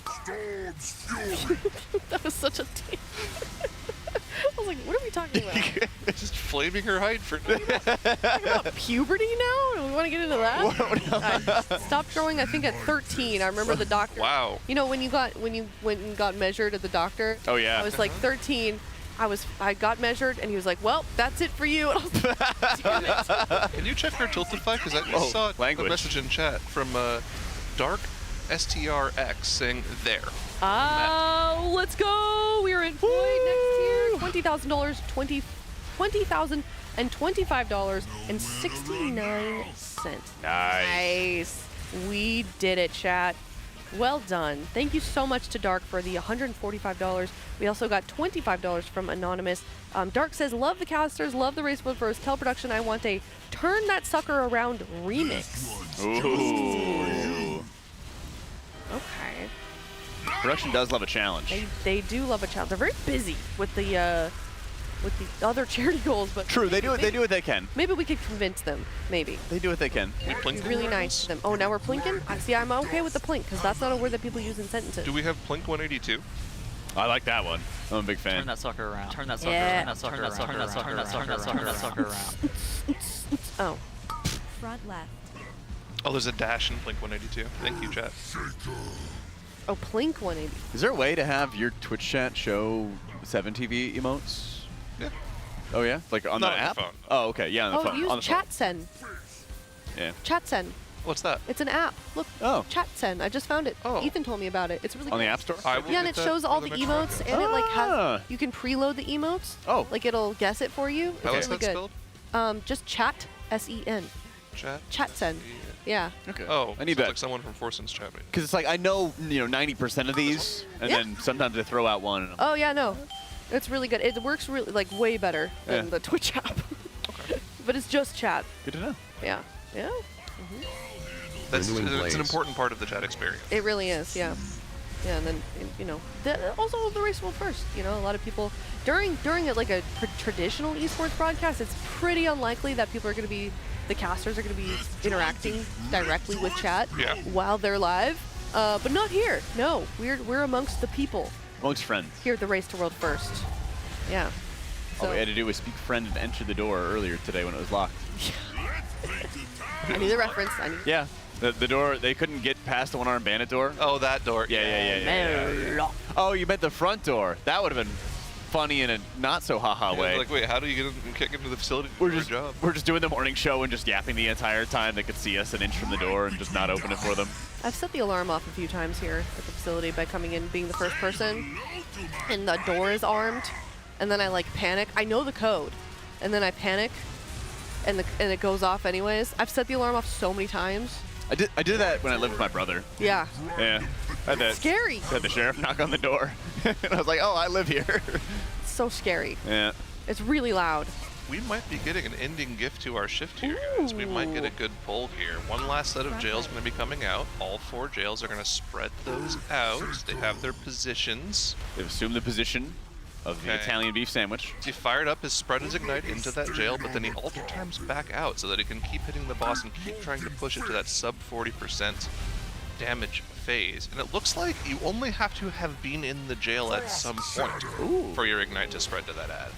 It does look like, though, with Hadcoon breaking out, we're going to be wiping here. Yeah, that's going to be taking out people one by one. A little unfortunate. I wonder if it's even possible to temporarily tank it. Can you even live a couple melee strikes as a tank? It doesn't look like it. I don't think so. Yeah. Those guys are huge. I think they go to like 3 times their ordinary size.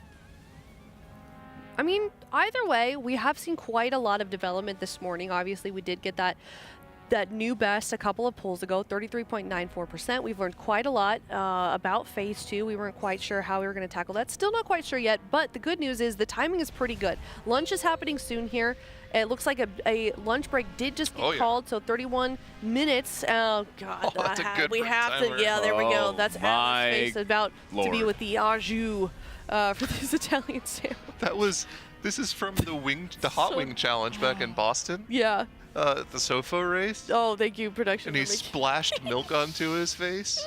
Wow. Oh, man. Oh, no. My God, that was a good tier. Oh, jeez. Yeah, I feel like Atlas might be... Oh, please, can we show Dryny's POV too? Yeah, this is a great screenshot too. Oh, the quad angel. Oh, there you yes. Okay, well, give us the context of this one too. Oh, this was a bit Rygalon. from when Fired Up and Shakib were on a team with JB for MDI. Every single time JB would die in Holy Priest, they'd take a picture of his angel. Right. Yeah. And they'd say it was a rare angel pick. Okay. So that transitioned into the Sofo tier where they were playing a bunch of Holy Priests. Onto Rygalon where they were playing 4 Holy Priests. Yeah. And they got the quad angel pick. This is a rare quad angel pick. Hold on to this one forever. Good. Yeah. For context, this is there's the week or update that you see pop up and also the timer all have, this is all Siori's doing, just silly pictures from inside jokes or things from the, you know, previous broadcasts. There's a lot of stuff in there. You got to kind of, I still see new ones every once in a while, and new ones are getting added all the time as well. Oh yeah, you know, it's a constant work in progress. Likes to have fun. So I was gonna say that's the exciting part about a week or update is you never know what emote or screenshot or picture of somebody is gonna pop up. Yeah, absolutely. All right, well, it looks like we're going to be heading off as well alongside the Raiders and getting some lunch ourselves. Ooh, it looks pretty good today. Ooh, Meg has her hair up. That looks really cute. All right. MyBlue, of course, is one of our amazing sponsors of the Race World First. Would not be possible without them. MyBlue is doing a daily giveaway called the Daily Dirt. Congrats to today's winner, Agglomeration. You win $50 in Team Liquid store credit, so you can put that towards any of the Liquid or Race to World First apparel. And if you want to win $50 in Team store credit yourself, all you have to do is log into MyBlue and complete a quest daily to be entered for a chance to win. Additionally, 10 lucky players who complete all of the challenges can win a swag kit. It can be a signed jersey, keycap, and a Sherpa. That's that anniversary Sherpa. Yeah. So very Oh yeah. Nice. Yes, go fill out all the things. Go do all the things, and you can be a lucky winner of some of the amazing prizes that MyBlue has to offer. We also have community rewards with more players that complete the MyBlue challenges. The bigger the loot for everyone that participates. So play WoW, watch them race, win some stuff. We've already completed the first 2 community rewards, and we're currently working towards the next one. If you're watching the race and you haven't joined Team Liquid's MyBlue event, what are you doing? You get free points anyways. You may as well sign up. Teal.gg/BlueRWF. Sign up today. Sign up today. And with that, we're going to head out. Thank you so much to the rest of our amazing sponsors as well. We've got Coinbase, Honda, Secret Lab, Monster Energy, Alienware, MyBlue, of course, RaiderIO, Wowhead, Warcraft Logs, and DungeonDojo. Thank you guys so much. We'll see you in a bit. Listen, we need to have a conversation about apparel. The fact is, you signed a contract guaranteeing certain concessions. One of those being a spot on this broadcast. Well, that's where I see things differently. Contract or no, I will not sell out for an impeccably designed and high-quality t-shirt. I'm sorry you feel that way, but that's basically the nature of the race. Maybe I'm wrong on this one, but for me, the race doesn't include selling cozy 100% cotton hoodies with graphics specifically designed for this race.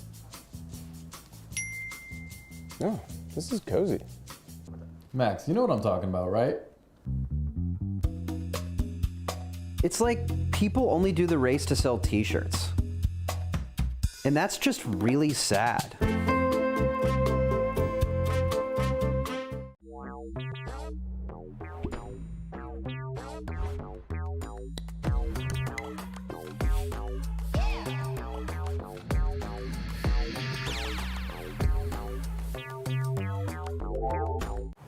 How about this to celebrate our spring championship? I celebrated by getting a new Honda Civic Hybrid. With style, power, and fuel efficiency, it's next level awesome. Get in. Why didn't I think of this? How do you return a billboard? Max, hurry up, they're behind us. Just a few more tweaks. Hand me that tool. This better be worth it. Almost done.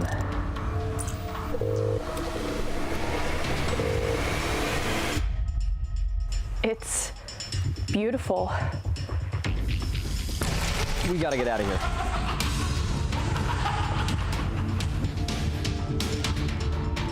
Don't forget the PC.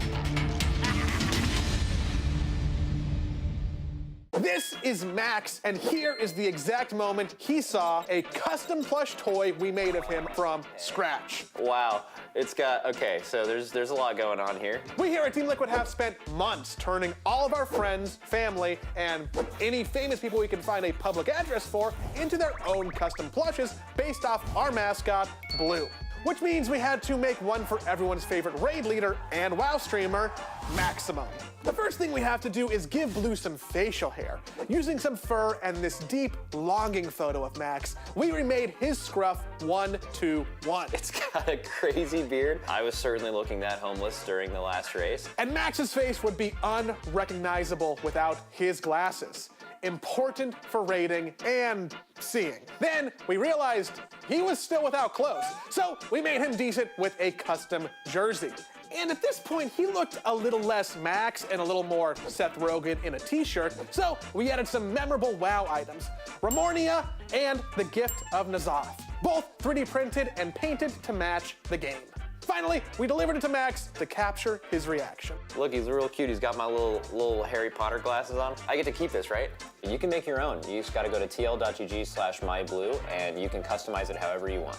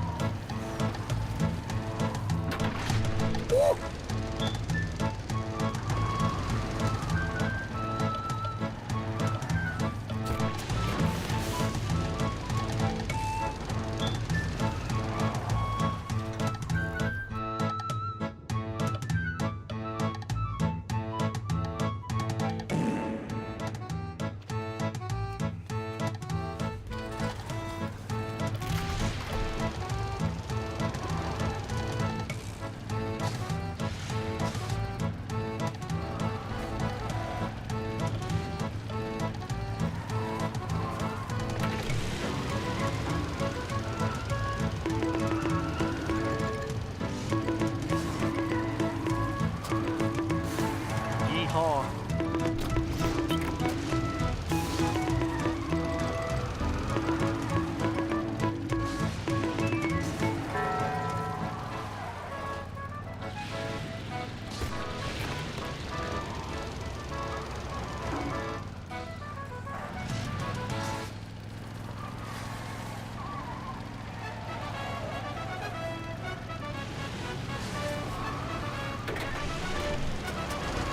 Yeehaw.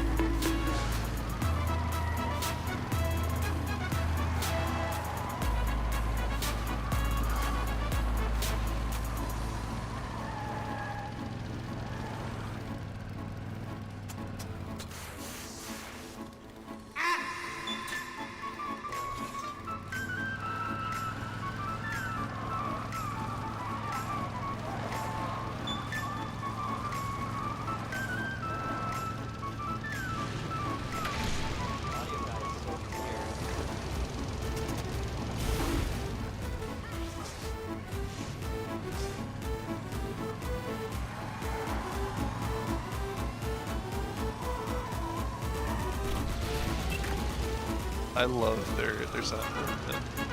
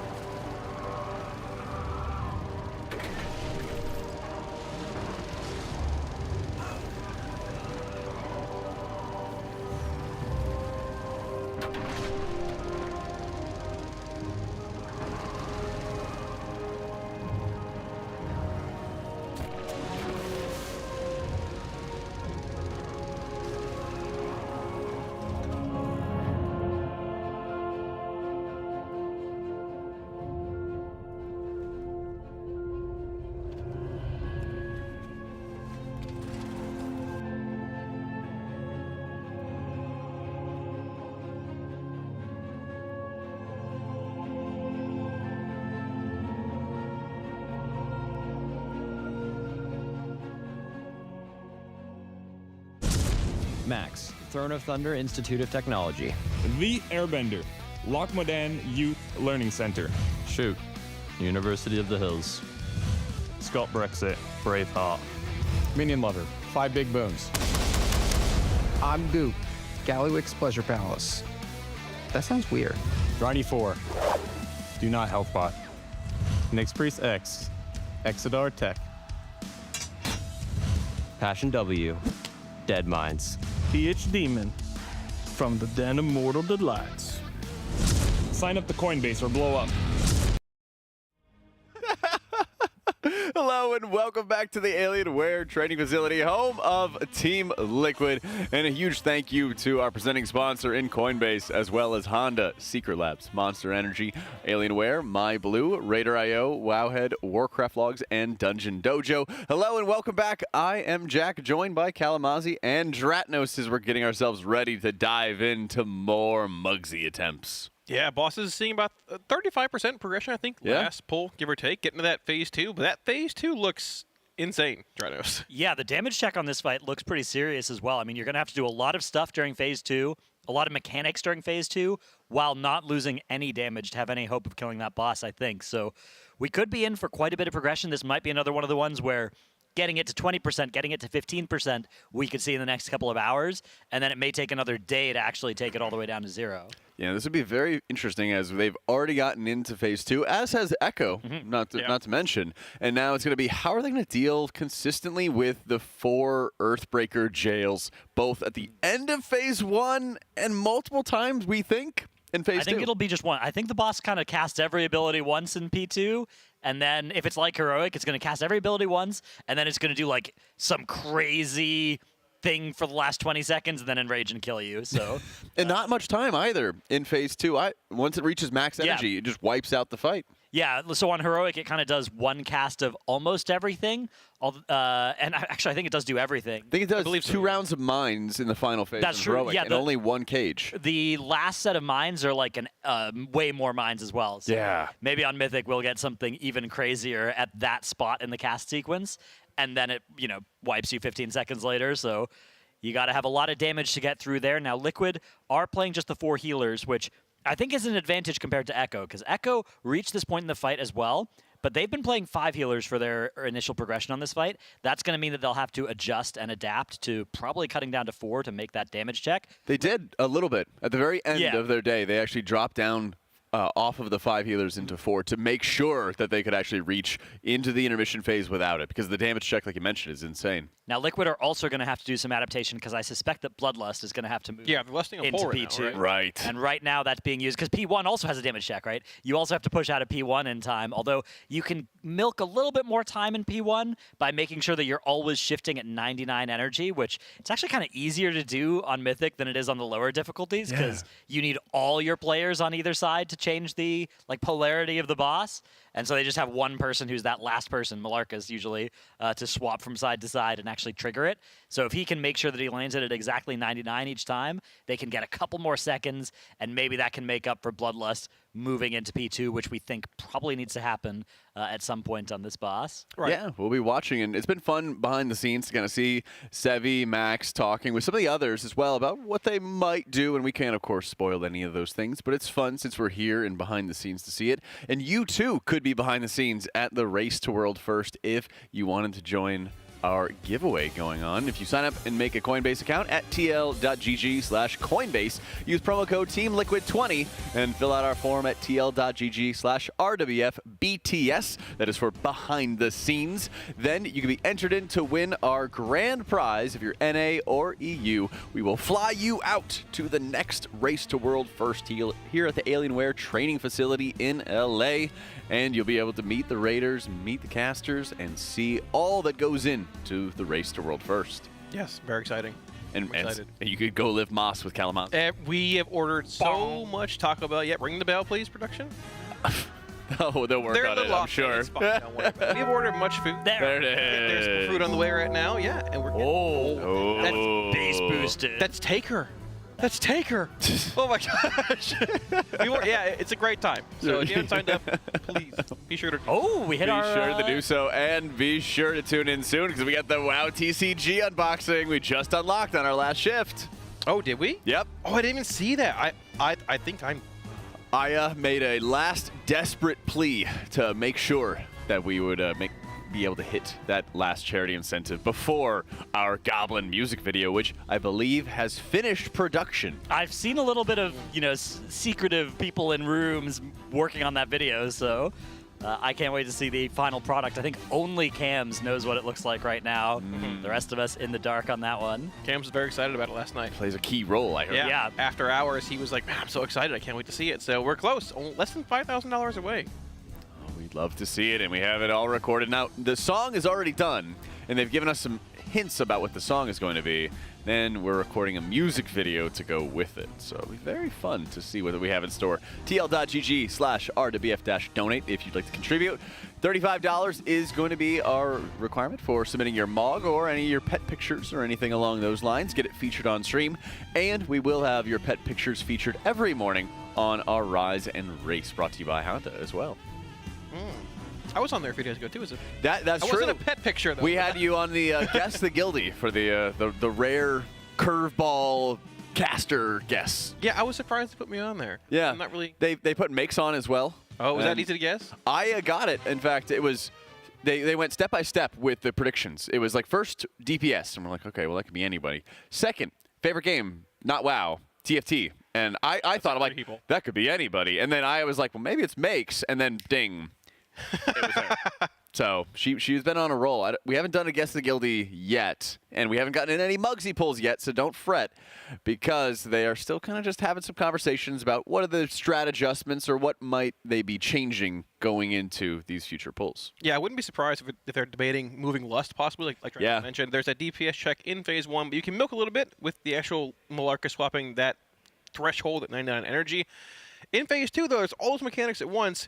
You also have that mythic conduit in the middle of the room just spinning around for the whole phase. So very cool. Basically just a room or space denial, but it's not fixed, so you can't just leave one side of the room clear and then pollute the other side, which is what I thought would be the strategy from reading that ability in the Dungeon Journal. It's a rotating laser, so you basically will have to be really clean, put everything towards the edges of the room, and you kind of want to make sure that there's like, oh, we need to make sure that there's some hot mess in this spot in the room, because when the laser is putting us there, that's when we have the Frost Shatter boots, and on Mythic, you need to clear those in the hot mess. So it all kind of feeds back to how you want to place all the abilities in P1. You have to have a really solid through line for the whole fight. But were they playing 3 mages recently? Is that I see, because I can see their comp switching around, and I think they might be adding in a 3rd fire mage to this encounter with Dranako potentially on that, which could be potentially. It makes a lot of sense, right? If you look at this fight, those goon cages with the goons in there, they are basically impossible to hit with anything from outside except for an ignite. If you can prime an ignite on them, and yeah, you can see here we have that 3rd mage. I'm not sure how long that's been in here, but it looks like I think it might be a post-lunch adaptation, because I think Dranako was on the lock before. Yeah, he was. Yeah, they are swapping that 3rd mage. We were talking about it a bit during lunch. I mean, our Warlock seems good on this fight. Deshra's fine. You can cleave those cages. You can Demonic Circle out of the cage to avoid some of the damage. Get a little bit of milk damage in and help the soak, and then get out afterwards. But yeah, the profile's not bad, but Mage has been pretty solid. So, like you talked about, that spread cleave, right? Yeah, the Ignite. Cheating cleave, right? Blizzard has some like smoke bomb stuff going on where you can't target into the cages, but the mages are cheating and are able to still do that with Ignite, which, obviously fire mages cheat in some different way every tier, but this time around I think there's some, you do some work to make sure that you actually prime an initial ignite on them, and then it will continue to get updated based on the ignite that you have on the boss, which is nearby, and that will stay a massive ignite helping you kill off those ads. So that's definitely a big thing to look out for on this boss. Those fire mages really carrying the, and once you handle that mechanic, that lets everybody else focus way more on the boss damage as well, right? Which is a really valuable thing to be doing. It is. We saw them kind of blinking in and having Ultra time to further get out so they could spread the Ignite and then kind of jump out once again. Still add a lot more boss damage, which also seems like it's going to be a massive priority onto it as well. Yeah, I don't know if we're sure how ahead or behind we are on boss damage necessarily, but I mean, if you can find a way to squeeze a bit more in, like making that mage swap, I think it's definitely worthwhile doing early on here. There's also a clip of Max. I was linked in my Discord. So it's public, it's out there. Max said if there are no raid buffs, you play only Windwalkers this raid. They are just that good. Whoa. Which, I mean, barring some fight restrictions, Windwalker has been the breakout class, I guess, spec of the raid so far, compared to the thought, for the most part, I'd say. They have always gone down on the number of Windwalkers that they started with on any of these fights. Yeah, which is interesting. I mean, there are a lot of variants. There is a lot of variance in damage profiles this tier, but I think as far as raw damage is concerned, they're probably the strongest, right? I don't know. They definitely do a lot of damage. I mean, the single target is very good. Their cooldowns are great. It's also a spec that is pretty survivable, mobile, right, which are two characteristics that are often tested on these mythic fights. Mage is also highly survivable and mobile. So yeah, Windwalker is kind of that melee mage this tier. No surprise that we're seeing a lot of both of them. I mean, they're mages. They're Blizzard's favorite. Yeah. I don't see it. Yeah. The sky is blue. This is how it goes. So is mage actually perfect. There we go. Yeah. This is how it goes when there's not 3 warlocks in the raid. It's like when your parents have you're the favorite only child, and they have a new child, and you're like the outcast, like being a warlock. Now we used to be the favorite. Now we're just like pushed to the side, and we're getting neglected. I feel so bad for you. Well, you used to be a rogue. You know how it feels too, right? Like the rogue is. This is one of the most endangered that rogue has been since it got atrophic poison. Last time before this that you had a tier where you could sit a rogue for a fight, which they did sit one on Styx Bunkjunker. It was like Castle Nathria was a tier where people didn't play rogues, but that was before atrophic poison. This is definitely a one rogue tier, which is unfortunate. This is a fight that's also not particularly conducive to rogue. They don't really get to cheat in any cool ways. Yeah, they're not able to get out of the cages or anything like that. Yeah. They're just kind of locked in. Yeah, I wonder, you could maybe buffer a grappling hook if you were outlaw, but that would require you being outlaw, which is something that we very rarely see outlaw rogue in the Race to World First. Even when it's pretty good, it's a spec that just it's very different than the other rogue specs, and there are a lot of inherent strengths that assassination and subtlety have that it doesn't. Assassination is usually you see assassination. Usually assassination is kind of the Race to World First spec. This tier around it's subtlety, mostly, right? Yeah. Assassination has the kind of inherent strength that if the sim DPS is the same, assassination, a lot of their damage can still be done if they have to go run away for 5 seconds and do something because they've got those bleeds and poisons ticking. This time around, assassination fairly undertuned. It got a little bit of a buff a couple weeks ago, but still a little bit below the curve. Yeah, but subtlety is the spec of choice for bringing that atrophic poison. A bit interesting, we didn't see any class tuning post this week as well. Yeah. Yeah. Which we usually do for the underperforming specs. It's weird, we've only had a couple of races here without the heroic week, right? I think this is the 4th tier with no heroic week. All the Dragonflight tiers also had no heroic week, and then, of course, it returned for a brief period in Nerebar Palace, and it creates an interesting texture where there's not really a good week to do that last-minute tuning and balancing because everybody's already kind of started committing to their characters, right? Not just in the Race to World First, but guilds all over the place, right? You've already started, kind of locking in what your main's going to be. There's not a great opportunity for them to do that heroic week tuning pass that historically happens on those heroic weeks. Now, in Dragonflight, we did see some tuning passes on the Fridays of the first week of Mythic, but I think the perspective from Blizzard is probably if it's not turbo broke, don't fix it for these first few weeks and kind of actually see what the lay of the land looks like as we really get more of this information from Mythic. But I am kind of sad that some of the underperformers haven't been buffed at least. I don't mind leaving the overperformers in a good state here because it would obviously suck to be gearing one and playing one and then have it get nerfed out from underneath you. But stuff like Holy Paladin, like the rogue specs, like Assassination Rogue, Outlaw Rogue, Survival Hunter. There are some specs that I think it would be safe to give a little buff to even here at the start of Mythic progression. Buff Affliction. Yeah, poor Warlock, of course. Warlock. Only all 3 of their specs have seen play. They're only playing 2 of them here with no raid buff in the Race to World First. I know. Yeah, clearly. And they would be playing the 3rd, except probably Dranako. Dranako was the swap from Warlock to Mage, so I'm not actually sure that they have a way to play 3 Mage, 3 Warlock. They can play 2-3 of either configuration, but I'm not sure they can even do 3-3. I don't think you want 3 here either way. Yeah. I think third mage is better than third lock. Maybe you'd convert like Sang into a third warlock if you had the access to it. Although I guess the rescue is nice. Yeah. He's like the evoker overlord. You can't do that to him. Come on. Like that's all he does. That's true. Yeah. I wonder if you're getting great value out of time spiral or spatial on this fight. Not really. I mean, there's always a way you can make spatial be very valuable at least, but I mean, time spiral might be good for like the large move they have to do when they go from the entrance of the room. Yeah. They have the hot mess there, and then they're shifting to the other side after they deploy mines. That could be. How does it interact with ice skates? Like the frosty wants to go out, which you freeze the bombs with or break the walls. Is there any like trickery you can do with that? I think it carries your momentum a good bit with the ice skates. Right. So if you like rolled, then you would continuously slide at like a similar momentum level. Okay. Which is nice, but they're usually trying to get rid of that they really clear it as instantly. fast as possible, yeah, with just being in the hot mess like as it's spawning. Okay. Which is pretty cool. When I saw that mechanic, I thought, oh man, it's going to be like Heroic, except you have to keep sliding for longer, but you actually slide for less time than on Heroic, because you can get that frosty, slidey, slippy effect removed before you even have the Frost Spears fire. Yeah, I remember testing it on PTR, and we started on like the Cobalt side, just to make sure we get the hot mess deployed from the beginning. Which is what they do as well, yeah. Well, they start on the right side. They've been starting on the fire side, so that way they deal with the jails, and then they have about 20 or 30 seconds of people being on the ice skates, and they have to just sit there and deal with it until they get that first hot mess whenever they phase transition. So it's been pretty interesting. They have to deal with it a little bit at the first part, and then afterwards it's gone almost immediately.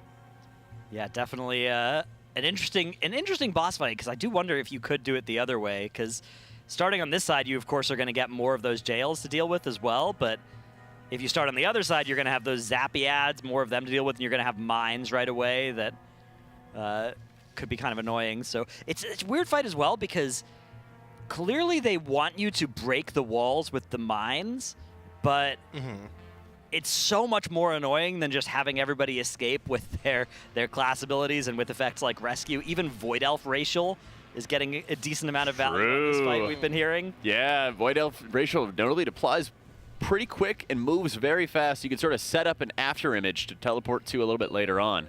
But, now looks like we're going to be getting into some polls at long last. Get to see how Muggsy is going after all of the conversation about strat adjustments. All right, here it comes. Poll number 38 of Muggsy Heads of Security.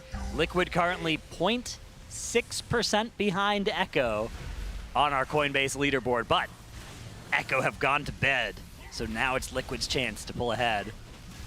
Yeah, we do see less being committed on pole here. And starting on, they're calling this the dirt side. Yeah, dirt, as well. mud, I hear it called. Yeah, the brown side, dirt, mud, that works. Similar to Heroic, both Goon Cages coming out here early on. Yeah, this one's kind of done natty, right? This is this is a set that you can handle without having to do any sneaky stuff. That's because it starts with just the 2. The next set will be 3, and all future sets, it looks like, are 4. We don't know if there are any 5 sets, but it doesn't seem like it is. It seems like it kind of caps out at 4 of these cages if you get them.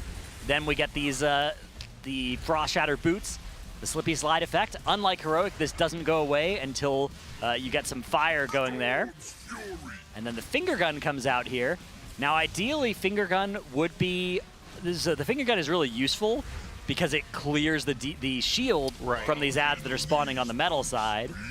But of course, that first set, there aren't any. But yeah, you can see these Electroshockers have the shield. And these ads are going to live for a long time, because they will only go away, they'll only get that shield broken once we get to the next Finger Gun, which is in like a minute and a half. Yeah, it's a very long time, and once they kill off that wave, another wave spawns almost immediately. You pretty much have full uptime on at least one set of these Electroshockers, and it puts these little circles around people, and that just is like an AoE around them that you just gotta get out if you can. It's not the end of the world if you zap your raid a little bit, but it's not great either. Now here comes that hot mess, Big Soak, being cleared, and that's removing everybody's boots. You can see they have a nice big new cleared weak aura, letting you know when you've got that removed. And then we take that circle from the tank circle to one side, the spray and pray to the other.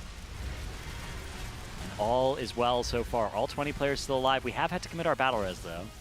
Yep, so no res available for another 2.5 minutes here, give or take. Swapping back to the dirt side here, and this is where you're going to see those ramping cages coming out. There should be a 3 set here, I believe, in that next overlap, which we're going to see momentarily. I believe it comes in the like cadence-wise next here, Dretnos, correct? Yeah, so here we go. Yep. So you have 1, 2, 3 being spread pretty evenly across the room. One actually heading back to where that metal side of the room is. Now the cool thing about this, and the reason we're playing 2 Warlocks, is you can indeed DPS these cages down, leave the goons inside, and teleport out before they explode, helping soak the actual mechanic a bit, doing some damage and getting out before the actual damage from the break comes in.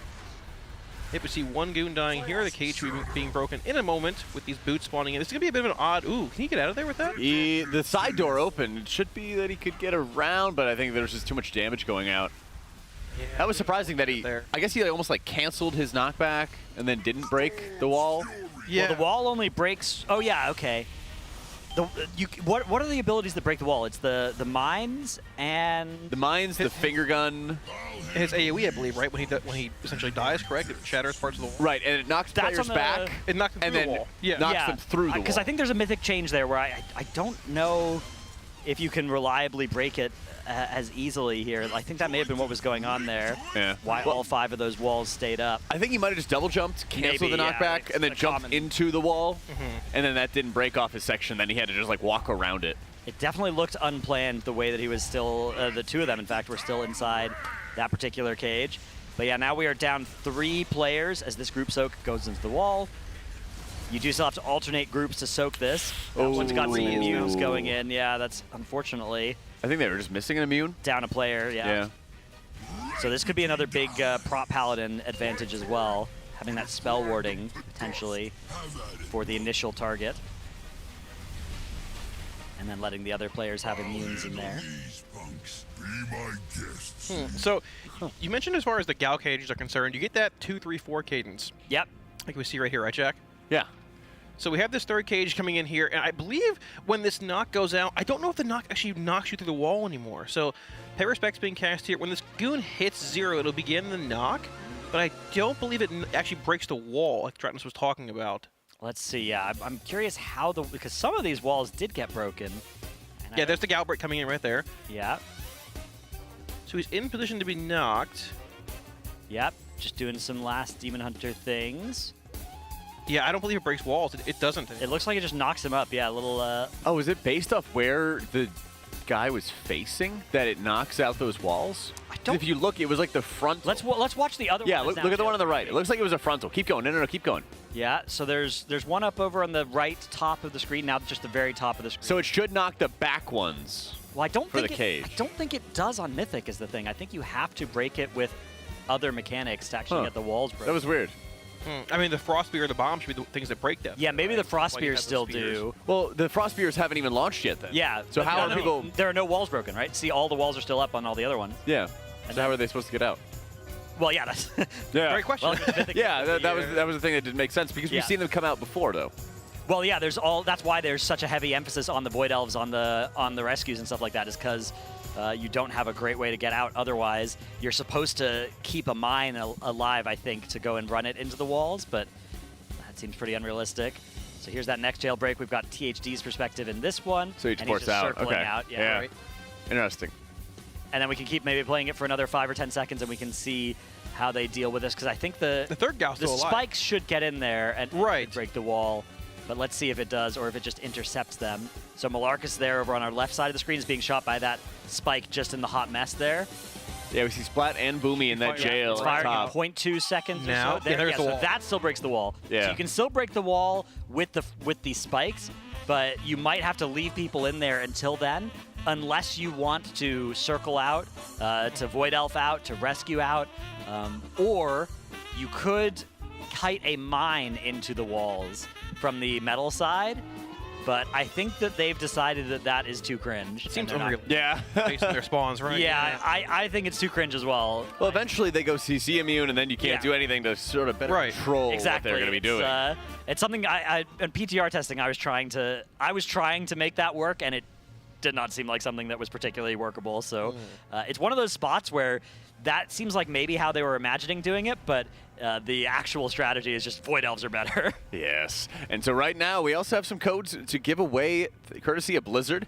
If you type #Undermine in chat right now, you can win a Grizzly Hills Packmaster, an Auspicious Arborworm, or the Winter Witch Bundle, and it's open to NA and EU. So all you have to do, type #Undermine in chat to be entered for a chance to win, and keep an eye on your DMs for the mods so they can give you the code if you've won. I need all 3 of those. I'm actually entering. All right. Good luck. Make sure you keep an eye out. I want that Winter Worm. Auspicious Arborworm, whatever it's called. The Winter Witches Bundle. I don't have all 3, as we can obviously tell here, so.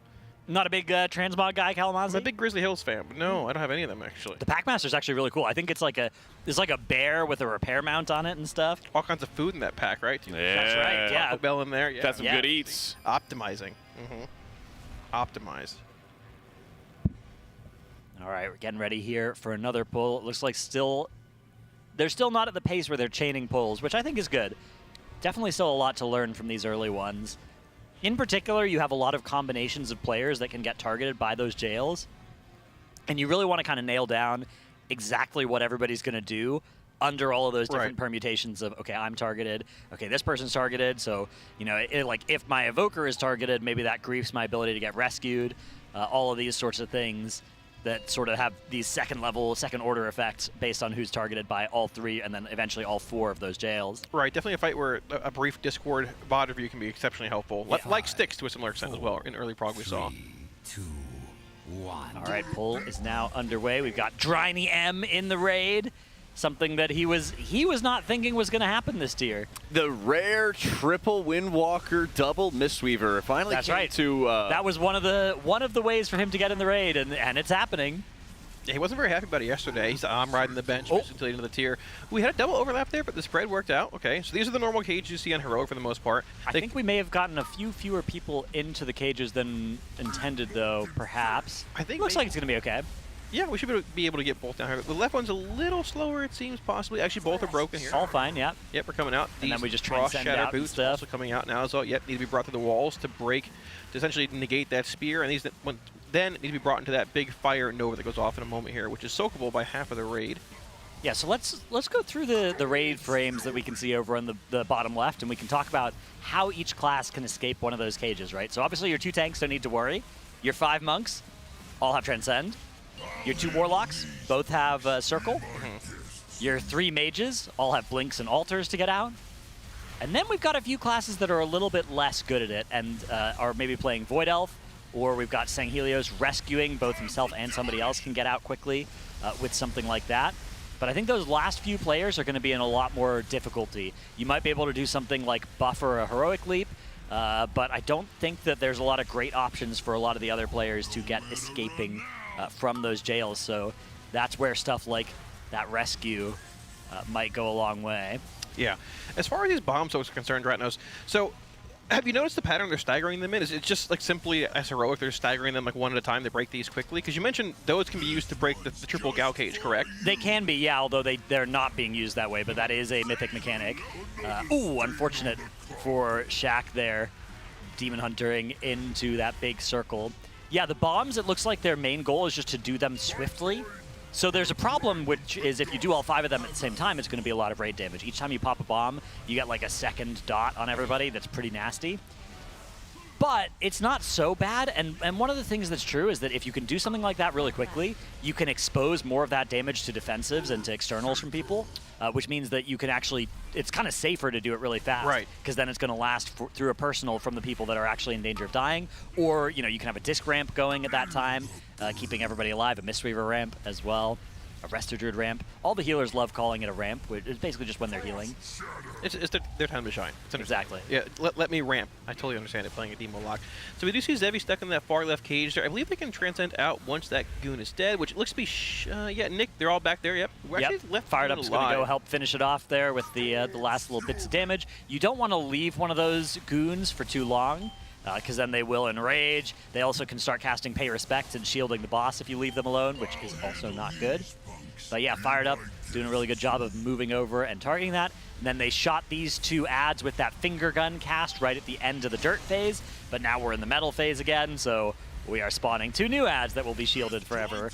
So forever until a new finger gun comes out, basically. Yep, and then the next one's will spawn, and you basically are always there. So, okay, we can look at those mines like you said, and the goal is just to kind of do these 1, 2, 3, 4, and then 5. You can leave that last mine. So there are a couple of things that the mines can be used for. You can have your Frost Shatter boots spikes go into them. You can also have your tank line go into them. Both of those are, and you can also run them into walls. All of those can be used to break the mines, but it's a little sketchy. Liquid have decided instead that they'd rather just pop them all themselves and deal with those mechanics other ways. Impact does go down there after soaking that, or after getting hit by that tank effect. Does Onk back up? Yep, should be seeing that third dirt swap here, which is going to be bringing all 4 Gal cages at this point too, which is going to make things very tough, difficult to navigate. But let's see if we can get through this cleanly here. The boss is at 47%, about 7% from that phase 2 push here as well. Yeah, next set of cages coming out. Little miscommunication. Little oopsie. You can't stack these, of course. That will cause them to immediately enrage, but you could see there was just a case of not realize, like 2 players kind of in the same spot, one of them blinking, unfortunately, onto another player that was also there with the cage. So, yeah, that's just an oopsie. The boss now shielded by that pay respect, 45.4%. That pool was looking quite good until that point. We did have the 1 death for a Birez, 1 death for an Onk, but it all was still playable until the incident on those jail cages. Right, 33.94 being our best percent.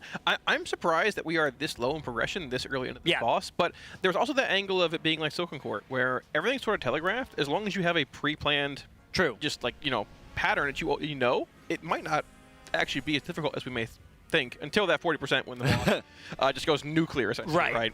Now that also may be faster. It may be some fairly fast progression this week because this boss might be, objectively quite hard, and it might have been 250 pulls if we reached it last week, because last week they might have gotten it down to like 4% and then enraged and then had to keep optimizing for another 100 pulls. Right. This week that might not happen because we're pulling this entirely in week 2. So the pull count might be a lot lower on this boss than it would have been if Styx Bunk Junker had been a reasonable boss. If Sprocketmonger had been a little bit easier as well. Right. And then they'd reached it last week and had a lot more work in pulling it. But yeah, you can see the replay here of the incident on these cages. Oh, that was odd. It was a front left and front right assignment so there. I think that what that assignment may have been which one for him to go into if he hadn't be the target, but of course he was the target there. I'm not sure if that's a private aura or not. If it is, then of course you can't know if you're being targeted unless they did a macro press, which there's not enough time for there. Right. So that weak aura might just come up and remind people where to go in general, and then they have to adapt if they're targeted. If it isn't a private aura, if it's actually possible for weak auras to read that information, then yeah, it should either it was played poorly or the weak aura needs to be adjusted to actually have that. Now, it looks like they're not actually doing the formations that the weak aura says, which means I suspect they've adjusted the formations and the weak aura is just lagging behind a little. Yeah, they are bringing that 4th cage to melee there. I mean, theoretically or realistically, when they're doing it in the 3rd cage as well, one is basically the boss. They're doing like a line rather than a square with a corner missing. Right, yeah. I assume just for less movement from melee, a bit more uptime on the boss, a bit more cleave when the cage is broken there as well. Also maybe placing the cages closer to the walls, right? Having all of them against the wall rather than some kind of more central, because they are going to need that space during the last phase of this fight. You have to use the whole room. You can't just crowd up the dirt side and then play it all on the metal side in the last phase, which I think initially that was my expectation for how the last phase was going to work, was that you had to play it all on one half of the room, but you still have to do that, but then it's a rotating half. It keeps, that laser keeps spinning in the middle of the room. Very cool, very mythic end to this fight. Yeah, and even when they break those walls down, they still have an earthquake field that is left over from the goons, and that's going to be really difficult if the room is going to be filled with that as well. I mean, they could even be worrying about some of like the static charges going into those a little bit later on down the line. So they have to watch out for that, just like you have to watch out for ads. And so if you don't want to have any ads throughout the rest of the Race to World First, see if you have a Twitch Prime sub. It's totally free, supports the Race to World First, and if you wanted to give some subs to your friends, that would be amazing as well. We are running ads at the top of every hour, so if you don't want to have to deal with any ads, all you got to do is sub. I got a Prime floating around, actually. I use mine for you, actually. Wait, is that a monthly thing? Yeah. Oh, so you're not tier 1 sub to me. I mean, thankfully, a Prime sub is equivalent to a tier 1 sub. Caught. Exposed. What? Chat. I give it to you every month. I mean, it is. A Prime is equal to Tier 1 sub, but I have Tier 1 sub to you, which automatically renews. Well, I tune into your stream so often so that I never forget and to make sure that you always get my Prime. So now you're lying to chat. What? I do. You want to see how many points I have? I probably have like dozens of channel points to you. Like 24, 36 maybe? Yeah. Yeah, okay. That would be dozens, yeah. A bit, yeah. You call yourself a Kalamazoo fan? I'm loaded on channel points. I highlight every message. I do highlight every message to him because it's my resub message. If Dranos even follows my channel. Okay, well, so that's okay. He didn't sub to me for a while. It's okay. I'm subbed to him on neither did you. YouTube. Oh, thank you. Well, that's you know, you win some, you lose some. That's right. You know, it either happens or it doesn't. It was like last race, I think, where you subscribed to my YouTube. I'm literally just oblivious. I saw him do that and then immediately go and mute it. Yeah. I actually don't mute them because I don't really read them in the first place. Like, any channels. That's That's messed up.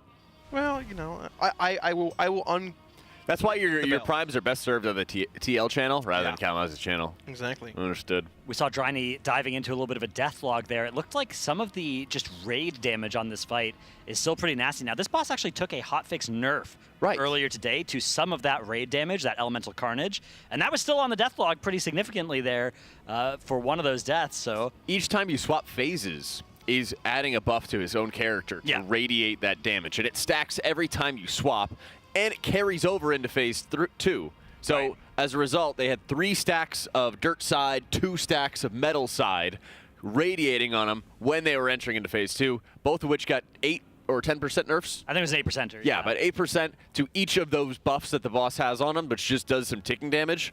And when you have that, in addition to the mines doing damage and having a negative heal absorb, which must be healed off first before you could push up people's health bars, it gets really insane. That's what you're referring to when you reference a phase 1 DPS check in a sense. Is that stacking buff a bit as well, Dranos? Yeah, you want to be able to beat the boss before having to push to the other side again and cast another one of that elemental carnage or the equivalent on the other side.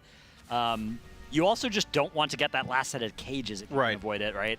You want to be able to push through. There are just mechanical overlaps that you want to avoid as you are pushing this boss. Now, those timings may change as a result of moving the lust as well. We might move into a world where it's like, okay, we actually can do another 30 seconds of this phase if it frees up our bloodlust and our cooldowns for the start of the last phase. Maybe we actually even want to stop damage to get through the last phase after a favorable set of time where there's not a huge amount of casts and we can sort of recover and prepare for the last phase. But yeah, it's going to be something to look at for sure. A pull timer is coming out once again. Big smile on Firedup's face. That's what we like to see. The vibes are good.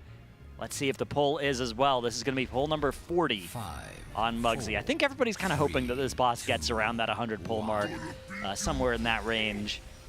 Would be a little disappointing if after Styx and Sprock, this was a 50 puller like well, this one Bandit. Should also be pretty interesting, as it's not only going to be about how many pulls total, but also how long you have to spend on the encounter. True. Because it feels like this boss fight does take a long time to be able to get later into the phases, and a point of, like, the crux of progression is really the end of phase 1, and then we're probably going to have like 2 or 3 different major areas in phase 2, which will stymie teams. Yeah, I'd venture a guess it's probably around a 9-minute boss fight, give or take. Not double lust territory, but definitely double pots.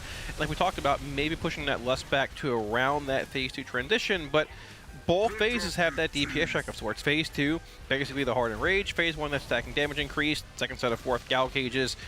And I think the 34% being our best on the board is a bit deceptive. You will probably see, like you said, a significant amount of pulls getting into phase 2 and then trying to find the DPS check or meet it. Look at the mechanical overlaps. How do we address this? Like we talked about, I don't think any of us expected that big rotating beam on the middle of the room. I thought it was just one side of the room you're stuck on and that was it. Yeah, I was kind of thinking, so one of my thoughts on how it was going to work is that maybe it cut the room in half and you had to have half and half on each side and like Mug in the middle, or Mug Z in the middle. Mug on one side, Z on the other. Yeah. It's all coming together.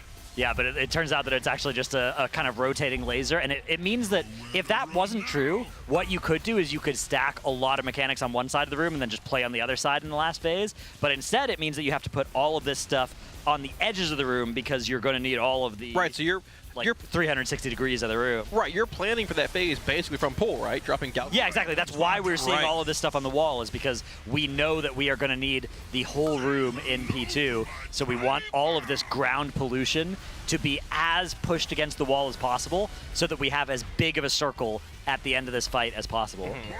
Yeah, very interesting. It's a cool way of approaching the fight, too.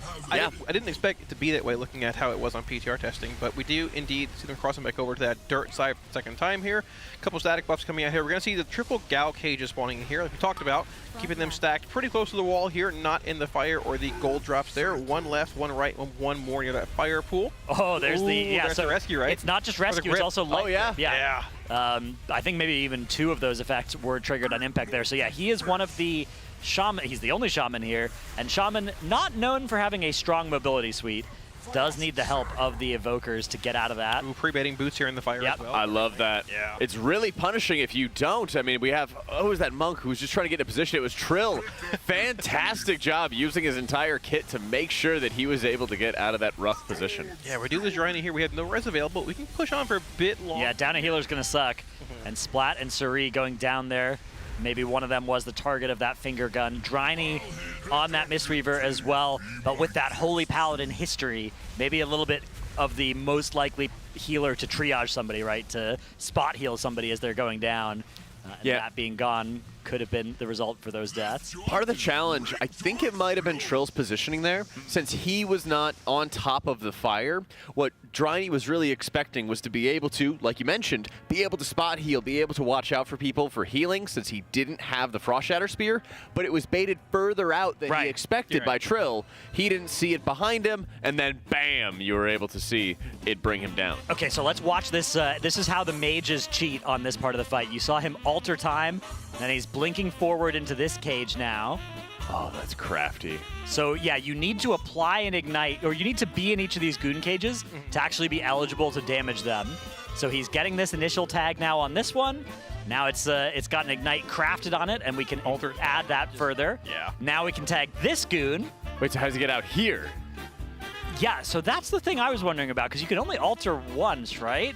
So I don't know how he managed to do that. He's not a Void Elf, I don't think. I think he's still a Dwarf, because I can see Stone Form on his bars. Yeah. On his bars. So yeah, I'm actually not sure what ability sequence is allowing him to get out here, because I would have thought Alter would have just let him do one of those 2 jumps that we were seeing through the walls. Chat was saying displacement?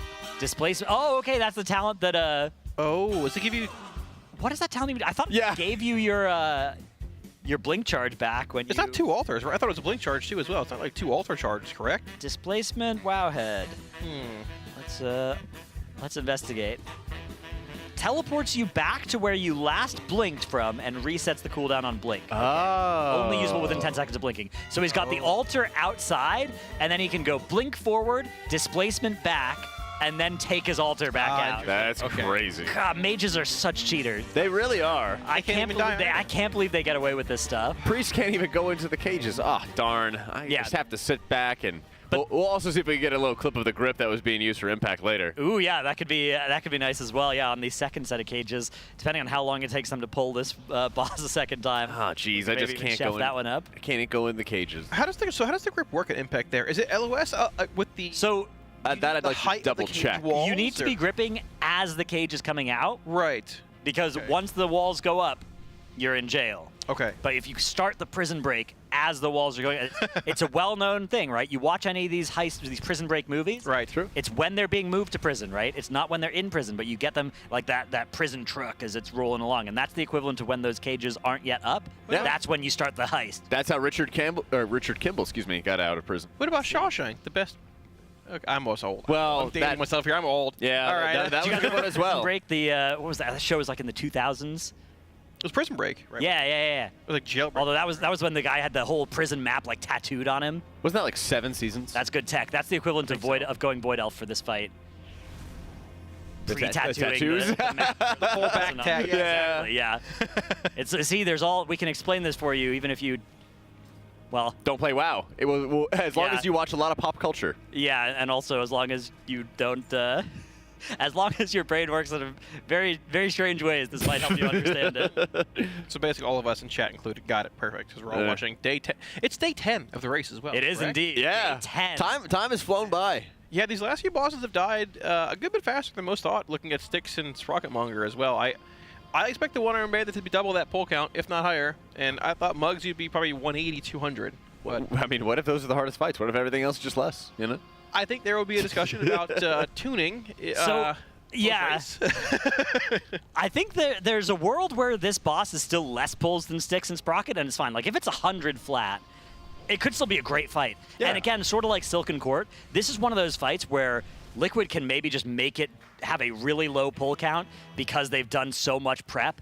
But yeah, here is a look at the wipe, I believe. I believe it's a Relu splat with his finger gun. Yeah, the finger gun just coming out. And yeah, you can see the end of that pull. We've got Scott's perspective here, but this is the writing's already in the wall here as we've already lost 2 players. They also are really far out of position for swapping with the energy level. Yeah, it's at 98 so, here, basically. Well, this is when they're swapping into the metal. They did. So yeah, what's happening here is Malarkus was standing in the dirt until it got to 99 energy, and then he is the last person to move over, because unlike Heroic and Normal, on Heroic and Normal, Mugsy's side is determined by where the majority of your raid is. On Mythic, you can only swap it by having your entire raid on one side. So what they were technically still in the dirt phase there, even though 19 of their players were on the metal side, and Malarkus was the trigger for it to switch to the metal side. He stays back because he's on that hunter, and he can very easily be the person to be looking at the boss energy instead of his 2-button Beast Mastery Hunter rotation and move at the perfect time. You a little biased here, Kratos? I'm sorry, 3-button rotation. My bad, Hunters. I didn't mean to slander you guys there. 3-button rotation. That's right. Put some respect on their name. All right, well, we are indeed back into phase 1 here of Mythic Mugsy. As we see... Let's see. Okay. Where's him back doing? So in the first one, he's not going in. Not in the goon cage. Yeah, staying out here. I think he's only getting the rescues or the life grips if he is the target.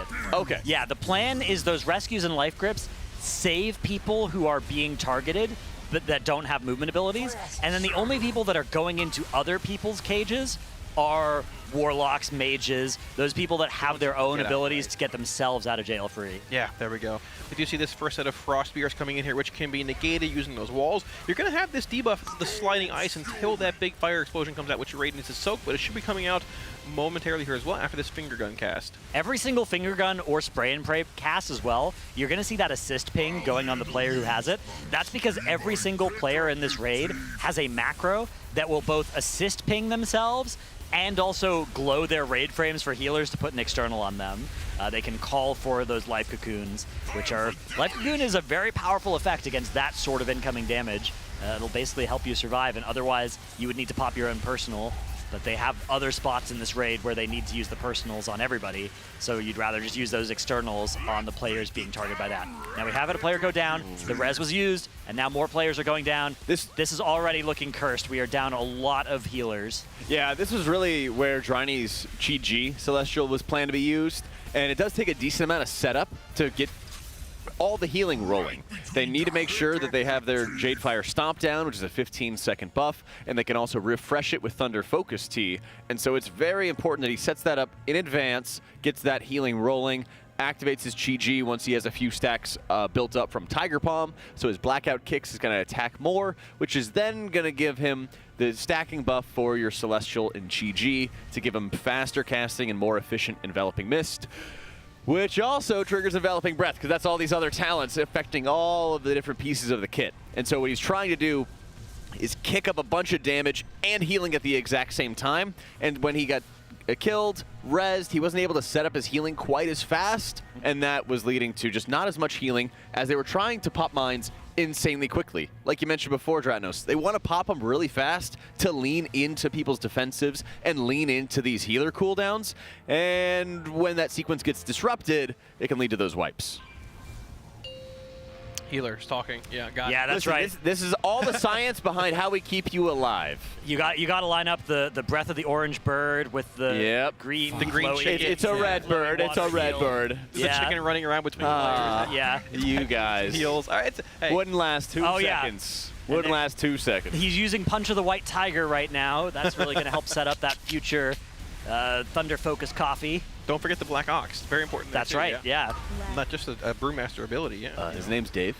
Yeah, that works too. Dave's pretty cool, yeah. Going back soon, Pandaria Classic, right? See him for... Yeah, Mob Classic. Y'all don't know.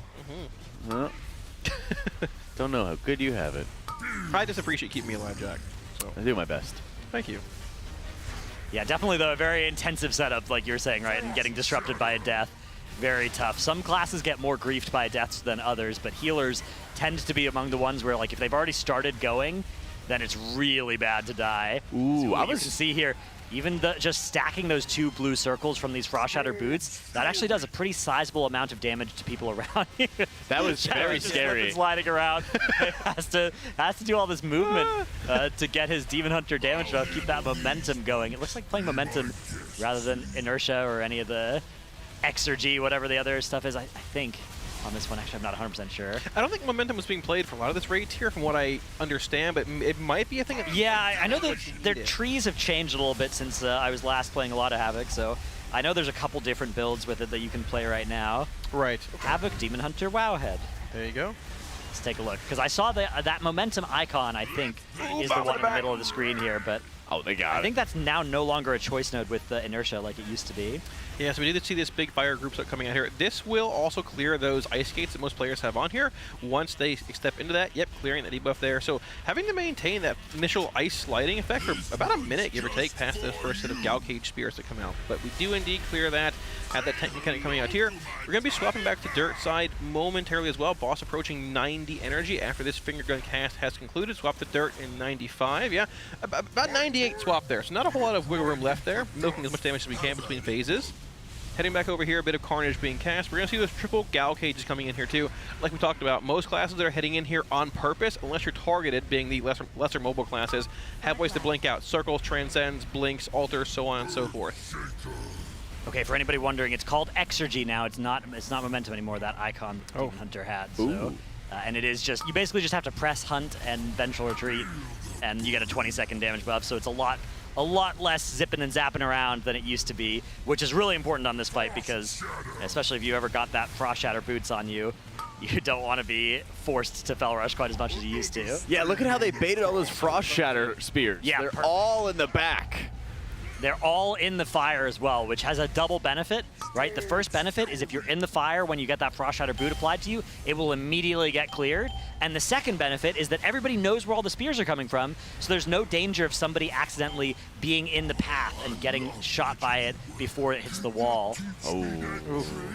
But unfortunately, that was energy. Yeah, so that was Malarcus probably failing to move at 99, yeah. And that's the tough part there, because if you move at 98 instead of 99, you don't wipe, but you lose a second of DPS. But if you move at 100 instead of 99, you do wipe. So there's some incentive to kind of play it a little bit safer, but I suspect they really want to maximize that damage, and so they're telling him, go at 99. Right. Yeah. Right? And you know, if you go at 98, it's also bad. It just doesn't instantly wipe us, but it's probably worth it for them to have him practice and learn that full 99, or maybe somebody else was accidentally still in the mud as well. Right. You do, of course, need all of your players to swap sides, to switch Mug to Z, and vice versa, which is a mythic change on this fight. I actually really like that type of change, though. I like how much control it gives you, precision on that kind of swap. I was going to say, I feel like it's better since everybody else can just get into position early. Exactly. You can say, oh, okay, you can stand there whatever you want, but everybody has to be over there by the time that, you know, at 95 energy, so that one final person can cross the line. Right. It is cool. It gives you a bit more of like a, you can almost like choose your cadence in a sense at which you want to play the fight out. For the most part, you'll swap at 95 plus, right? But I think it's cool. I wouldn't even mind it being a thing on Heroic, honestly. It changes the fight in ways that you might not have thought initially if you want to maybe swap earlier or later. Yeah. It gives you the choice to do it on your own. You just have to make sure you're there before 90, yeah, 95. I mean, if it was still like Heroic, you could still do it precisely. You would just have to have a planned, okay, U10 are on this side, right, U10 are on this side, and then you still have somebody being the trigger person. I doubt much changes based on just the boss's energy and needing to milk, like, you know, before that 100 in each, like, half the room phase, right? But, Jack, I want to harken back to your discussion about Mistweaver and Brett and Disc, actually, after this replay here. Sure. Okay, yeah, so this is just that full energy cast. We could even go back a little bit before it starts, because once it starts, it's already too late. Here. Right, yeah. Yeah. What was your question, Jack? So, what's the difference between Disc and Mistweaver ramp? Are you punished as much as Mistweaver dying in a ramp, or is it more Disc? They both kind of are. Okay, so he's basically sitting up in his chair. Here we go. Yeah.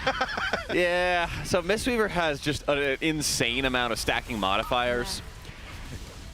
It's actually just kind of a mess. If you look just above his health frame, There's a sort of like reverse L where you can see that like red crane, and then to the right there's a couple more buffs. And then there's one that's like white and red, and it is just above his health where it says 10.7 million.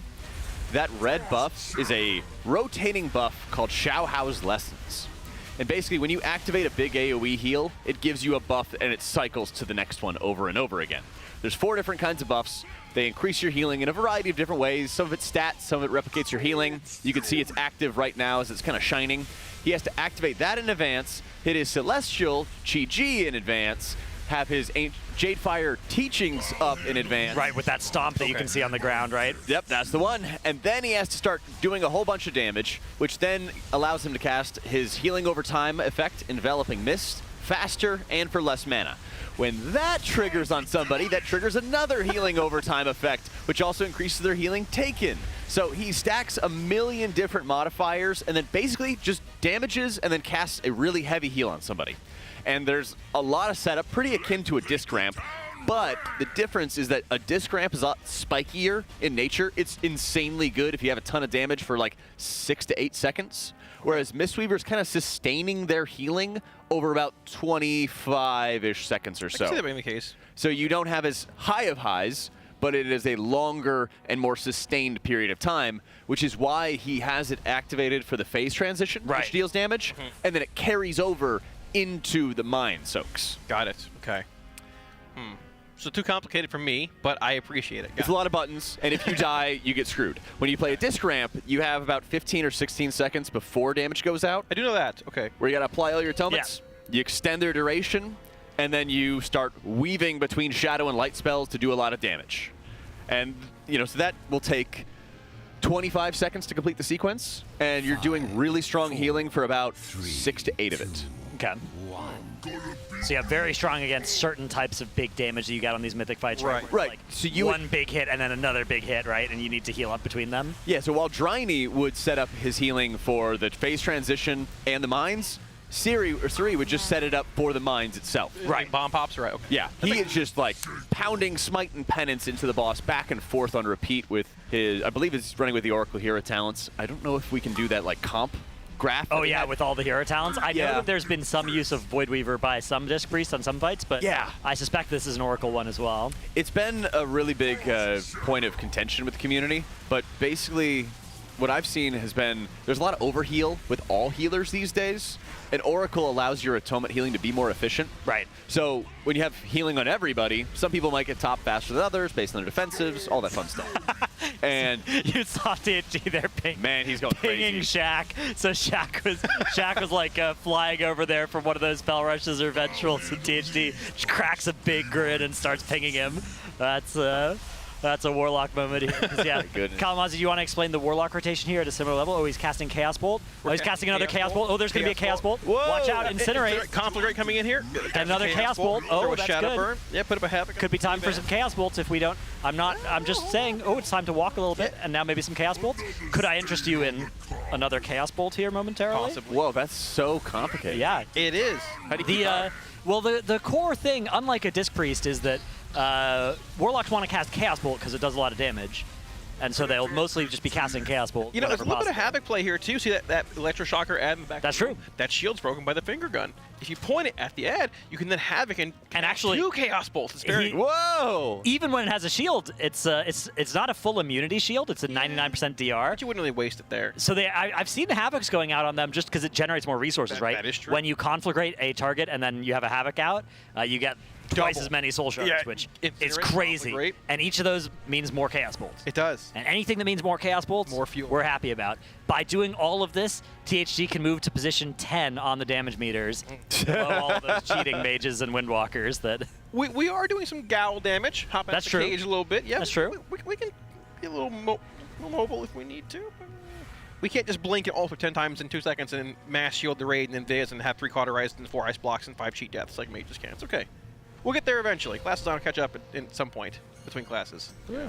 All right, quick pull timer this time. They've been pulling really fast these last few pulls. Yeah, well, because something that's been true of the last few pulls is that the wipes haven't been to interesting new stuff.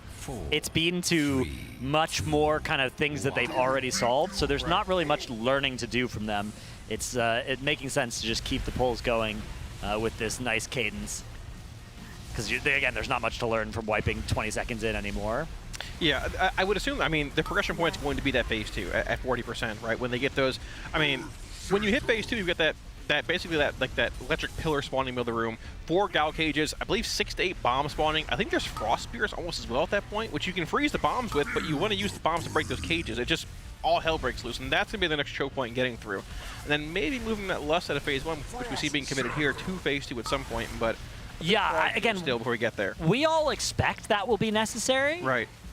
But so far, they're not making that swap. Now, that might just be because Phase 1 is still not locked down and clean enough, and they want to just get to P2 and see the full sequence, right? Because they still don't know the end of that phase. Yeah. Neither Liquid nor Echo have actually seen the end of it, so once we do that, maybe we'll actually move the Lust there once we start moving in for the kill. But also, this might be a fight where they look at it and they're like, actually, the hard part is getting to P2. That is still what we should be using Lust for. And once we get to P2, maybe actually the damage check is not that tight. We have that extra week's worth of gear that the fight may not have been tuned around, so maybe we don't need as much. Ooh, entirely possible. Yeah, we talked about that stacking ray damage on each transition just can be pretty brutal as well. I mean, I think there's likely time to milk without Lust, but we'll see when we get there. Maybe later on tonight, this evening, if we make some solid prog in phase 1. We do see this soak coming out here, which they're going to move over here and soak with those frost shatter circles around players, which will instantly clear those ice skates they have on. Moving out of that quickly, heading back over to the iron side, getting ready for that dirt swap number 2 here once that tank beam is soaked with that 1 DPS being selected here as well. Yeah, those other blue circles you can see aren't the Frost Shatter boots. I can understand your confusion, as it looks very similar if you are a viewer as well when you see those. Those blue circles that we have now are the lightning ones. The ones that Kalamazoo, as you mentioned, were the frost ones being cleared. But it's weird. I don't like this part of the fight that there's just 2 blue circles, because they do look so similar. I thought we were actually clearing frost. Yeah, we were. Yeah. Sorry. Okay, okay. When I say okay. Your confusion, I mean, like, if you're a viewer and you're confused by that. Got it. You, of course, were perfectly describing what was going on. A rarity. But yeah, because one of them was like, oh, it's a blue circle that didn't get cleared. But they're actually, darker blue circle. Yeah, it's odd.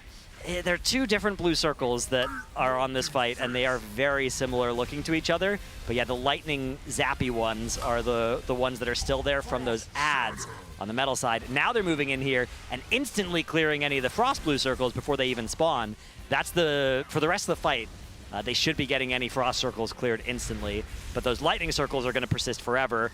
As these ads, there's always going to be 2 ads up pretty much for the rest of the fight. Yeah, the moment you kill the first 2, which the shields should be breaking right here with this finger gun, you're going to get 2 more spawning.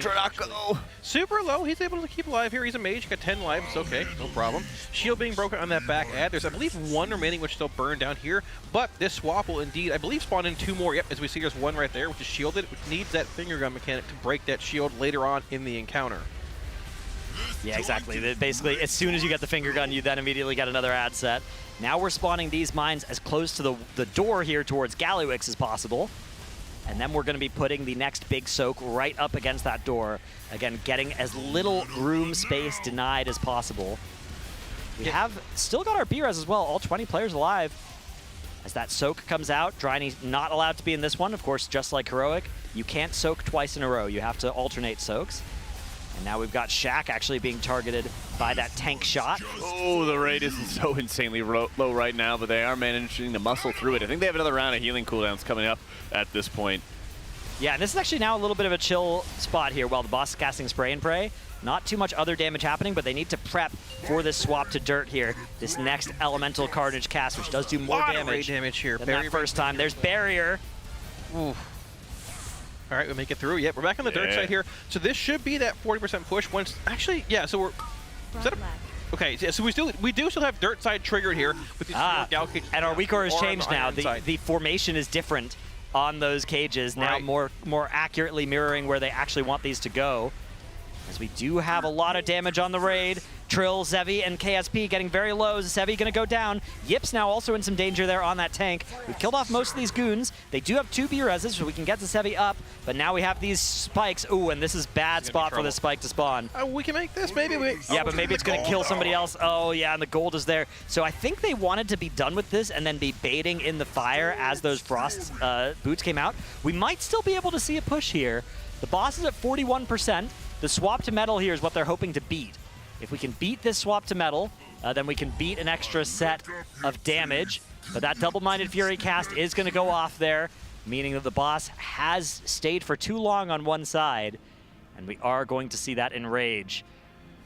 Unfortunate. Things were looking good there until 50% or so. They really were, and you have a couple moments where you're seeing everybody getting dropped low just before they go into like another mindset, for example. And since you have 3 out of your 4 healers with an insane amount of setup, and we've already talked about them so far, we also got to talk about one more because they have that Resto Druid helping out. Oh, that's right. Well, we haven't really talked too much about. Yeah, Nick playing that Resto Druid. Actually, he's played a lot of Resto Druid over the years. Right. That was notably his main before Disc Priest. Right. And then Disc kind of went on like a 6-year tangent of being there was sort of miles better. This period of time where if you were a Race to World First Raider and you were a Resto Druid main, no, you weren't, right? Yeah. You were finding something else. You either played something else or you were, on the bench, and then I think Liquid had a great Resto Druid main that just never saw play and then ended up basically leaving, and that was sort of the thing that would happen to you if you were a Resto Druid main or a Mistweaver main, actually, for the last, 6 years. Yeah. But now Nick getting to go back onto that ancestral main of his. It's been really cool, especially since it's kind of filling in the gaps between the healers. You're having Disc and Mistweaver doing enormous amount of ramp healing. Right. And while Druid has it with Convoke and Flourish, it's not as spiky as either of them, and it's a lot more sustained. And when he's taking advantage of that abundance talent, when he's spreading around his rejuves, he also is casting a lot more efficient regrowth, which is his single target healing over time effect and single target heal effect, which is allowing him to kind of even out everyone's health bars before some of that incoming damage. So let's take it on over into a Monster Energy listen in and see what kind of strategizing they might be doing right now. Can there just be a glow for it? Like, is there a debuff on them that I can just put a glow on the people that are big? There's not a debuff now. Well, I mean, there's a debuff once they're in the jail, obviously, but that's too late. It's always gonna be like me and Brill, I think. Oh, it's me. Could we also just send in extra people? Like if either Wolf or Exile had their Void Elf here, I feel like they could also just go in and just help kill, just get out of It's really bad for me to do that in my cooldowns, but I should be able to go in and soak the initial hit at least and just leap it. That helps a bit. Oh, yeah. Why? There's this tank mech. It's really cringe. You can't taunt during it, so. This is where the aiming the jails to make them always look the same would be good. TG looked his directly into the wall. This person looked to the right, and it put this corner here. that was mine. I don't even know where I looked. Let me double check. I mean, it just goes where you look, right? So you looked exactly right there, apparently. Maybe just or you could have been looking at boss too. 1 yard to the left just to make it yeah, just put green just a little to the left just to make it easier. But we do need to figure out how to keep these people alive in the. And you also have your revival here. This is your revival. I mean, you're revivaling first mines, then you're revivaling here. I mean, if you're asking about keeping people alive, it hit Zevi, it's in Zevi's deathlog, but just not enough. Okay. You're asking about keeping people alive. We were just healthier in other pools. Should be fun. Yeah. Okay. You need spatial, sorry? Actually, I don't know. It's so bad for me to take it, but my Tranky's getting canceled by the lightning, and I just don't have CDR, so I'm behind on my cooldowns. Would you normally have Trank there? No, I'm just Tranking for CDR, but it keeps getting canceled by lightning. I'm just saying. I think we just go. I think we just go again. It's just we just need to make sure the mass barriers hit. I think that will help a lot, and the monks just need to have. Can the monks always have fort, and then you karma once you're in there? If you taunt before this hip, so I'm gonna try and soak with It'll also help you kill the enemy, right? We're having. I'm having to use the. Yeah, I think I might just die, but random stuff, not. Where are you guys having to karma? I can move it there. I just need to be in the jail. If you're doing during mines, if you're soaking a mine, you're without anything. A lot of the time I'd soak a mine and then karma right it because here. I mean, it's the whole raid kind of. When you're popping the mine right here, the whole raid. Just soaking the mine takes so much damage. Also, if you ever see a tank in your circle, can we just tanks should never leave the circle, and I think if you see a tank in your circle, you can probably leave.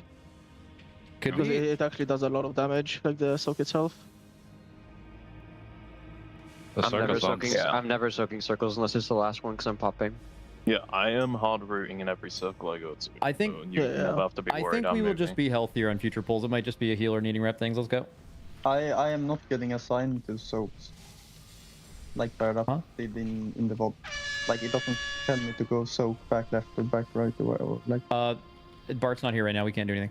Yeah, And let's, I mean, it's easy. Well. You don't need, you are always soaking. Yeah, I know that, but it helps because it's a little bit of a yeah, I mean, it's just a, okay. Also, I'll just, Oh, soak on. Wait, which soak do you mean? Like the cages? Yeah, like if you don't get a cage, I'm not getting assigned to I don't know circle. why it's doing Pretty that. sure Scott's jump scared splat.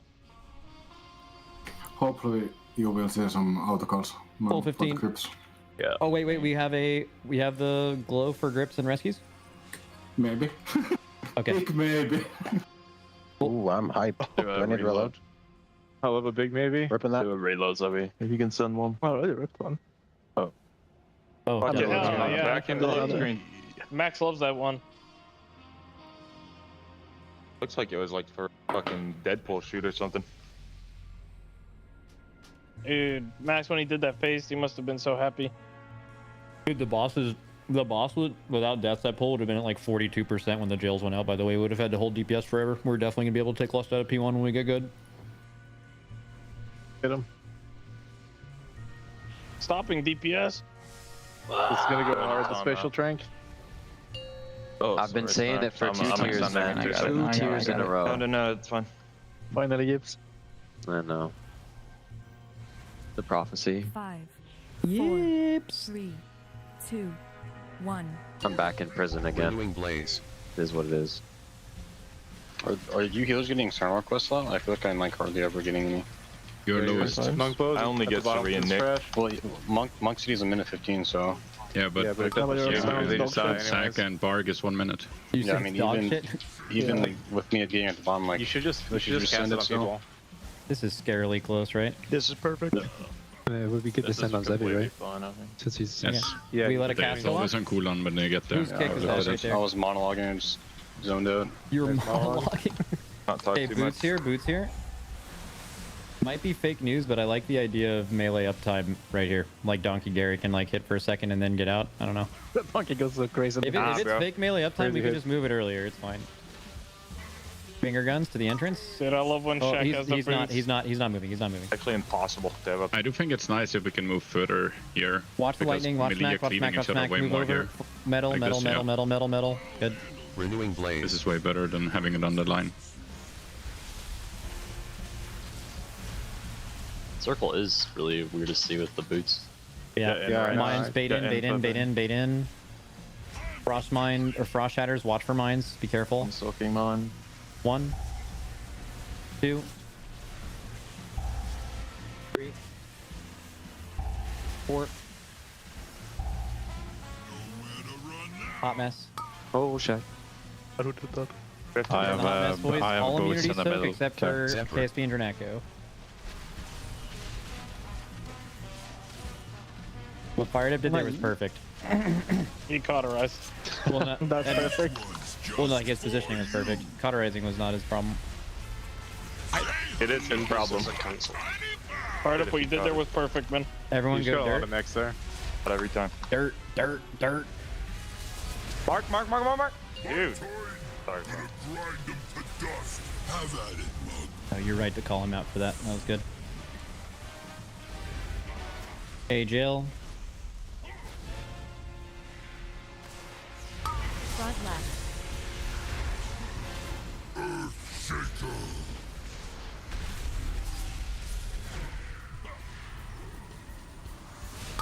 Okay, tank knockback here, and then frost boots. Nice. To get in position for the boots now. Oh, boss is super far. Just get there. Sorry. Why am I apologizing? All right, that's weird. W. Good. Okay, finger gun baits range. Be careful. Finger gun now. Good, blast this one. Watch trill. And swap to metal, everybody. Kill the Farwind ranged. Boss movement. I'll handle these punks. Be my guest, see? Okay, damage is over. Okay, bait mines now.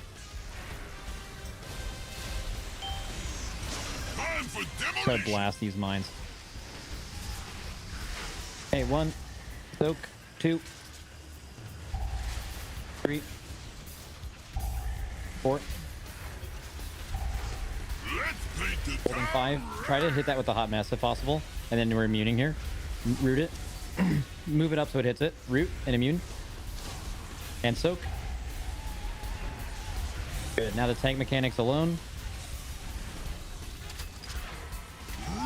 Okay, Impact has shift. And then put this to the right. Spray and pray to the right. Spray and pray to the right. Okay. And then everyone go dirt. This is barrier darkness. Get the circles out. Circles out. My fourth on the sprint fairy. I'll do external call for my circles out. Yeah. thing. We stayed in with one there. Be careful. Good jails now. Just stay healthy for the jails, boys. Just use everything we can on the jails now. Rally light left. Okay. Yep. Front left. You're ready. Back left's gonna be there. Trust it. Full how to do Zoe. The boss might enrage. You might need to. I'm gonna take it around. Yeah. The boss gonna have to go around. It's fine. After the knockback. Try and path it around you. Can't DPS the buff at all, by the way. Okay. That's fine. Nice. Fine. Everyone get to the hot mess. Hot mess. Get rid of your shit. W. Finish those ads. Get kicks. Good. Res fired up in shack. Res fired up in shack at the boss in position. We need to push. You didn't ever Finger gun break. Finger gun my break. timers. We're gonna have to swap sides. We're gonna have to, everyone go dirt after this. Everyone dirt now. We're gonna have to do a swap. Can't we just push? If we Can we swap, push we for enrage? Wait, Just do I the mean, enrage push? I don't think we No. we wouldn't have made it. Thank you. Boss I mean, I feel like of everyone we're wiping either way though, right? Yeah. our damage was really low that pull. Oh no, it's Well, because he the boss was is LOS. We didn't boss use line it of for sight one hit 50%. Oh, we were holding Cs for last phase. No, during 2 minutes and 4 minutes, the boss was unhittable. Oh. Yeah, the Oh, jails that'll can't do be it. close enough. Like they can't be too Yeah, close. the yellowness. I mean, I was standing on him on the marker. Do we just need to move Just the markers? move yellow like here, like just up and over a little bit. And green, right? Yeah, and green, just like up and over a little bit. Otherwise, just... that was a good pull though. We did all the we did the jails. We did like let's just look at the jail healing there. That looked a lot better. Yeah. And that was like with a cursed. That was with a fucking cursed boss too. I think Shaq got like sent to the Shadow Realm on the hit. And okay, we're here. Fine, I just didn't have the thing to get up. I mean, we. Why was triangle so slow? That's or that's not that's one March triangle. So that's which one is that? Which one's the one at like 50% right here? This one, front right.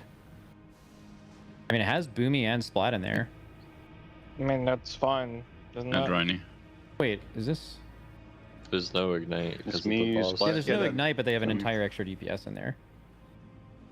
Are you guys coordinating Tots of Death in your deals? I mean, there's nothing wrong with that. We can just send him on every at the right time, right? talent. If it died at the right time, we're chilling. Both. What actually is the right time? I mean, when the Frost Shatter boots go out, basically, you want to kill it. Yeah. And mine's died shortly after. Yeah. I think Alice died like maybe 5 seconds later. So the rest of it looked good though. Like the goons were dying, we were alive, and then we just missed the damage check because of the like weird LOS stuff, and we just fixed that with the markers. All right, go next. It was a good call, Sevi. I think now like you're fully safe because Johnny just like got enveloping on you. Yeah, it felt way better at this point. Is it just Sevi that's scared there? Like in Smack Tots when also on that set? If it's going in a jail cell? I'm talking the initial from the jail cell, so I get like, kind of dunked, but I'm not saying. Yeah. It's mainly Sevi, I think. Maybe Trill as well. Boss goes to Skull. I was okay that pull. Left. At the trust here. Mages are a vibe. The rescue thing did not work at all, by the way. Like, I didn't see anything for Mark. Yeah, right now is Halo. Right. Okay. Everyone in position for Frost Boots. By the way, you should always pre-move forward during this. If you pre-move, you keep your momentum. Dude, what a W call. Frost Spears and then finger gun after. You know, send our tactics. Almost said exact same. RP2 tactic. Finger gun. I see the display from here. It's in Scott's room. Okay, everyone on metal now. We have, what, 2 melee, 2 range? That's ideal, I think, for Frost Boots, for soaking. Be really careful, Impact and Zevi, of your feet. moving a little bit. Yeah, I think Karma here got scared. French actually stuck in the most. But everyone should be soaking this next thing except for Dranaco and KSP, by the way. Everyone. I thought I wasn't doing it anyway. You are soaking it, and then we're first. Yep. 2. Oh, we popped 2 really insta. Okay, 3. 4. Where's me? Flat, you're sick. That's grinding. We did that down a healer too. Get here. This is gonna be really tough. This might hit really hard. We'll just change the weak aura for hot mess.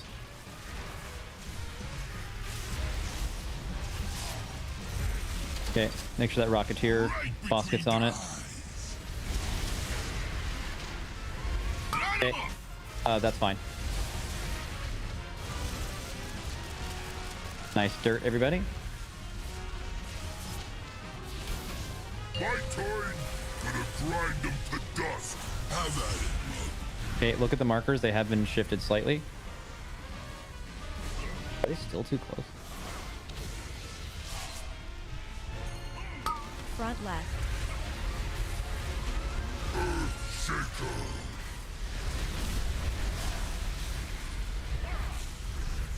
Orange is gonna be a little slow, whoever's in there. Okay, tank knock back here and then get ready for hot mess positions now. Hot mess now, boys. 3, 2, 1. Should already be there. W.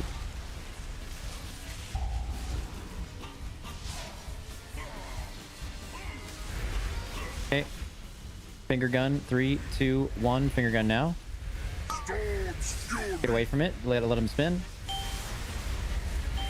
Watch him. No. Can we res him before the jails? How the fuck are we gonna kill that one jail without him? We're gonna have to.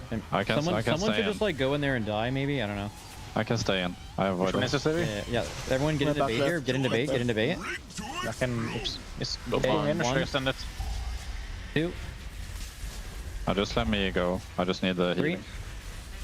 I'll hot you. 4. Nowhere to run now. Good. Hot mess now. This is the immunes. Immunes you just soak with the debuff, if that makes sense. Right, it doesn't affect you. Nice. Okay, and this is tank soak. We're popping this mine. It's not rooted. Watch out. Soak. This one's just for you. Very scary. Okay, not more. Okay, everyone go in mud. Watch Mark. Just kill the Rocketeer so it doesn't kill Mark. We're fine. Everyone mud. Everyone mud, mud, mud, mud, mud. Nice. This is Barrier Darkness. Get out with the circles. Okay, and then jail positions. Someone needs to go into Zevi's soak. Which one is it? Bottom left. Bottom left, yeah, okay.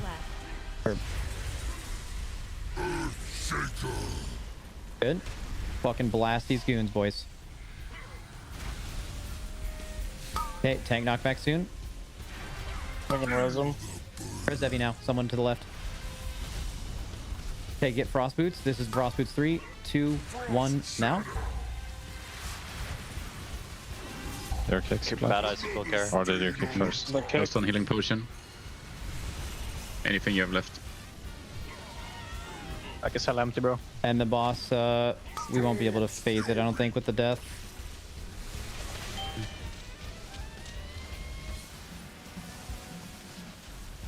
You're right. Metal.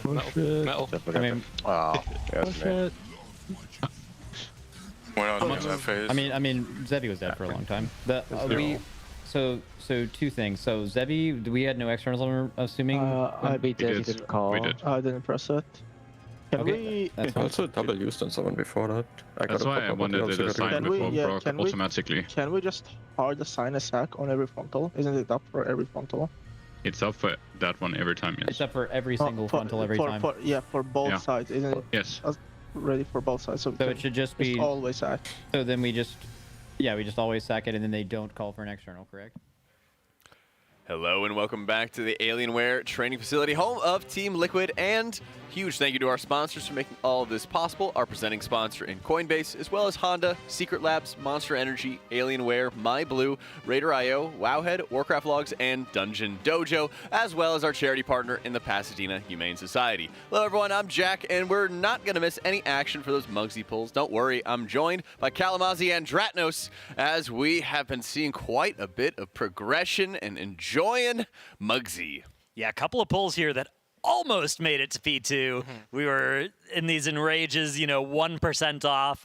So a lot of these pulls where it's like, oh, if this person hadn't died. There was one pull where we were like the boss's line of sighted by these stupid walls from the cages, so we weren't able to damage it, and then we don't make the intermission push. So all of this to say, I wouldn't be surprised if we start getting some serious looks at P2 at some point over the next few pulls. I think that they are really starting to lock down these things that are keeping them from consistently getting there. I agree. I'm just really concerned about Lust in Phase 1. Yes, that's going to be Phase 2. And there's always a little bit of a worry of reprogression being needed if you then take the Lust off of P1 into P2, because sometimes if you're at the end of a reset, what you can do is you can just say, all right, we're going to Lust for now, and then next reset we'll have more gear, and we'll take the Lust off, and that's kind of like the, ripping off the big Band-Aid and putting on a smaller Band-Aid, right? And it's like, okay, it's still there. But this time around, there's no gears coming to help them. I mean, I guess there are some upgrades maybe that they could still send that they're waiting until after this boss dies, that they could send a few of those. They could push the Vantis Rune, but that would be catastrophic to do this early in the week. So they're basically going to have to just find the way to do more damage. But these pulls where they've wiped have been a lot of stuff going wrong. So I suspect what will happen is that a little stuff can go wrong, and they can Lust, and they can still make the push. And then once they take the Lust off, nothing can go wrong. But they can probably still make the push, right? I think they'll have the numbers if everything goes perfectly. Yeah, we've seen that sort of incremental progression on a number of different fights. We even saw it on like Onzarek, where they would slowly move around their Lust to make sure they could kill off the next wave of attendance time after time. It's a really cool thing to see, not only just as a viewer when you're watching, but also kind of like for our perspective behind the scenes to see it. And you can too if you win our next giveaway we have for Coinbase. If you win this ultimate prize, you too could get flown out to the race to world first, just like us. And you can do so at tl.gg/Coinbase using the promo code TEAMLIQUID20. Fill out the form at tl.gg/RWFBTS. That is behind the scenes. And if you're NA or EU, you can be entered to win that grand prize. The winner is getting flown out to LA to see the race to world first and get a behind the scenes look at all the magic that happens. I'm excited. I'm going to win that. Yeah. Well, it's one way to guarantee you'll be back. Yeah. Probably the only way at this point, but hey. Hey, you never know. You could have like, what if you get hired, you could have like a friend come. Maybe that's true. I mean, just have a little bud. Well, there is one little problem with that theory, but... no, don't say it. We are, however, on a break timer here. You can see one of the greatest gifts in the arsenal there on somebody's break screen. If we have Nick's perspective as well, that's my personal favorite break reminder thing is on his screen right now. It's a very Scott good Churchill. Image. Yeah, exactly. It's very, very, very good. I love the break images and GIFs that they have. But yeah, we put up an 8-minute break timer a little bit ago. That gives you guys enough time to sign up for that Coinbase giveaway. Sign up for Coinbase, get your $20, and also get your entry into those jerseys and getting flown out here. So once everybody's done that, they'll get back in and keep pulling. So do that now. That's the nice thing. It literally takes about 5 minutes. Yep. And so, we have 5.5 minutes. So you have 30 seconds to go to the bathroom. Yeah. Draw out the sentence. Pop an M. Pop an M. Pop an M there. True. I got a little bit of. I got a little bit of tea. Okay. All right. I got a little bit of tea. There you go. There actually is tea monster. I had one coffee flavor. You might have noticed behind my left shoulder we have a lot of yellow M's. That's right. I've slowly been building up. That's you. All of the yellow M's. Here's so real quick, one step at a time. Yeah. Scott Churchill. There we go. And now if we could show, I have a little side of just yellow monsters in the back. It's and those are right all mine. There. Wow. And the ones in the back there. I've been slowly building it up. I've pretty much been on the white monsters the whole way. I've tried a couple of the other flavors. They're good, but all reliable. I keep coming back to. I just kind of think of it like the olden days where like you would have different towers for different like barons, and that would be like their tower as like part of the ramparts and everything like that. So all the yellow. There's even another tower in the back that is also mine, and I've just been building it up. I should put my Aussie Lemonade in there that I stole from the display. Mine are just, there's like 2 or 3 stacks. I'm responsible for a few of those, the white monsters in there, although I'm not the only enjoyer of this particular flavor they're very on good. site. Yeah. I like them. It's a good wind down. I think if you could only have one monster flavor in the fridge, it would be this one. I think this is the most popular one. Probably, yeah. Probably is, actually, yeah. For good reason. Very good. It is very good. After last race, they shipped me like 6 crates of this. I heard. Yeah, I got like 3 of the strawberry lemonade and like 3 of the coffee as well. And then I sent it to a buddy of mine who's not a gamer. And he was like, what did you do to get these? And I was like, oh, I could just bring you one if you want. And so I went to his work before I left. His job? Yeah, I went to his job and I dropped it off at the front desk. I'm like, this is for Devin. And they're like, what? And like, I've been there a couple times and stuff. And I'm like, yeah, you'll know what to do with it. That's good. I got a couple Aussie Lemonade cases at my house. I didn't even drink them all. Now I think they're a rarity. I have collector's item. I have half a case left. Like me, I'm old. Yeah. Unlike you, though, that might appreciate in value. Or be appreciated. Also unlike me. Also unlike you. Yeah. Oh, I appreciate you. Don't worry. Thank you. Okay, here's a quick replay of the last pull. Yeah, you can see what happened here. They were pulling the boss. There's that soak of the hot mess over there, and then the spray and pray over to the side. Things have slowed down a little bit here. Is it going to be that? Why are we on slow mode now? Fast mode. There we go. Now? Okay, yeah, this is the Elemental Carnage. There's the Barrier Darkness combo. Very potent combination. Love those. My favorite personal 2 CD combo is Spirit Link Darkness. I was about to say. Back in the day, it was more OP than it is now because they nerfed some of the interactions there, but it's still, nobody has ever died in a Spirit Link Darkness. That's right. Actually factual. I've checked that before. I had only a darkness for, if you remember the Guardian of the First Ones in Sepulcher. And it was the last AoE, and it only saved healers. Do you guys remember Star Augur Atreus, where Serenity just kept pulling the boss over and over again until their 5 darknesses saved enough of the rate to kill the boss? Yes. Such a good strat. But yeah, you can see here that boss was kind of between the cages there, and a couple of those spells didn't land on it, which may have interfered with their ability to be doing good damage there. Good baits on those Frost Shatter boots, though, that last set. Oftentimes what's been happening on that particular cast has been that they've been so overwhelmed and behind with mechanics that they haven't been able to get everybody into that hot mess, and then those boots are coming out in bad spots, and people are getting those spears through the raid as well. But this time around, that was working pretty good. And then that finger gun cast is coming out, and you can see the energy is now approaching 100 on the boss, just from the bottom of the screen there, incrementing upwards. They need to get to 40% before it gets full energy. You actually can milk a little bit. You can do the start of the Double-Minded Fury cast, but this particular one, you can see that cast goes up and actually finishes before it reaches 40%, and so Muggsy gets to do this big AoE plus the finger guns plus the spray and pray that will basically guaranteed wipe you in extremely short order. So yeah, 0.5% off the push that time. Maybe a couple of boss line of sight issues would have been the difference, and a couple of players getting randomly killed as well would have made the difference on that one too. Right, and the more familiar you get with Phase 1, you only have 45 pulls here, right? The damage will come out passively. Just when you learn how to move a bit better, a bit more micromanagement of CDs, you'll find more damage. Is it enough to pull less off for Phase 2? We'll see, but I mean, we're not sure if we even need that technically. We're assuming so, but I mean, less is being used as a progression tool now, and it might be moved later on if you need to. But we're still getting into that Phase 2 at this point, right? And part of that is just figuring out how consistently they can make sure they're dealing with the Earthbreaker jails. One of the things I'm really curious about, Dratnos, I don't know if you noticed, so four jails going out before they get into that transition phase. Yeah. The Frost Shatter Spears are going out. Now, I'm curious if the players who were in those jails and find a way out are actually able to be targeted or selected. Things like mages, for example, if they blink in, displacement out, and all that stuff, they put the ignite out, and then they're out of the group as Frost Shatter Spear goes out. Are they? I assume that they're eligible to be targeted. I don't have a perfect answer for you, but what I will say is I've seen players even in the cages getting that frost circle on them. Okay. So I think you can. I think there can be unlucky overlaps if you're not fast about getting that dealt with, about getting out of those cages.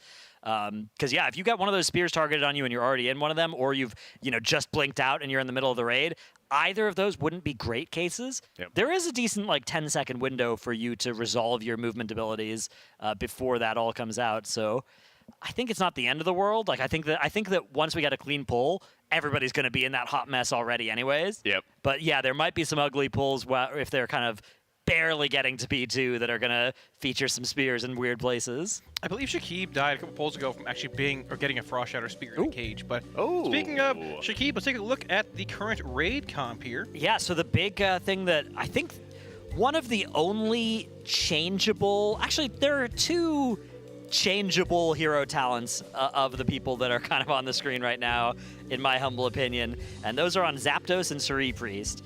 The Oracle versus Void Weaver discussion is one that I think the Oracle one is very likely to be what you'll see on most of these fights. I agree. But Zapdos playing the Flame Shaper, there is definitely an argument to be made for Scale Commander on some of these fights.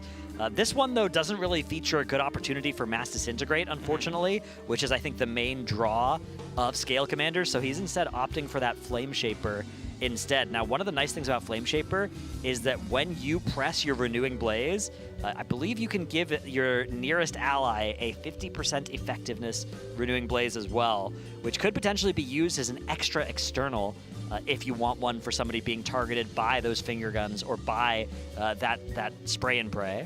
So they made a change recently to Disc. So our 4-set bonus was basically, or our 2-set bonus was basically not applying the insurance buff. It's a healing over time effect that triggers an instant heal when they drop below 50%. To make a long story short, based off how Atonement works, it was only ever applying it to you. They just fixed that, and so now our 4-set bonus, where if you have insurance or an absorb on a target, you now do a bunch more healing to them with your Atonement healing.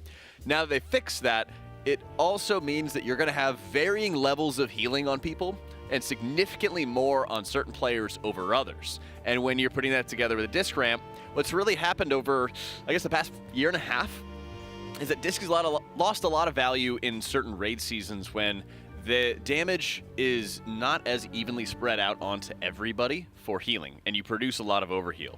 And when Oracle succeeds at is it gives you a sort of Velen's legendary trinket effect where it redirects 70% of your overhealing to your allies. And what we've seen is that it allows your Atonement in general to be a lot more efficient, and it allows you to make sure that you're making the most value possible out of those ramps you have each time. Whereas Void Weaver mathematically will do potentially the most. If you're always having a set amount of overheal, then the Oracle is making up for slightly less healing, couple percentage points less of healing, but you're also significantly more efficient. Yeah, I just know that I remember last. Yes, that sounds cool. Last season we had those Void. I remember how like visually stunning that Void Rift is. Yes. So I'm kind of sad to not see that here. But the good news is you see Shadow Priest using it pretty often. Although actually the Shadow Priests have also been swapping between Void Weaver and Archon. We actually saw a split 2 of one and 1 of the other for a lot of one-arm bandit prog. So another cool spot. I always like it where there are 2 viable hero talents on the same class, or the same spec, which usually there's one that's kind of like superior in any given season we're going to expect, I think. But it's nice in the cases where that's not true. I think even Resto Druid, actually, Keeper of the Grove. We've seen Keeper of the Grove and I think Wildstalker on some of the easier fights, maybe just for more dam. Yeah, I saw that he was taking good use out of like Heart of the Wild early on in this encounter, which is your class talent, of course, to make sure that you would add a little bit of extra damage at the very beginning of the encounter, since it's like a 5-minute cooldown. And so he was spending a very large portion of the beginning of the fight just pounding extra damage to be able to assist the team. You can see his cooldown is in the bottom right near his tooltip. And so I do expect him to probably just get a Swiftbend out, get a Convoke into Flourish out, get some of his abilities he's already rolling, hearted. hits his heart, and then he starts pounding damage the entire time. So Druid has an interesting sort of niche on the fight where they're spending... he got THG pinged. He accidentally gatewayed and then THG pinged him. That's a classic. So Nick's kind of spending the majority of the fight kind of doing the maintenance healing, or lifting the heavier weight of the maintenance healing, since you have really cooldown dependent healers in the Mistweavers with their Invoke Yulan, or the Disc Priest with their Evangelism Shadow Fiend ramp. The Druid is there to kind of fill in the rest of the space. They have their Convoke and Flourish, which is a solid cooldown, but not nearly as spiky as the other 2 healer specs, but they do have really good sustained healing. And notably, they got to change to their Mastery so that they're doing more healing at lower healing over time effect stacks. So the more hots you have on your ally, the more healing that you're doing to them with your Mastery. and now they made it so you're doing more healing at lower stack levels, and a little bit less if you max stack some buffs on people. Yeah, that actually was a really interesting change that I want to flag that one actually, because it really matters for how, I think that's part of the reason that Resto Druid has been good in healing in raids again, is because they sort of buffed its raid healing, and that did come with a sort of nerf to how much you could giga heal one person, right? So basically it used to be if you had a certain amount of mastery, you'd get 5% more healing, for example, per hot that you had on a target. And now it's like, okay, your first hot, you're maybe getting 7% more healing, and then the next one 6, and then 5, 4, 3, right? Something like that. That kind of reduced value beyond the first, but they increased the value for the first, and that means that if you only have like one hot on everybody, they're getting much more healing than they would have under the old mastery paradigm. I think the breakpoint now is at 4 hots, you're doing the same amount of healing, and at 5 hots, you're doing slightly less healing. But everything below 4, you're doing more. Which is like almost always in a raid situation, right? Except for like if you're responsible for healing a tank or somebody who's in tremendous danger. But you know, you've got Mistweavers with Life Cocoon for that situation. You've got Enveloping Mist on them, and that's Renewing Mist, and they're hard chilling. Yep, there's a lot of different scenarios where it's just a lot better for the spec. So I think not it's only almost doing great, always better, yeah. Yeah. And not only is it just doing great healing on its own, but it's also your Mark of the Wild buff. True. And that's something that they've dropped all of the other druids here. We've seen some Moonkins. Moonkin really shone on Styx Bunkjunker, but aside from that, it seems like you're kind of weighed down by whatever druid you're bringing on a lot of these fights, and some guilds have chosen different options. We've seen, for instance, on Sprocketmonger, I think there were guilds that are like, okay, yeah, we can play a Moonkin or a Feral, and that lets us play double disc, double Mistweaver, right? Or we can play the Resto Druid, and then we don't get to do that, but we don't have to bring a Druid DPS, which was not particularly exciting on that fight. You had either the Feral Druid, which has to be melee, or you have the Moonkin, which does very little single target DPS. Yeah, I feel like it has been a tier where, without augmentation being part of the raid, which I might have missed on one of my later comps, it's okay. It is what it is. Yeah, these things happen. Yeah, it feels like this tier there has been a lot of like niche. So unfortunately, another wipe here pretty early on. Is that an energy swap? It was a swap at 100 instead of 99. Yeah. A lot of niche profiles have been a lot more relevant. You've seen 3 Warlocks in certain fights, 3 Shadow Priests, 3 Boomkins, which having no Augs in the raid, or that Aug requirement, does open up a little bit. Interestingly enough, in this fight, we're actually seeing 0 Shadow Priest, which, I mean, mobility-wise, they can't play Void Elf, but profile-wise, not necessarily the strongest, not really able to proc Twisted Fate a whole lot, barring hitting a Gown, a Goon, every once in a while. And yeah, the profile seems a little subpar on a fight like this, comparatively to like a Destro Lock or a 3rd Mage.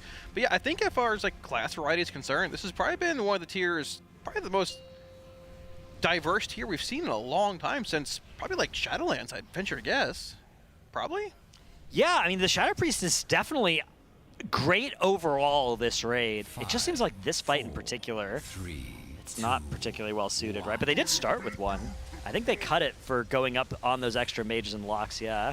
Which, you know, like we've been talking about, truly exceptional on this fight. It makes you wonder what they might bring for Gallywix as well. So they've, like you mentioned, they've had a really wide diversity of specs. Yeah, right. And even having people play 2 different classes entirely for this World First Progress. And Gallywix is going to be one of the ones where there's probably going to be the most experimentation, because it hasn't been tested at all on PTR, Mythic, or the lower difficulties.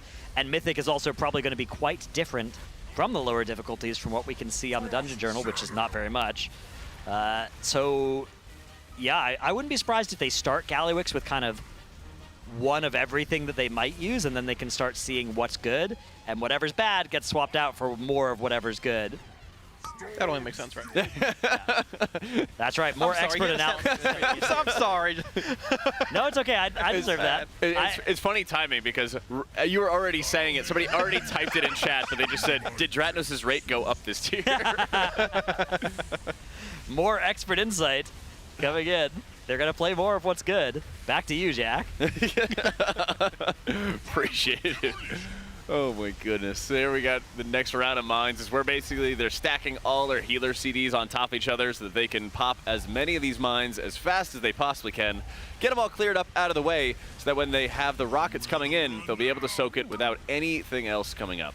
Yep, got that big raid soak coming in here, which will indeed clear these remaining Frost Shatter Boots debuffs here, which we see the raid stacking in already. Getting raid, the moment that pops, the debuff is indeed cleared. And right after this, you're going to see a swap back to that dirt side once this tank line is soaked here and split. And this is going to trigger that second set of Gal cages, which is going to actually have 3 in the raid, unlike the first set, which has 2, and the last sets in these phase will be 4. Also, a bit of a fire blast gun before here as well. Sorry, forgot about that. Cannot be forgetting about that there. Can't forget about it. Different from the finger gun mechanic. But dirt swap coming up here, swapping at 99 energy. We should see those triple Gal cages coming out. Once again, being stacked along the wall for as good a placement as possible, saving room for that phase 2, which is going to be much more area of denial-esque. Dropping 1 left, 1 right, and 1 back behind that fire pool as well. Oh, there's the grip too. Great POV there on the grip. Right as the jail lands, They have a second before the walls come up, and they're able to grip impact there. Oh, so good. Yeah, it needs to be pretty precisely timed, but absolutely beautifully done. Now, those 2 cages are a little bit separated from each other, which maybe impacted their ability to get the ignite maintained on both of those goons. It is a fairly tight range that is needed for that, but they're still able to get through all of these goons. And now we have the next set of those Frost Shatter boots dealt with beautifully. We are into back on the metal side. Now, we haven't actually swapped to the metal side mechanics yet, as Malarkus is still chilling. Actually, it's fired up this time. Was the person triggering that swap from mud to metal. We finish off these first set of shockers just in time for the next ones to spawn with a shield. Yep, being broken by that frontal finger gun ability. We're going to get to the corner here. Because Malarkus was dead, of course. Yes, Fired up was not. Fired up took over that swap responsibility. Able to blink across quickly to trigger that phase transition. We are up against the wall here to bait these bombs, popping them one by one, not overlapping debuffs. We're going to have, I believe, a raid soak coming up here momentarily as well. Once again, trying to just have as much area relevant for that final phase. We see it coming up here, right in the back where those 2 Armageddon soaks are. It overlaps in a way where that is A-okay, though. Can't soak from the last time if you soak the first one. We do need to have that Rocketeer spawning in right here, and that Electro Shredder ad in the back putting out those 2 blue debuffs as well until the shield's broken and they are killed, which is going to be done by the next finger gun cast, which is coming up in a little bit here. Yeah, spray and pray ending this metal phase. Everybody making sure that they are over on the dirt side. Somebody is going to be, it looks like Dranako is going to be responsible for doing that final swap to switch. And yeah, here we are now in the dirt phase with 2 players dead, 3 now, one of them being a healer. And this is going to be those quad cages. This is going to be ugly. Yeah, they're not going to have a healer for one of the jail groups that they have at the moment. It could be really deadly. There's not that much damage radiating on the players in each of those groups, but the time is going to take for them to get out of that cage and also be able to get topped off before the next. Look how long they have, though, before those boots, like you were worried about, Jack, right? There's definitely enough time for all of these people to get out of their cages and spawn these lances if everything was going well, which, of course, on this pull, it was not. Yeah, the problem here is that the boss is at 46% health. They are wiping now, unfortunately, but you have to beat that 40% push before the boss needs to transition again. Well, at least they're trying to here, right? Yeah. And that's going to be the DPS check in phase 1, which it seems like they're pretty far off here with Lust committed, but with the entire raid alive, it might not actually be as tight as it may seem.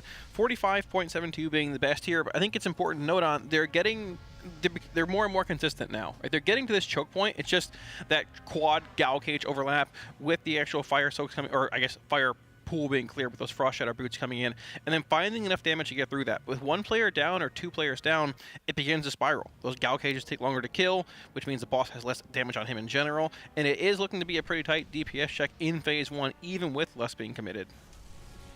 Yeah, that surviving that final overlap of this phase with even any players dead, even 1 or 2, looks like it's prohibitive for seeing progression here. So hopefully they're going to be able to get there with everybody alive, because it seems like if they can get there with everybody, they can swap to those cages, get them killed quickly, and then they can be in position for the boots, and everything is so much cleaner. But if one part of that falls apart, all the rest of it does as well. Yeah, I think the fascinating part of this encounter is how well they have to execute to get through these 4 jails. The time it takes to make sure they have enough damage for it, how they are finding inventive ways to spread damage. Is there anything Warlocks are able to do? Are they just jumping in and then using Demonic Circle to get out and just put up, I don't know what, Havoc or something?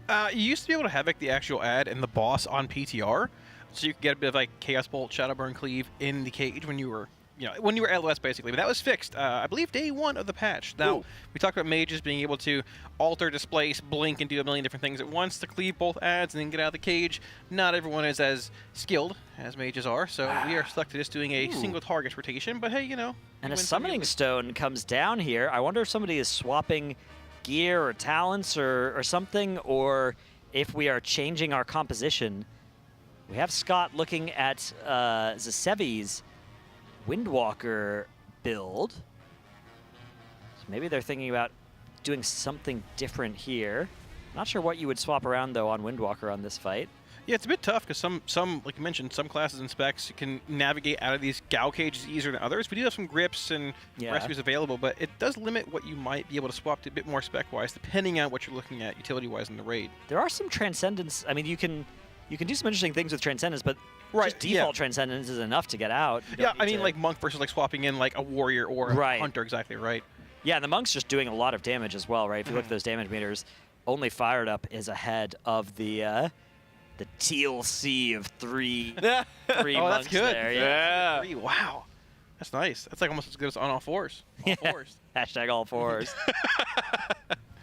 Maybe swapping some more players to Worgen to get this boss killed. What if the whole raid went on all fours? That could be good. You just roll through the Yao cages? That'd be good. Yeah, we can make that work. Doesn't look like they've actually used this summoning stone for anything. Comp remaining unchanged, but also no pull timer to be seen. Sounds like a great time to let you guys know that in the free time, you could sign up for Coinbase at tl.gg/CoinbaseRWF to be entered into a chance to win a great giveaway to be getting behind the scenes at the Race to World First. We also have a number of signed jersey giveaways we're doing after every new boss kill here by Team Liquid. And you also just get $20. No need to win a giveaway for that. That's like 10 tacos any state but California. That is here. Yep. Yeah. 1.5 at best. Yeah. Well, you know. Yeah. That's a quarter of a meal for Kalamazoo. Don't leave food on the table, chat. Be sure to sign up. tl.gg/CoinbaseRWF. Lock in. Lock in. Lock in. Let's get locked in. Lock in and live Moss. All right. that like hangs up in your kitchen. Yeah. I'm gonna buy a neon taco. You need that. Yeah. Like instead of live, laugh, love, right? Lock in and live Moss. Over the bed. Yeah. Well, you'll have a couple of them. You'll have one for the kitchen, and then you'll have like another, what they call them, affirmations, hanging up in like your bathrooms. You see them all the time. It's one over the toilet for sure. No, you'll have it over the toilet, and it says, "Don't leave food on the table." Oh, goodness. There we go. Yeah, see, all kinds of great things are thought of during the Race to the World First. You could be here. You could be part of that. That's right. Sure, they can hop on the couch, get mic'd up, and be ready to go. I think I heard Taker again, yeah. Look at also. Oh, true. You got some nice swag on. So I have the derp shirt on. We have the Cauldron of Carnage setup going on as well. Oh, I'm falling off the tree. Yeah, TL.gg/RWF to get some of this cool merch. Leaned back and almost spilled out of my chair. You're tall. It happens, you know. Ugh. I'm accumulating mass with you. Cultivating mass. Cultivating mass, excuse me, as I live moss. All three of us are cultivating mass. Yeah. That's right. Well, hopefully it'll be in the right places so we can rock those Murloc swim trunks.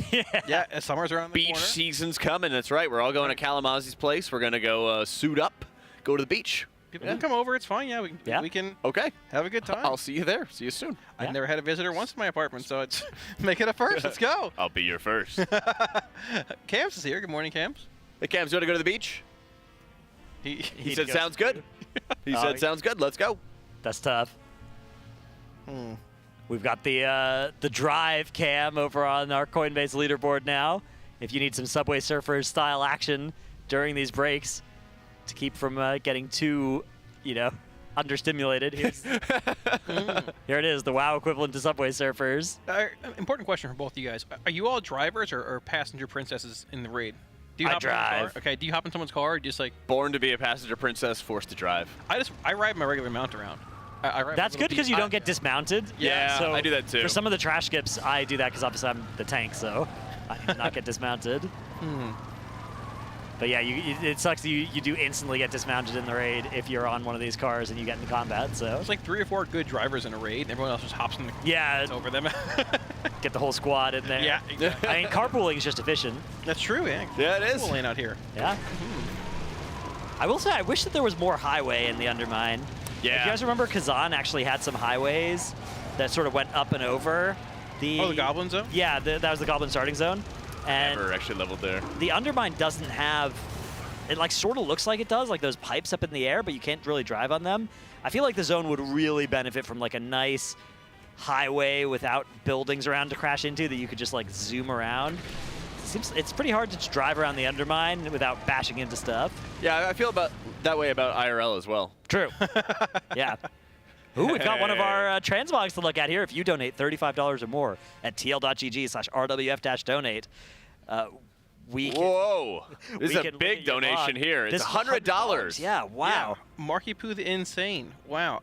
So apparently this is the person who sent in this mog, sent in their guildie and wants to get them roasted. I mean, insane title suiting. This is insanely bad, actually. So. Oh, man. I mean, I want to roast this really bad, but getting the insane title is tough. I never saw my college roommate for weeks because of it. Was it you or them farming it? He was farming it. I see. Yeah. I was too busy raiding and being a... I'm going to be honest, you can't rock that robe without the helm. I don't know what you're doing with your life, but if you don't have the helm, like, it's just not complete. I don't know what to tell you here. Does this guy know that you can also change the color of your beard to match your transmog? Apparently not. He has no eyes. Yeah. Yeah. Well, this is Mechanome. Well, those dead eyes I hear about. Like many warlocks, he is often blind to the mechanics around him. I see, yeah. That's a good excuse, actually, for a lot of the maneuvers I've been seeing out of you in Raid, Kalamazoo. Yeah, I was about to say, it seems like you might have that affliction, too, with how you're rolling up trash.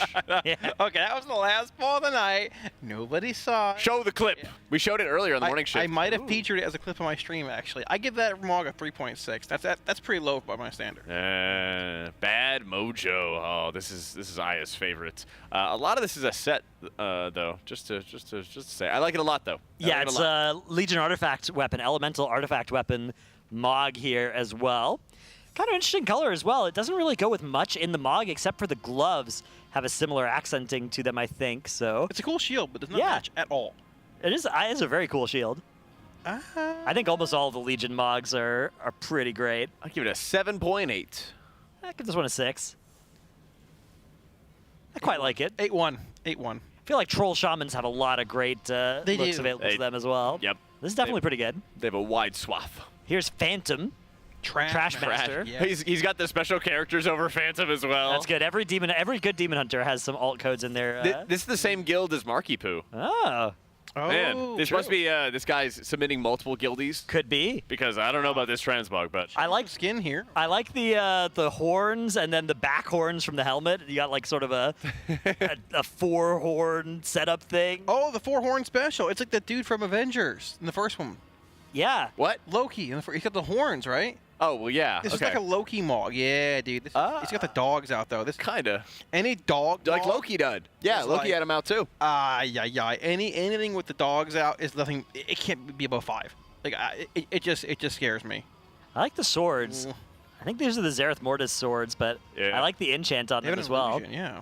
I like a lot of the pieces of this, and then I kind of hate the whole ensemble. Yeah, sort of the whole is less than the sum of the parts. Yeah.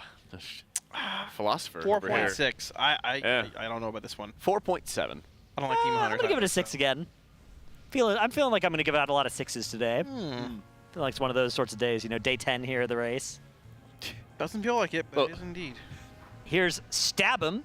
Now, I don't know for sure, but if I had to guess, I would guess that Makes would be annoyed by this name. I'm pretty sure that the B-looking icon is like a double S sound. She'd be like, no, yeah. It's Stossum. It's Stossum. Yeah. I think it's Stossum. Yeah, there we go. Yeah.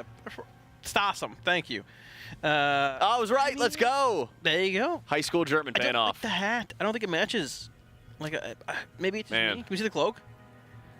You got to ask for it the right way. You got to turn that sucker around. It's one of those gross BFA leveling cloaks. Yeah, it's an Atal Dazar one. It's also I think it's just an artifact weapon in the hand there as well. Yeah. This is, if this is a movie, it'd be a very goofy movie. That was good, Jack. Very nice. Thank you. Very good. I give this a 6.9, I think. I'm going to go with 4. 4? Yeah. Yeah, I like the 4. Okay. Turbo Drake from the guild SMH. It's tough. Let's just say, as an evoker, it's going to be very tough to get a good grade here. Yeah. Give you Interesting. Okay. I give this a 3. You see the offhand? I actually do like this. How do you get like a chest piece to show on an evoker? I thought evokers only showed like belt and shoulders. You can have like a certain male ones? cuirass, Okay. cuirass, whatever they call it. Curious. Yeah, you can have that show in like the barber shop. Drakthir? Yeah. I see. Very cool. Well, okay, so I came out at these. Those aren't really dogs. Those are Talons. So Talons are different. I can't. Talon. Yeah, Talon does not put you in the 5 or below scale. I don't think this is a great Mog. I like it. I think as far as evokers go, this is quite good. Not as good as Calamar. I like the color scheme as well, though, like black and blue. I think that's a cool way to make a dragon. 7-2. 7-2. Yeah, give it a 6. All right. All right, pulling happening once more. We are now over halfway to 100 pulls as pull number 51 begins. Been a little while since we've seen progression here. Sort of a bit of a plateau here in the afternoon, but all of that is about to change on this pull. Yeah, should be. So we're getting that group soak over here to the wall, which should be spawning in about half the raid. I was going to say, how did that change? They made an adjustment. They started on the metal side. Yeah. So technically, Malarkus is the only one still holding he's keeping it metal. Right, he's keeping it metal. Yeah. We have a strat change now. So what we initially saw was them starting on the dirt side, spawning in those 2 Gal cages, but we have decided to change the cadence of this fight, which is going to initially be that fire soak coming up. Yeah. Other mechanics. And now, unfortunately, 5th healer. We've failed to swap to dirt here in time. Oh. But yeah, You're right. And this might be a progression thing where it's like, okay, Giuseppe, can you heal for a bit while we try out this new strat? Or maybe it's like, okay, we actually think we can make it all the way through here. I didn't see if they lusted, for example, but if they didn't lust there, maybe it's like, okay, 1 extra healer, 1 less lust. Let's get through, and then we can lust the last phase. But this, I will admit, initially when I was reading through the mechanics and like looking at the cadence here, I thought that starting metal would be the way to do this. I think it's cool to see them adjusting and trying this out. Due to having like more time between that last Gal? I just don't like the idea of having Frost Shatter boots for a really long time without a hot mess to clean it up. Okay. And this spawns the hot mess before the Frost Shatter boots. Right. So I thought this was going to be the way to do it. It also is really good to reduce some of the other raid damage, because then that means that you can have drones spawning at the same time that you can actually the finger gun destroy them. Well, you're always going to have that overlap, right? Like you always are getting the drone spawning right after you've swapped sides. This time you are going to start with drones rather than getting them late in the fight, and they still will be shielded for their whole lives. I think there's a bit better of downtime, because I think they had it at a point where they swapped sides and they constantly dealt with it, rather than being able to destroy them before the 4 jail combo, I believe. I think either way you're going to have you're always going to have 2 of them alive, and with this strat you're actually going to have 2 of them alive from the start of the fight instead of starting 2 minutes in. But I'm not 100% sure on that as well. There might be a different spell sequence. Well, what I'm thinking is specifically they'll have downtime for the jails, but I could be wrong. We'll see. We'll see. Let's see. It looks like they're mostly here starting on the dirt side. Maybe it defaults to starting metal if they're not all 20 on, because obviously it has to do something. Right. True. So let's see which side it starts on if we're not all on the same side. Z is taking charge, so this is indeed the metal side. And yeah, you can see those ads spawning right away now, and they're not going to have finger guns until a very long way away from now. Right, we are lusting on pull here still with those 5 healers in. Okay. It very well might just be trying to change the cadence of phase 1 and see if it works out better for that phase 2 push in a bit. The first mechanic we should see here are these bombs spawning, being popped and soaking these actual effects coming in here. Next should be that fire soak we talked about, though, correct? Being placed against that wall? Yeah, we'll put the hot mess against the wall the here, hot mess, and then what this is going to do is that we can just have Malarkus swap from metal to dirt, and we will have we can do this entire first dirt phase up against the dirt wall here, right? Farthest away from the middle of the room, and just fill it up with cages and stand in this hot mess for those first Frost Shatter boots. Yeah, so you put 2 cages on both sides of that fire. Yeah, that's and they'll already be there at the start of this fight. So this is something that I think looks really good. Here's going to be that swap to dirt. Behind our screen there, Malarkus walking in now. Yep, so we should be seeing both these Gal cages spawning in momentarily, likely being placed on the left and right sides of that fire pool there as well. And we'll see how they end up changing this, if at all, coming up right about... Yeah, so maybe what we'll be doing is we'll be doing the far dirt side, and then we'll play the next phases on the far metal side, and then we can sort of play the ones near the middle of the room, near the swap point. Yeah, so both goons spawning in here. Both should be killed relatively easily, as long as they're killed within time. Yep, those Frost Shatter boots should be coming out momentarily as well. Now, you can clear the sliding effect in the fire, but the spears do indeed still fire, correct? Which need to be brought between the cages, the walls themselves. But this way, they're not going to have all of these, they're not going to have their shoes on there for a while. They've got those Frost Shatter boots off immediately. Perfect. Now, Smacked has gone down here. That's one of their healers. The B-Res is available. and it is going to be used. Here come the finger guns, and that's going to clear the shield from these ads that have been alive for the whole time now. But we are about to get another spawn of ads joining the party here after Malarkus triggers the swap to metal. Yep, should be triggering it right about now. There's that next set of shielded ads coming in. The first set being burnt down now, not a lot of health in them, so pretty trivial to meet that DPS check there. However, we're going to have mines being baited momentarily, being dragged up against the wall here to negate those spawning too far back.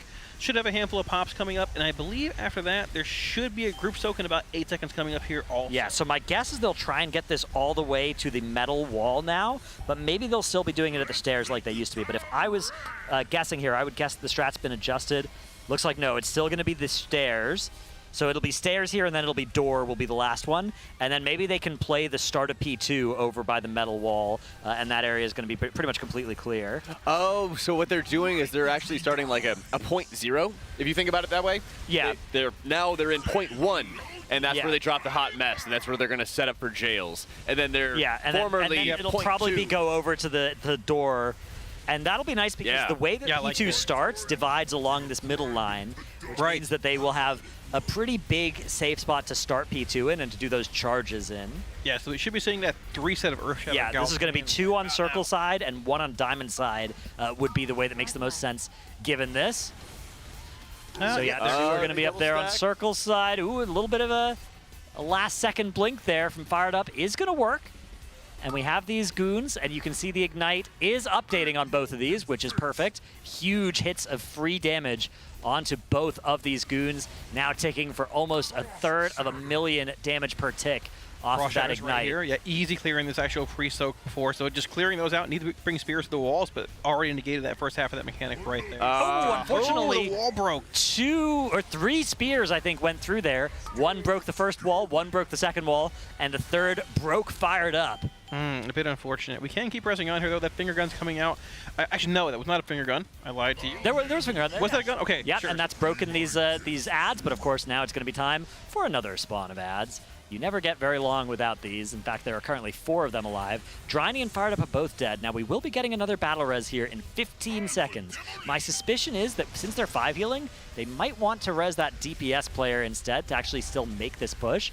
But maybe they are overvaluing the healer for this and will instead go with Dryny. Looks like it's going to be a non-issue as a missed catch of the bomb debris, it looks like, has taken them out here. So I like this a lot more. I love this because this delays your goons as well. So exactly. You might not even get that set of 4 goon cages in this. And the only downside is that you have ads that you're dealing with that are zapping you for extra time at the start of this fight. But I think that's fine. Yeah, I don't think it's been a huge issue, like HPS-wise for the most part. They're present for most of the fight regardless when you're on that dirt It's side. really not that bad to get zapped, especially if you bring it out of the raid. But even if you don't, it seems like it's pretty manageable. Very cool, though. Yeah, I like this adjustment they're making. It seems like it's going to have a lot more space to work with. They might even be able to take an entire section of the room for Phase 2 to deal with their jails, and then it kind of sets them up to be a bit more efficient and basically push all of the gold piles, goon cages, hot messes into a corner from Phase 1, and then the other side of the room they can just dominate for Phase 2. Plus, it also feels like you're arguably getting more damage into the boss without having these gal cages spawning in 15 seconds into the fight, right? You're getting all your CDs on pull. You are lusting pull still, but that might be moved to the Phase 2. But this could also make that Phase 1 DPS check, if you say, hey, okay, we've seen enough of Phase 2, we need lust here, that much easier, because you're not dealing with gal cages half a minute into the fight when CDs are still rolling, right? You get all your damage in, gal cages spawn, and then you start handling the mechanics a bit more disruptive, right? Yeah, I think the downside here might be maybe the cages are going to be spawning right after everybody's opener, or maybe even interfering with them, or they're going to be spawning at a time when you don't have CDs to, maybe you don't have combustions rolling to kill them like you did with the other strat. But it looks like they're not having too much trouble killing off those cages, so I definitely like this, at least from my perspective. This seems like a better way to do this boss than starting in the dirt side. Even though 19 of them are on the dirt side, it's technically starting with the metal mechanics by keeping Malarkus there, anchoring the raid in that metal side. So it makes it sound like whoever's on if they're the majority of the team, wait a minute, now they're swapping. It's it seems like if it's not, so it's like maybe it's majority to start, and then from then on you have to swap with 20. Yeah. Yeah. So I wonder if they're just saying like, or maybe it just defaults to metal if it's not all 20 on dirt at the start, because it looks like they are starting, almost everybody on dirt. But I think last time they did this, Z still took charge, which is the metal phase. Right. 5, 4, Here we go. Let's see it again. I'm sure that they're going to be trying that at least once more. Yeah, Z taking charge. And it is just being anchored by Malarkus. Currently Nick also over there on the metal side. I like that a lot because there are a couple moments where they had soaks or a couple other mechanics. I mean, what happens if Malarkus gets targeted or something like that? Right. That gives them kind of like another anchor of saying, okay, somebody else can be responsible if that makes sense. Yeah, maybe it targets one melee, one range, so they know that keeping 2 ranged over there means at least one of them will get to stay there and keep anchoring it. Of course, not something that they'll have to worry about. Actually, yeah, because they don't even get the goon cages right now, right? Because they won't get the goon cages until they go to the dirt side. So maybe it's just in case this group soak went on one of them, right? The hot mess. Yeah, hot mess being dropped against the wall here for that raid soak coming in. Like we talked about, we're not getting gal cages until we transition with Malarkus and Nick being back there. When they head over to that side, it will then trigger the dirt phase, and those gal cages will begin spawning in. All right, there's that spray and pray, meaning that it is almost time for us to switch to the dirt side. Malarkus going to be doing that as the boss gets to 99 energy, ideally.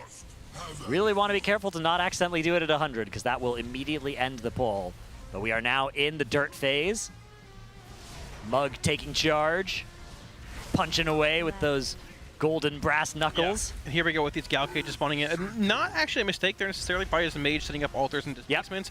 We have both displaces back, and then altars back out, and now we've got ignites on. Oh, unfortunately the altar was maybe inside this cage here, so a little unfortunate turn of events there, slightly late potential press of the first altar. Oh, how's he gonna get out? Maybe he can get enough air to be able to get out. Nope. Okay, so he's just gonna have to wait. He's gonna have to wait until the boots break him. He's in ice cold right now, which otherwise he would be taking huge amounts of damage there. But yeah, that was definitely not how that was supposed to look like. But well recovered by Fired Up there. Yeah, we made it through. It actually looks like Smacked here is still slipping sliding as well, maybe not able to clear on that previous hot mess and just waiting for the next one at this point. Yeah, not too bad here. We're going to see, once again, a phase swap coming in. The first shields on those electroshockers have been broken.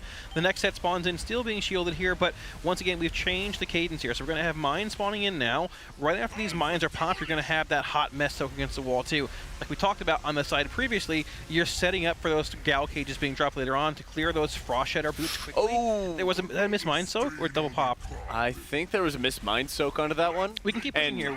Siri gets his res. Yeah, so we're down a DPS, which is not great, but it's potentially still possible to see progression. It's unfortunate because we're kind of down 2 DPS because we're 5 healing.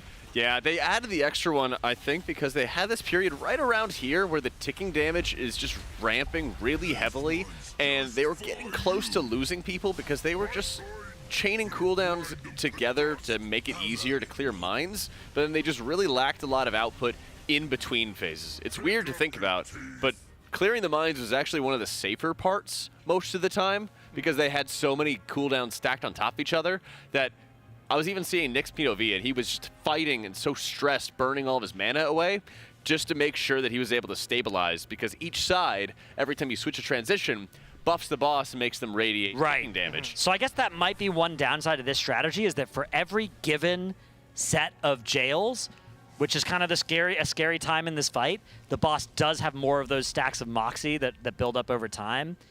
So maybe that was sort of a benefit of doing this the other way, is that maybe you had less average stacks on that mechanic. We'll see, though. Looks like a push has been done to their add-ons and weak auras here. So the reloads coming through. Maybe they've got a new map for their cages or something.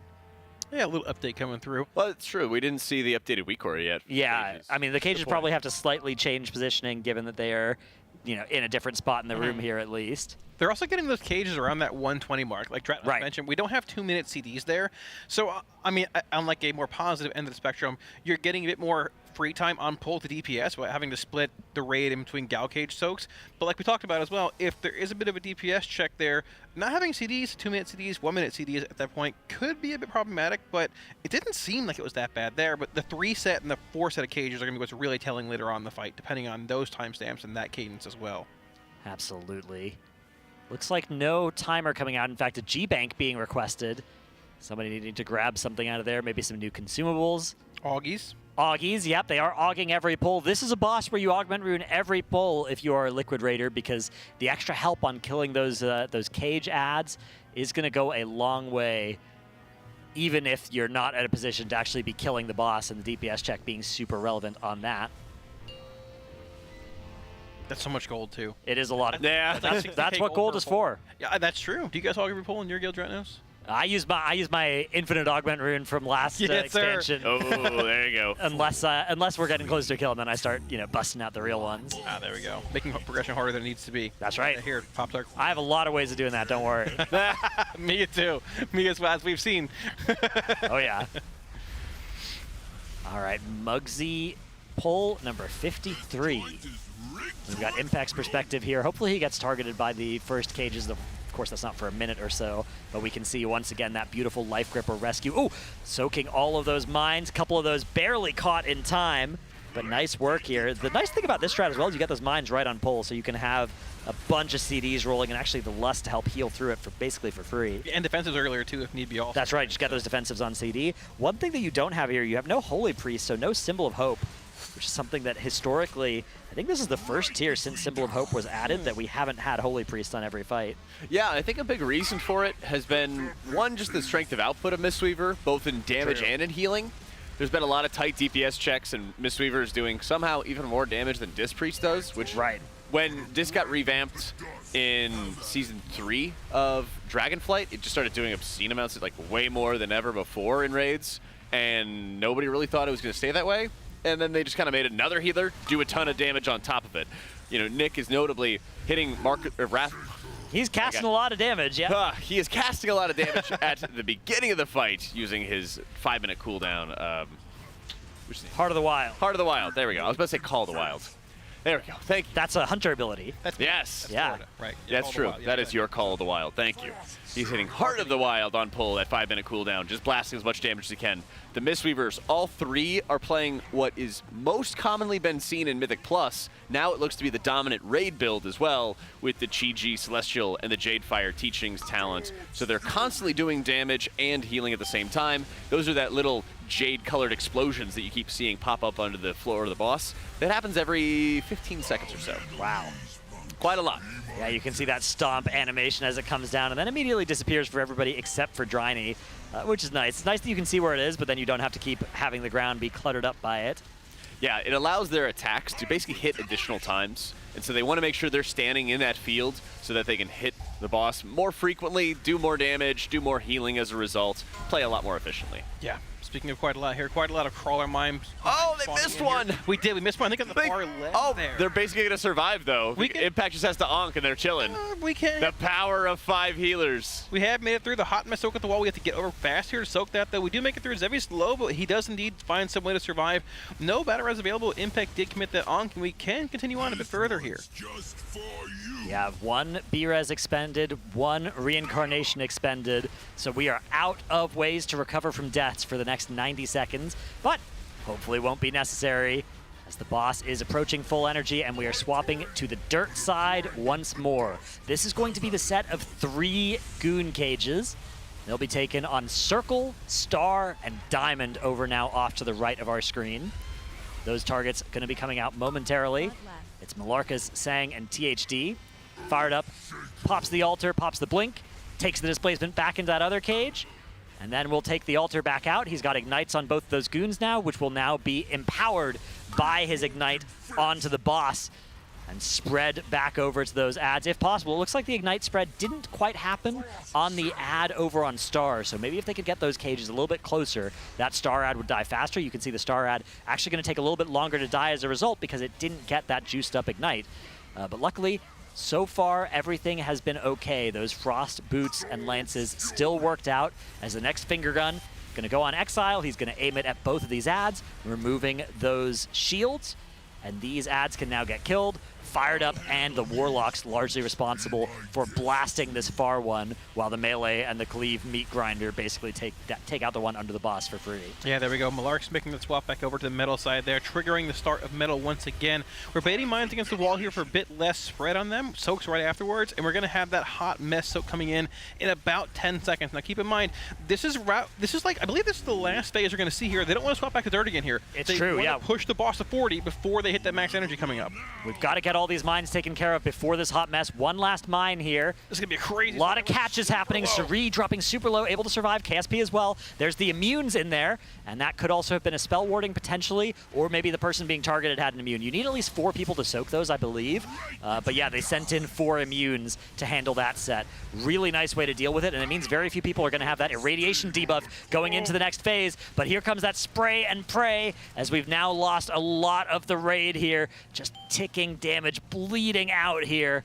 Will they be able to push before this full energy cast finishes? No, they will not. The double-minded Fury once again taking them out seconds from being able to push into P2. That seems rough. Those 5 healers, I mean, that DPS check with 5 healers is rough. We're alive for the most part until the end of that phase there, and we're still 3% off roughly. Yeah, and Dratus had pointed it out before about like the little mistakes that you're going to be able to overcome with the greater amount of healers, but there is a limit to it, right? Especially when you have that tighter DPS check as well to really be overcoming onto that one. It's a huge challenge that they have been experiencing this far throughout Muggsy progression, and I like that they're making these adjustments as well to the strategies, because they're already thinking in advance about how they're going to start shifting around their positioning a little bit later, really, into the boss fight. Yeah, I mean, I wouldn't be surprised if this change was made both to optimize around damage as well as maybe some healing CDs later on. That'd be more of a Jack area of expertise here. But I like this strategy more. It does seem like when they optimize it, it looks better for movement. You can also drop every single hot mess to have those ready for those Frost Shatter boots. You can just clear them instantly every time versus having to hold the first set for half a minute, roughly. Right. It makes things mechanically seem more fluent, and it flows better, but a little bit of tweaking and tuning is needed to get it back down. You know, that's such a good point. The rating is a lot better when the fight just kind of flows. And just like streams are a lot better when they just flow and aren't interrupted by any ads. So make sure to use your Twitch Prime sub right now if you've got it, or if you wanted to give some subs to yourself or friends so that you don't get any ads whatsoever for the rest of the race to World First. I want to give a very special thank you to our presenting sponsor in Coinbase, as well as Honda, Secret Labs, Monster Energy, Alienware, MyBlue, RaiderIO, Wowhead, Warcraft Logs, and DungeonDojo for presenting and helping us make this event possible, as well as our charity partner in the Pasadena Humane Society. We're going to be taking it on over to a Monster Energy listen in and swapping over to a new round of casters. I popped like right when the drills went out, but didn't really do anything. Yeah, but you're also both popping, so it kind of like... Yeah. So are we going to move someone's CDs to the I think we should just try. So say we just move his stuff to the mines. Yeah. We don't need my other ramp on the trails anymore, right? I could also move that here. In your obby. So. Yeah, but it's the only obbies you get. We're also gonna need it in last we phase. shouldn't. With Lust, we'll beat it for progression's sake, but if we ever want to move Lust in the last phase, we could get that jail set and play it and then get rid of the mines and like push with all of our 2 minutes and stuff. Oh, that's so rough though. Yeah. I mean, I feel like if you're pushing in 5, like 4 5 heals is fine. I feel like is better. 5 is fine, but I feel like 6 is. Shouldn't we just do this? No, I don't think. No, maybe not. So the reason for 5 heal is actually like because it makes it so you see the last phase more consistently, but also I don't think you want those jails. I think you leave the chakras up. I think you push at like 520, like right before those jails come out, ideally. And but you are going to get the 6 stack though. Correct, but you also reduce the number of Moxie stacks you have going into the last phase by like 8 or 7 compared to if you heal the 5 Yeah, stacks. actually, that's a good point. But do you get your second 2 minutes that way? Isn't it going to be 8 minutes fight? The phase is longer than we initially thought. 2 minutes 50 or something, right? We currently that's with the intermission though, right? Yes. Yeah. So if you pop at 4. We're gonna have to phase to the other side, but we're just not gonna do the 4 jails. You're not gonna get them again. Also for now, just Lust on the 6 mines, I think. Although I'm pretty sure if Zevi's CDs are there, we are going to be alive. All right, let's go. Don't I get to go over real quick and then? No, we're good. Done. Oh, just Blossom Mines now? Yes. Specifically, we need like more sauce around the... Actually, I mean, like, I feel like he should go early because, like, honestly, the earlier we heal off the initial debuffs, the faster we can go, which is better for his ramp, and it means, like, we're getting more mines consistently in more of the stronger cooldowns. But also, like, if we do them at the same speed, we would want them to be, like, kind of tailing off a little later, so it lasts for that one that we do after. I think with the 6 set, you're definitely going to do one after. I think popping all 6 is insane, unless, like, we're way higher. 2. Waiting for 3. Missed a soak. Die. I wonder, Siri, if it's not better that you ramp like late, so that you events when we hit the first mine, and Sevi just presses instantly, because you sometimes surely lose 2 globals in your ramp because mines are not consistent, right? Yeah, I'm expecting them to be popped earlier and quicker, but it's kind of random. I'm just doing it when I know we won't get a 2-stack. I can start slamming some 2-stacks, but I feel like that's sketchy. We can revival the first stack, and then maybe that helps you like delay your ramp for the second, so you're like literally eventing on the first stack and then start. So I can do that. Yeah. Why do we have 2 people baiting farm mines? That doesn't make any sense, right? We should have only Nick out there and not Mark. Yeah. I think this first phase is just Nick is on the metal side, have less chance of baiting one there. But if one does get baited there, range just have to help back up. It'll just be a call. Mark, you are not phasing us at the very beginning. Only Nick is. Sounds good. That way the hot mess isn't a cringe, and you can also hit the boss. Okay. Nick, you need to start on that side. We all have to go on that side to phase. Shaq, what's the head honcho right now? Oh, let's see. He has a blue energy bar, so... See right now. You can see by looking at the head. It's the left head. You mean the right? 5, 4, Oh, if you're looking at him, it's the left. 2. Guys, I am drinking out of this monster water bottle like a child, bro. I spill it all the time. It's so bad. Me too. W.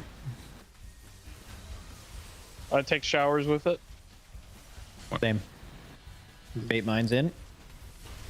You want to rally on these first mines now? We kind of stopped when we were lost. No. Okay, popping 1. 2. 3.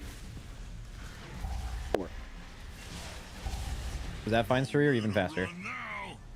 I could do it even faster, but... Okay, I'll do it 10% faster than that until we start dying. Yeah, I think it's fine, right? Yeah, I mean, that was okay. It doesn't matter for the set of 4. It's about getting in a good rhythm so you can quickly do them on the 5 and 6 sets, so you're just safer. That's why it matters. Yeah. Okay, My you'll sack phase us at falls 98. behind on this mechanic, because it's not 1 minute, it's like 58 seconds. Phase us, Nick. You guys thought I wasn't going to do it? I mean... The sack when it wasn't, it's not exactly a minute, it's a little it's slightly less than a minute, which means that I can't do everyone. If we want to double up revival on the 6 stack of mines, then the people that are pressing revival should do it here. Like, we should have Sebi's I have extra no idea here. what I'm supposed to do. Okay, we shouldn't get those ones, right? In the hot We mess, are. We are getting the Yep, 6. get in the hot mess, guys. Oh, that, okay. I'll keep the jails. And 3, 2, 1. Dub. Pull it for finger gun. What happened to Smack? Press smacked. Press smacked. Gotta get over here quick. Don't cleave us. Watch frontal. Good range kill far. I'm gonna flip it. Metal. Play that, it's fine. Range kill far. Range kill far. I like going down here and the range just killing far makes a bit more sense. Yeah, I like that better. Bait mines close. Bait mines close. Bait mines close. And now watch your feet. Watch your feet. Watch your feet. Popping 1, 2, Revival. 3, 4. There's 1 range. I'm coming. 6 to 6 is far. Holy shock. Miss a soak. Dead. Let's agree on something with the revival. So like Sevi's doing the first cages, That means that he's doing the third mines. They should be revivals are just hard assigned, right? Yeah, that's what I'm. Agree on since we moved in, like, and we swapped the rotation, right? So like. How did we die to the soak here? Missed it. Also, Dryny. You can do first. You can do first mines. Revival. Yeah, and then first mines, and then you're doing second cages. It's right under the boss. First mines, second cages. Okay. And Spawned Smack right. can I'll show you where it spawned. Second, I saw it as first soon as it cages. fucking blew up in our face. And Is there any way third mines. the Right there. LR reminder can get changed for our strat we're doing now? Because it's all fucked up. The what reminder? The Just has to go liquid back. reminder. Oh yeah, we just need to swap it back whenever Bart's around. Wait, what do you want to change? We have to swap the liquid reminders back. Timeline's like backwards. Oh, sure, you're starting in a different phase. Yes. So what happened was it spawned on. Are you still doing 5 or 4 phases? Right now we're doing 5 or 6, yeah. Wait, 6, right? We're getting 6, but we're beating the jail. So the soak happened with it was on Scott, and I think he just like moved the boss after, because it was like under him kind of, and then I think right there you can see it. Not that easy to see with the hot mess circle as well. You assign one person just AFK below the boss. It should be Yips on this. If I ever grab yeah. the boss site, it should be Yips. Can it just be any DPS that's not very mobile? Can you just make sure during mine pops you are always directly under the boss, and no one else has to think about it? Because you don't have to go to the soak anyways. I mean, the fist weaver should all be like under the bus to heal, so it should be Mist Weaver monks. Yeah, it's just like you guys are all doing this. So, well, someone who is You're mobile, John. What killed Smack? Just the miss soak. I just. Well, at the start, no, it was like, I don't know, our head was really slow, and I was scared to transcend because the spear's about to go off, and I think I had it in a bad spot, so Where's a safe spot for all the monks to transcend here so that never happens? With a gate, the warlock. Put it like in front of Skull. Just here? Maybe it gets better. Okay.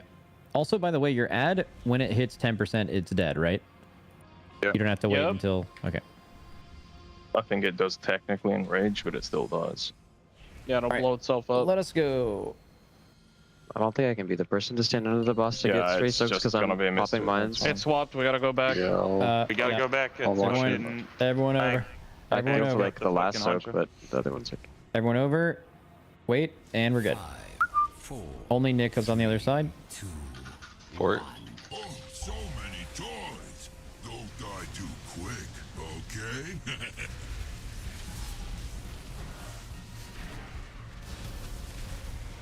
Okay, baiting mines. 3, 2, 1. Now. The first mine's Dryny. Watch the ground. Watch the ground. Popping 1, 2, 3, 4. I think one thing, Yips, is like 2 and 3 are gonna be really, really close together. I think from the way it looks right now. Like I almost can't even comment in time for how fast you should pop it. We will always revival the first mine from now on. Me? No, Dryny did it here. Roll this now to the you're doing left. the cages. 3 left, then... frontal right. Just for you. Frontal right. Karui chopper. And then Nick will phase us.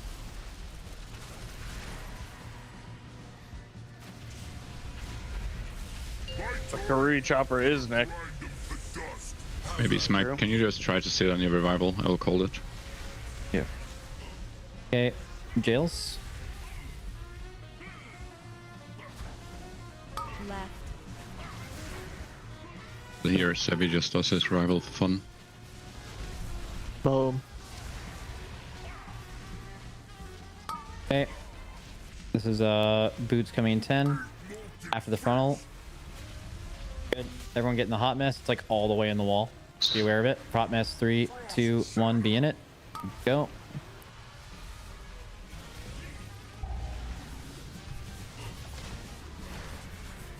Okay.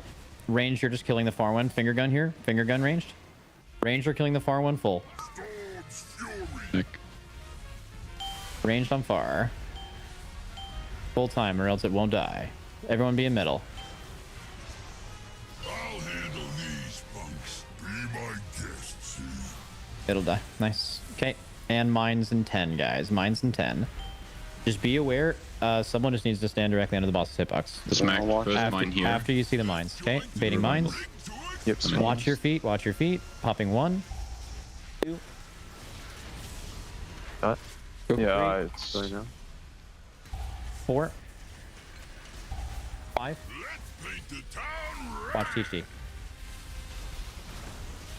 This is everyone. Obviously not immunities. Oh. Weak or alive to me, okay. I didn't fit it. Yeah, I said that was nothing probably. The weak or not get fixed? I thought it did. Fired up is working. This is everyone needs to be in dirt after this frontal. Frontal. I think You probably got picked for the first one, right? Yeah, I got picked for the first one. changed. Yeah. Okay. Dirt. Good. You caught me, sir.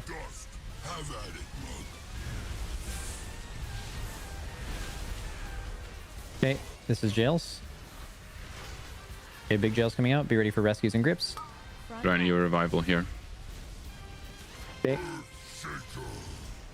Tank knockback is after soon. Do you want P4 after the jail's gone? After. I mean, if we had topped anyway. Okay. Frost boots in 4, 3, 2. Just a jump is all you need. Jump. Good. Soviet's dead. Okay. I'll call And it finger earlier gun next time. soon. Finger gun, guys. Finger gun. Heck. Finger gun. Right now. It should be sack if it's up. Nice. Probably just getting barely delayed every time, right? Metal being metal. Yes, I'm trying to like pre-fire it as fast as I can.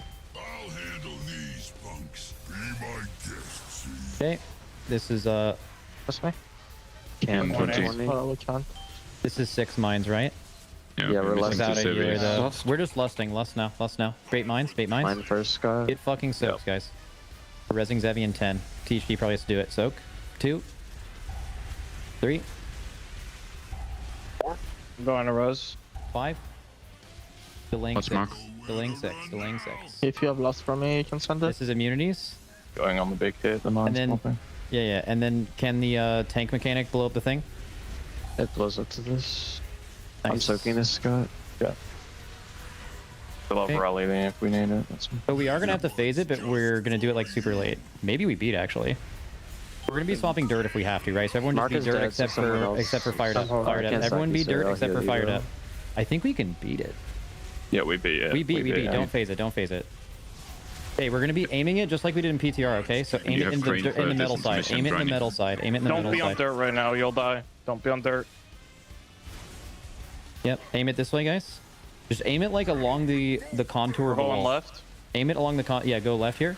What? Wow. Dang, that's Oh. a fucking charge. That is a charge. That's Got aim insane. into the wall, bro. Do we have another movement speed after this, Scott Rally? I went rushing 5. Why did he go so Tried bait into far? the wall. No. Oh, this is weird. Just gonna go right is here, not guys. good. Going right. Okay, that was just a bug, right? Yeah, No, that was not a bug. It Yes, actually the just- Fed Rush broke, man. Not a bug. It was not a bug. Don't Have let me go through the thing. Aim it Okay, back now. static charge. A little Yeah, bit. don't bait it to the middle. That's all. This is fine. We can play this. We're just gonna move the boss back after. Nice. Go left. Look at the head. Keep going. Okay, so after this, I think the first thing that spawns is mines. We need to start soaking them. This is gonna be Wolf Disco's rally. And Smack has his brain. Oh, We we're don't down have Serene, Siri. Nick. We're kiting mines. We're down Serene, Yes, I Nick. We just recommend need to live. melee. We're kiting mines. Run away from them. Whose route is first? Call it. Maybe I just will line press slide. match. I will line Press to slide live. mass. Okay, boots soon. Boots in 3, 2, Hot mess. 1. Leave. Get on the hot mess, guys. Hot mess. Get rid of your debuffs. You gotta shoot through the mines. Being closest to the Yeah, hot shoot these mess. through the mines, boys. W, keep going, keep going. Earthshaker jails. Who can do the next CC? Reroute. We just have to spread these out. Just don't Wait, enrage wait, them. wait, Don't wait, enrage I them. think. The ads are gonna. Ooh. I mean, we can Enraged. everyone alive. Okay, so, So- it's nine Where's it all, mines, Scott? 7 goons. Where's it all? I'm frozen. 9 months, 7 So we goons. need to change. If we're gonna. Okay, so 50 we need to figure shockers. out which version of the boss we're doing. Because, like, I feel like. Okay, You but can- wait, doesn't it make more sense to phase him to get rid of the Moxie stacks? Like, isn't phasing with 30 stacks of Moxie worse than just getting a debuff? Probably. Yeah. It's basically No. the same thing. I'm pretty sure getting the extra stack The extra attack is 20% more damage, and you're removing. We had all of our Moxie healers stacks. so we would have lasted longer, but we need to figure out. We go in with. We went in at 100 energy. So we need to put this last. If I'm correct, we need to put this last. Welcome back after that, Monster Energy. Listening here at the Team Liquid Race World First. We just saw another new best try, which is something I think we're always very excited. Before we talk about it, though, we do want to thank all of our sponsors. So a huge shout out to Coinbase, our presenting partner, as well as Honda, Secret Lab, Monster Energy, Alienware, MyBlue, RaiderIO, Wowhead, Warcraft Logs, and the DungeonDojo. And we are continuing to raise money for the Pasadena Humane Society. With me are Kalamazoo and Mr. Kettles. And they're already deep in the strat talks for this boss because we're all kind of excited as we just saw a new best. Kalamazoo and I are the biggest nerds on this planet. We were literally sitting here on the couch. We were taking notes, and while we were watching the boss be pulled during the Monster Energy listening, we were just talking about it as if we were like almost casting it. We are so weird.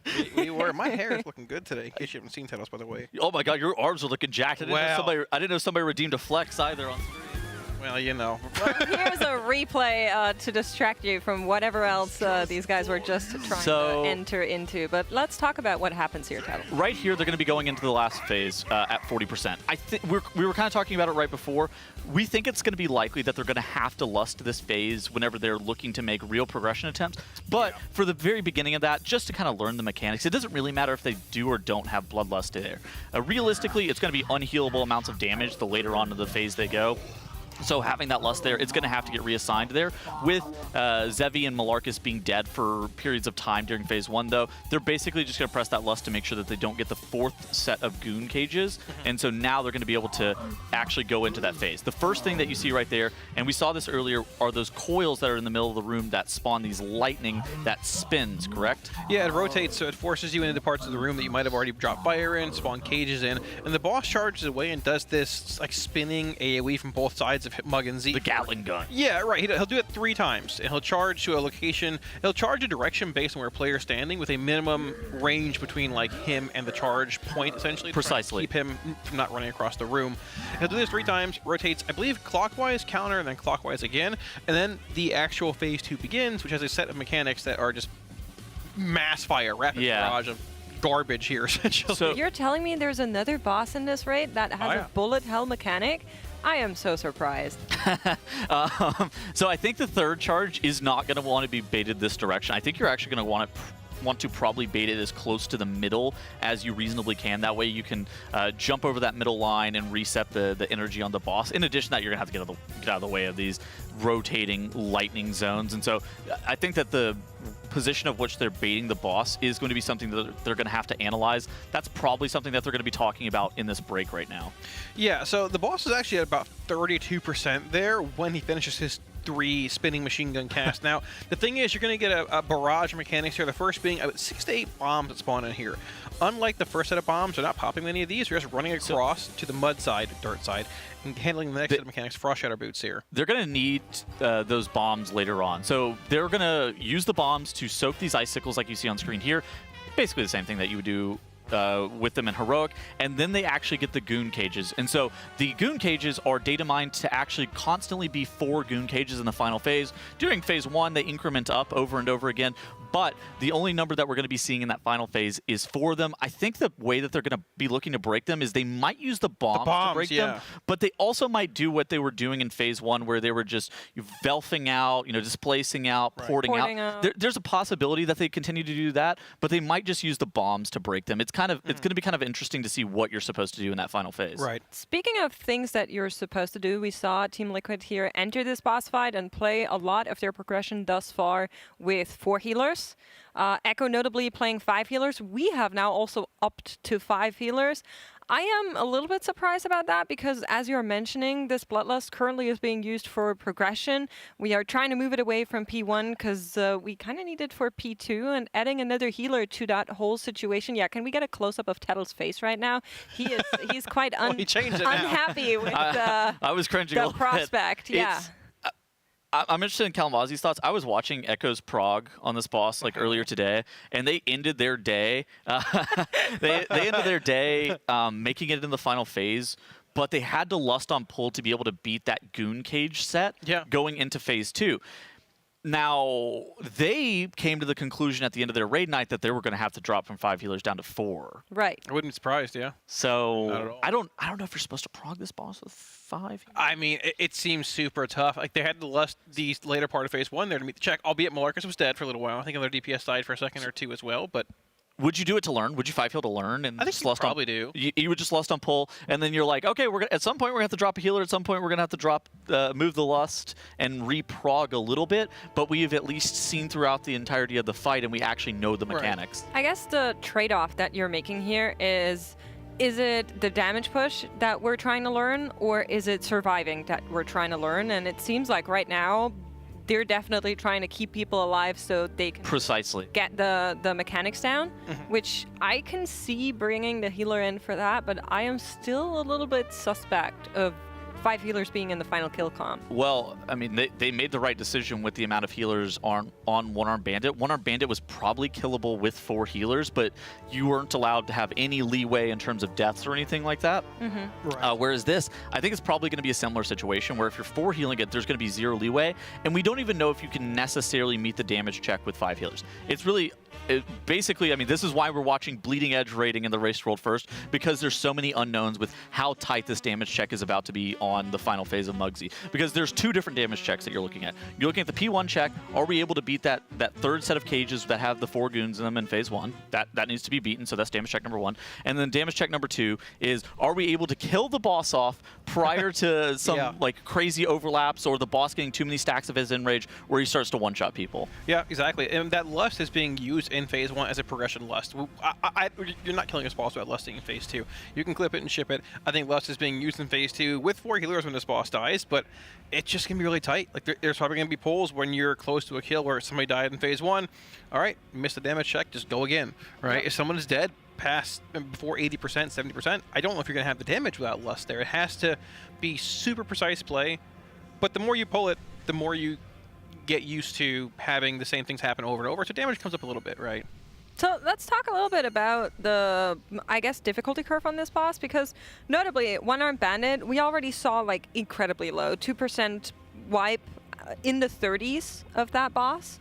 So on, I believe, the 27th pull or something, One-Armed Bandit could have potentially died, and then eventually it did go down on pull number 56. We're now on 57 for Muggsy here. How are you guys feeling about the difficulty curve of this boss? Like comparatively to... Comparative to the rest of the raid. Yeah, I mean, there will certainly be a discussion on Max's stream of the difficulty and tuning of this raid post Race to World First. I think Muggsy being like 120 pulls is actually pretty realistic, looking at how Silken Court was, where once again it's a boss where things are telegraphed. You can find the pieces of the puzzle and put them together ahead of time, just come in and do it, which takes reps. But I think the main outliers are going to be Styx and Sprocketmonger tuning. So Muggsy seems fine.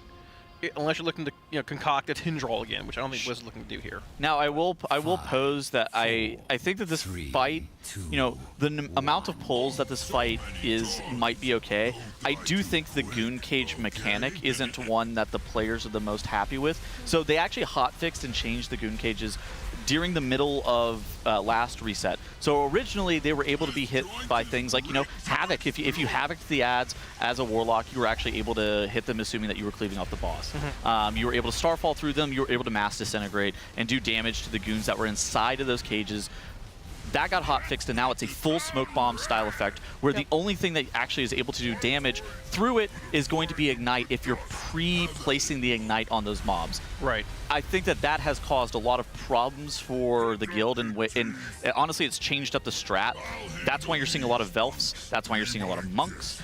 Warlocks, they were running triple Warlock for an extended period of time as well. Mages also exceptionally good on this fight. So I think that I think it's fine, and I think the pull count that it ends up being is probably going to be okay.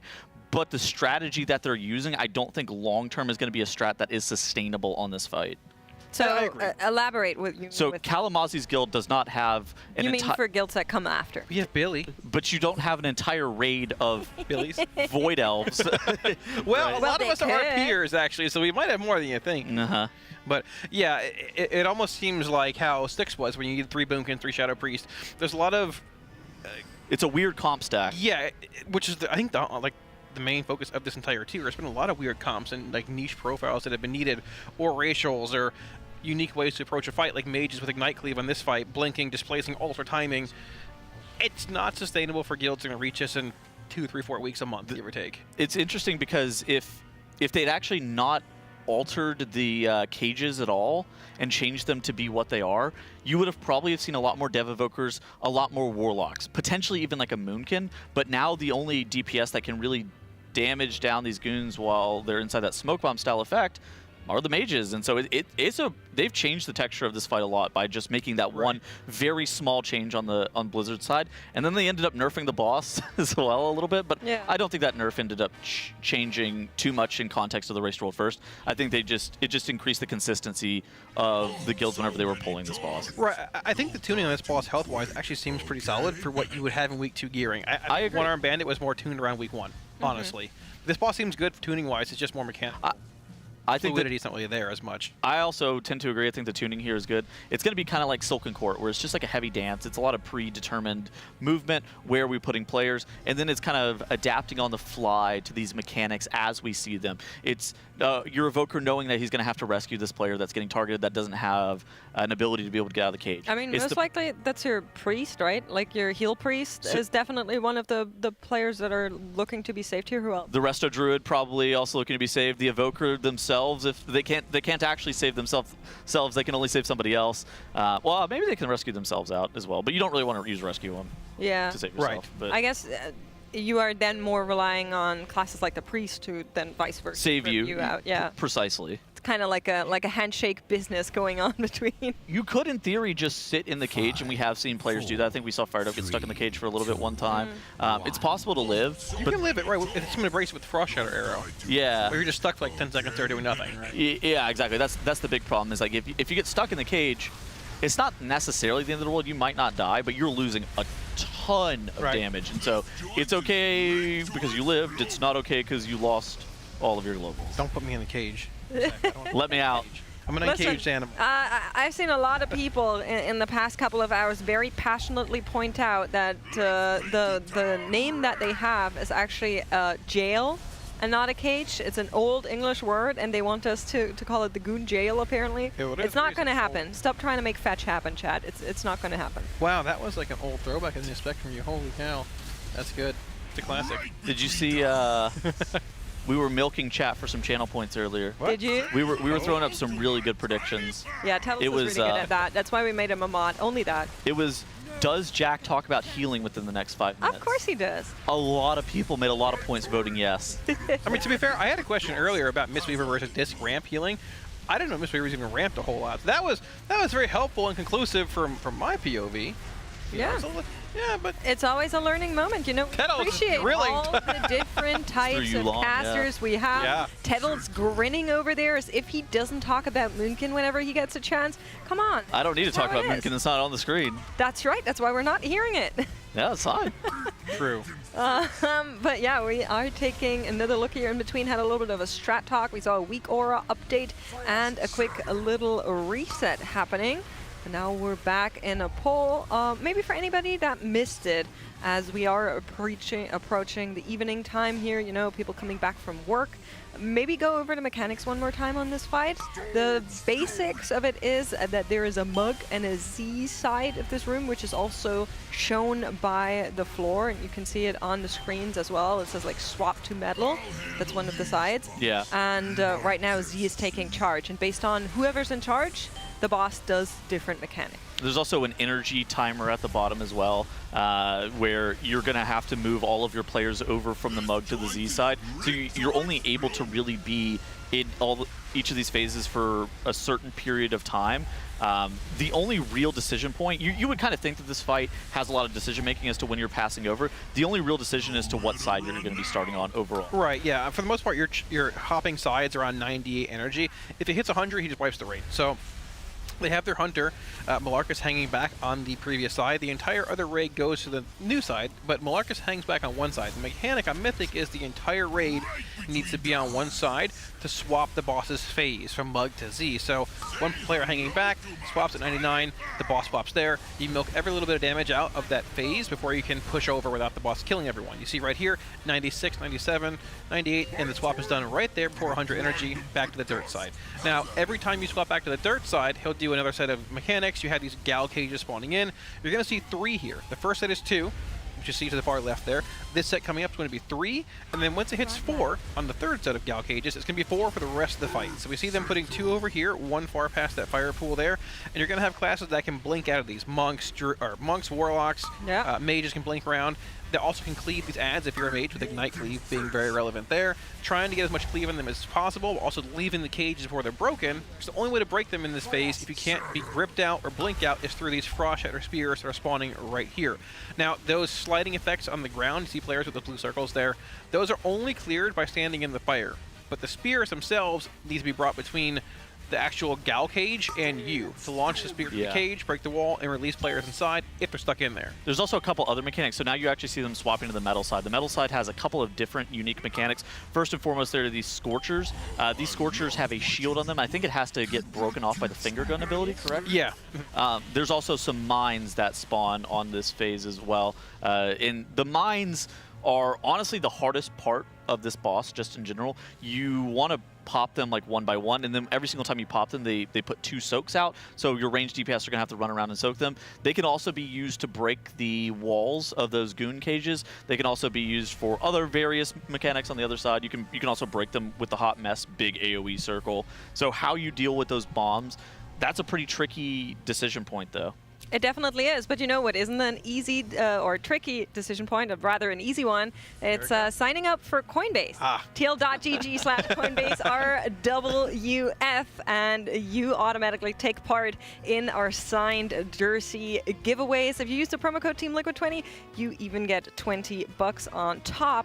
All it takes is a couple minutes. You sign up there, you prove that you're a human, and that's that. But if you're already signed up, you can also head on over to TL.gg/RWFBTS and get a chance to win the grand prize. And Tettles, you as our trait prince, what's on the table for the lucky winner from NAREU that's going to get flown out? You could get a cameo in an Automatic Jack YouTube video, and I heard Kalamazoo might include you in a Bell order. Oh, yes, Taco Bell. You can be in there. There are some dogs. You can also have Chef Heidi's food, of course. No, but a very rare Taco Bell order from Kalamazoo. Not rare. We've ordered about... It'd be rare for them. Well, it'd be a first. Yeah, a first. Sign up. Come on out. It's on me. Maybe we'll even get a... Cantina order special. Chat, was that a smooth segue by Meg? That was so smooth. I thought I was going to get made fun of, actually. It's why I said, here it comes. She's looking at me like... That was a good segue. Grin on her face. Yeah, like, here it comes. I'm going to get grilled again. It's okay. It's all right. Huh? Slide. Is it pronounced Gowl Cage? No, it's listen, okay. The next time we see it, I'm pretty sure it's like G-A-O-L. I think it's jail. I think it's supposed to be jail. Yeah, it's supposed to be a goon jail or something like that. But I don't feel like I think Goon Cage is This is like whenever Blizzard named stuff Saga Dawn. And D's. Big Sog? Yeah. Big D.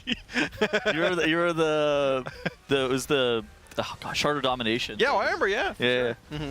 Sylvanas tier was good. And then it's Saga Dawn. It was certainly somebody was enjoying being a 12-year-old at Blizzard. It was thematic. It made sense. If you have the chance to name something funny, I don't know, you should run with it. I like it. Speaking of that, Goon Cages. All right. I'm calling it a Goon Cage. You may call it whatever you want in your guild. So what would you call the ad inside the Goon Cage? The Goon. That's the Goon. Goon. He's gooning inside the cage, yeah. He's gooning? Inside the cage, yeah. Here they come. He wears a hat, too. He does, actually. It's very cool, yeah. He's got, like, a fedora on. Hopefully, if... See, he says Galagio Goon. Yeah, what do you mean? He is a goon. Yeah, he's literally in there. It's a Goon Cage. But you wouldn't call him a gooner? I would not call him a goon. Okay. That's the past tense. It only happens when I'll leave that one to you. It's past tense. It's a goon. Yeah, exactly. We're not using these as verbs here, Tettles. But, of course, my bad. What we are doing, though, is breaking out of these 2 goon cages, using the actual hot mess soak there to clear the frost shatter boot, running across the room here. Get out. Dude, we should not be allowed to cast this boss together. I'm so sorry. I think it'll be a fun session. It'll be good. Swapping at 90 energy here. So on this side, we are seeing a swap. The finger gun should, I believe, already came out, so we killed 2 ants there. The moment you swap, 2 more spawn in that are shielded as well, which are going to be active until you come back on this side again the next time with another finger gun cast coming out. So the bit with this boss is that you have to use abilities from the opposite side to be able to solve the current side that you're on. It's kind of like the mines, they break you out of the jail, or the frost shatter icicles then stun the mines. Whereas on heroic, you could actually use abilities from that same side to be able to deal with some of the current active abilities. And so it's kind of it's a really interesting fight, but which I actually thought was gonna have a lot of decision making, but the only decision is really where are we starting? I mean, sort of, yeah, and where you want to lust, I guess. But I think it's sort of, I think that's already predetermined. We just haven't really figured that out yet. Precisely. You're going to be listening to the final phase, I'm pretty sure. I think so too. I tend to agree. I'm not sure you really have much of a choice on that, to be honest. No, I don't. We, of course, haven't seen too far into phase 2, neither on Liquid nor on Echo's side, but I do want to point out that with our new best try, we're back on top on our Coinbase leaderboard. Woohoo! We are indeed. A bit of a disparity. So interestingly enough, a bit of a disparity between Echo and Liquid's item levels. Echo's about an eye level and a half ahead of us, but I did some digging with a friend of mine.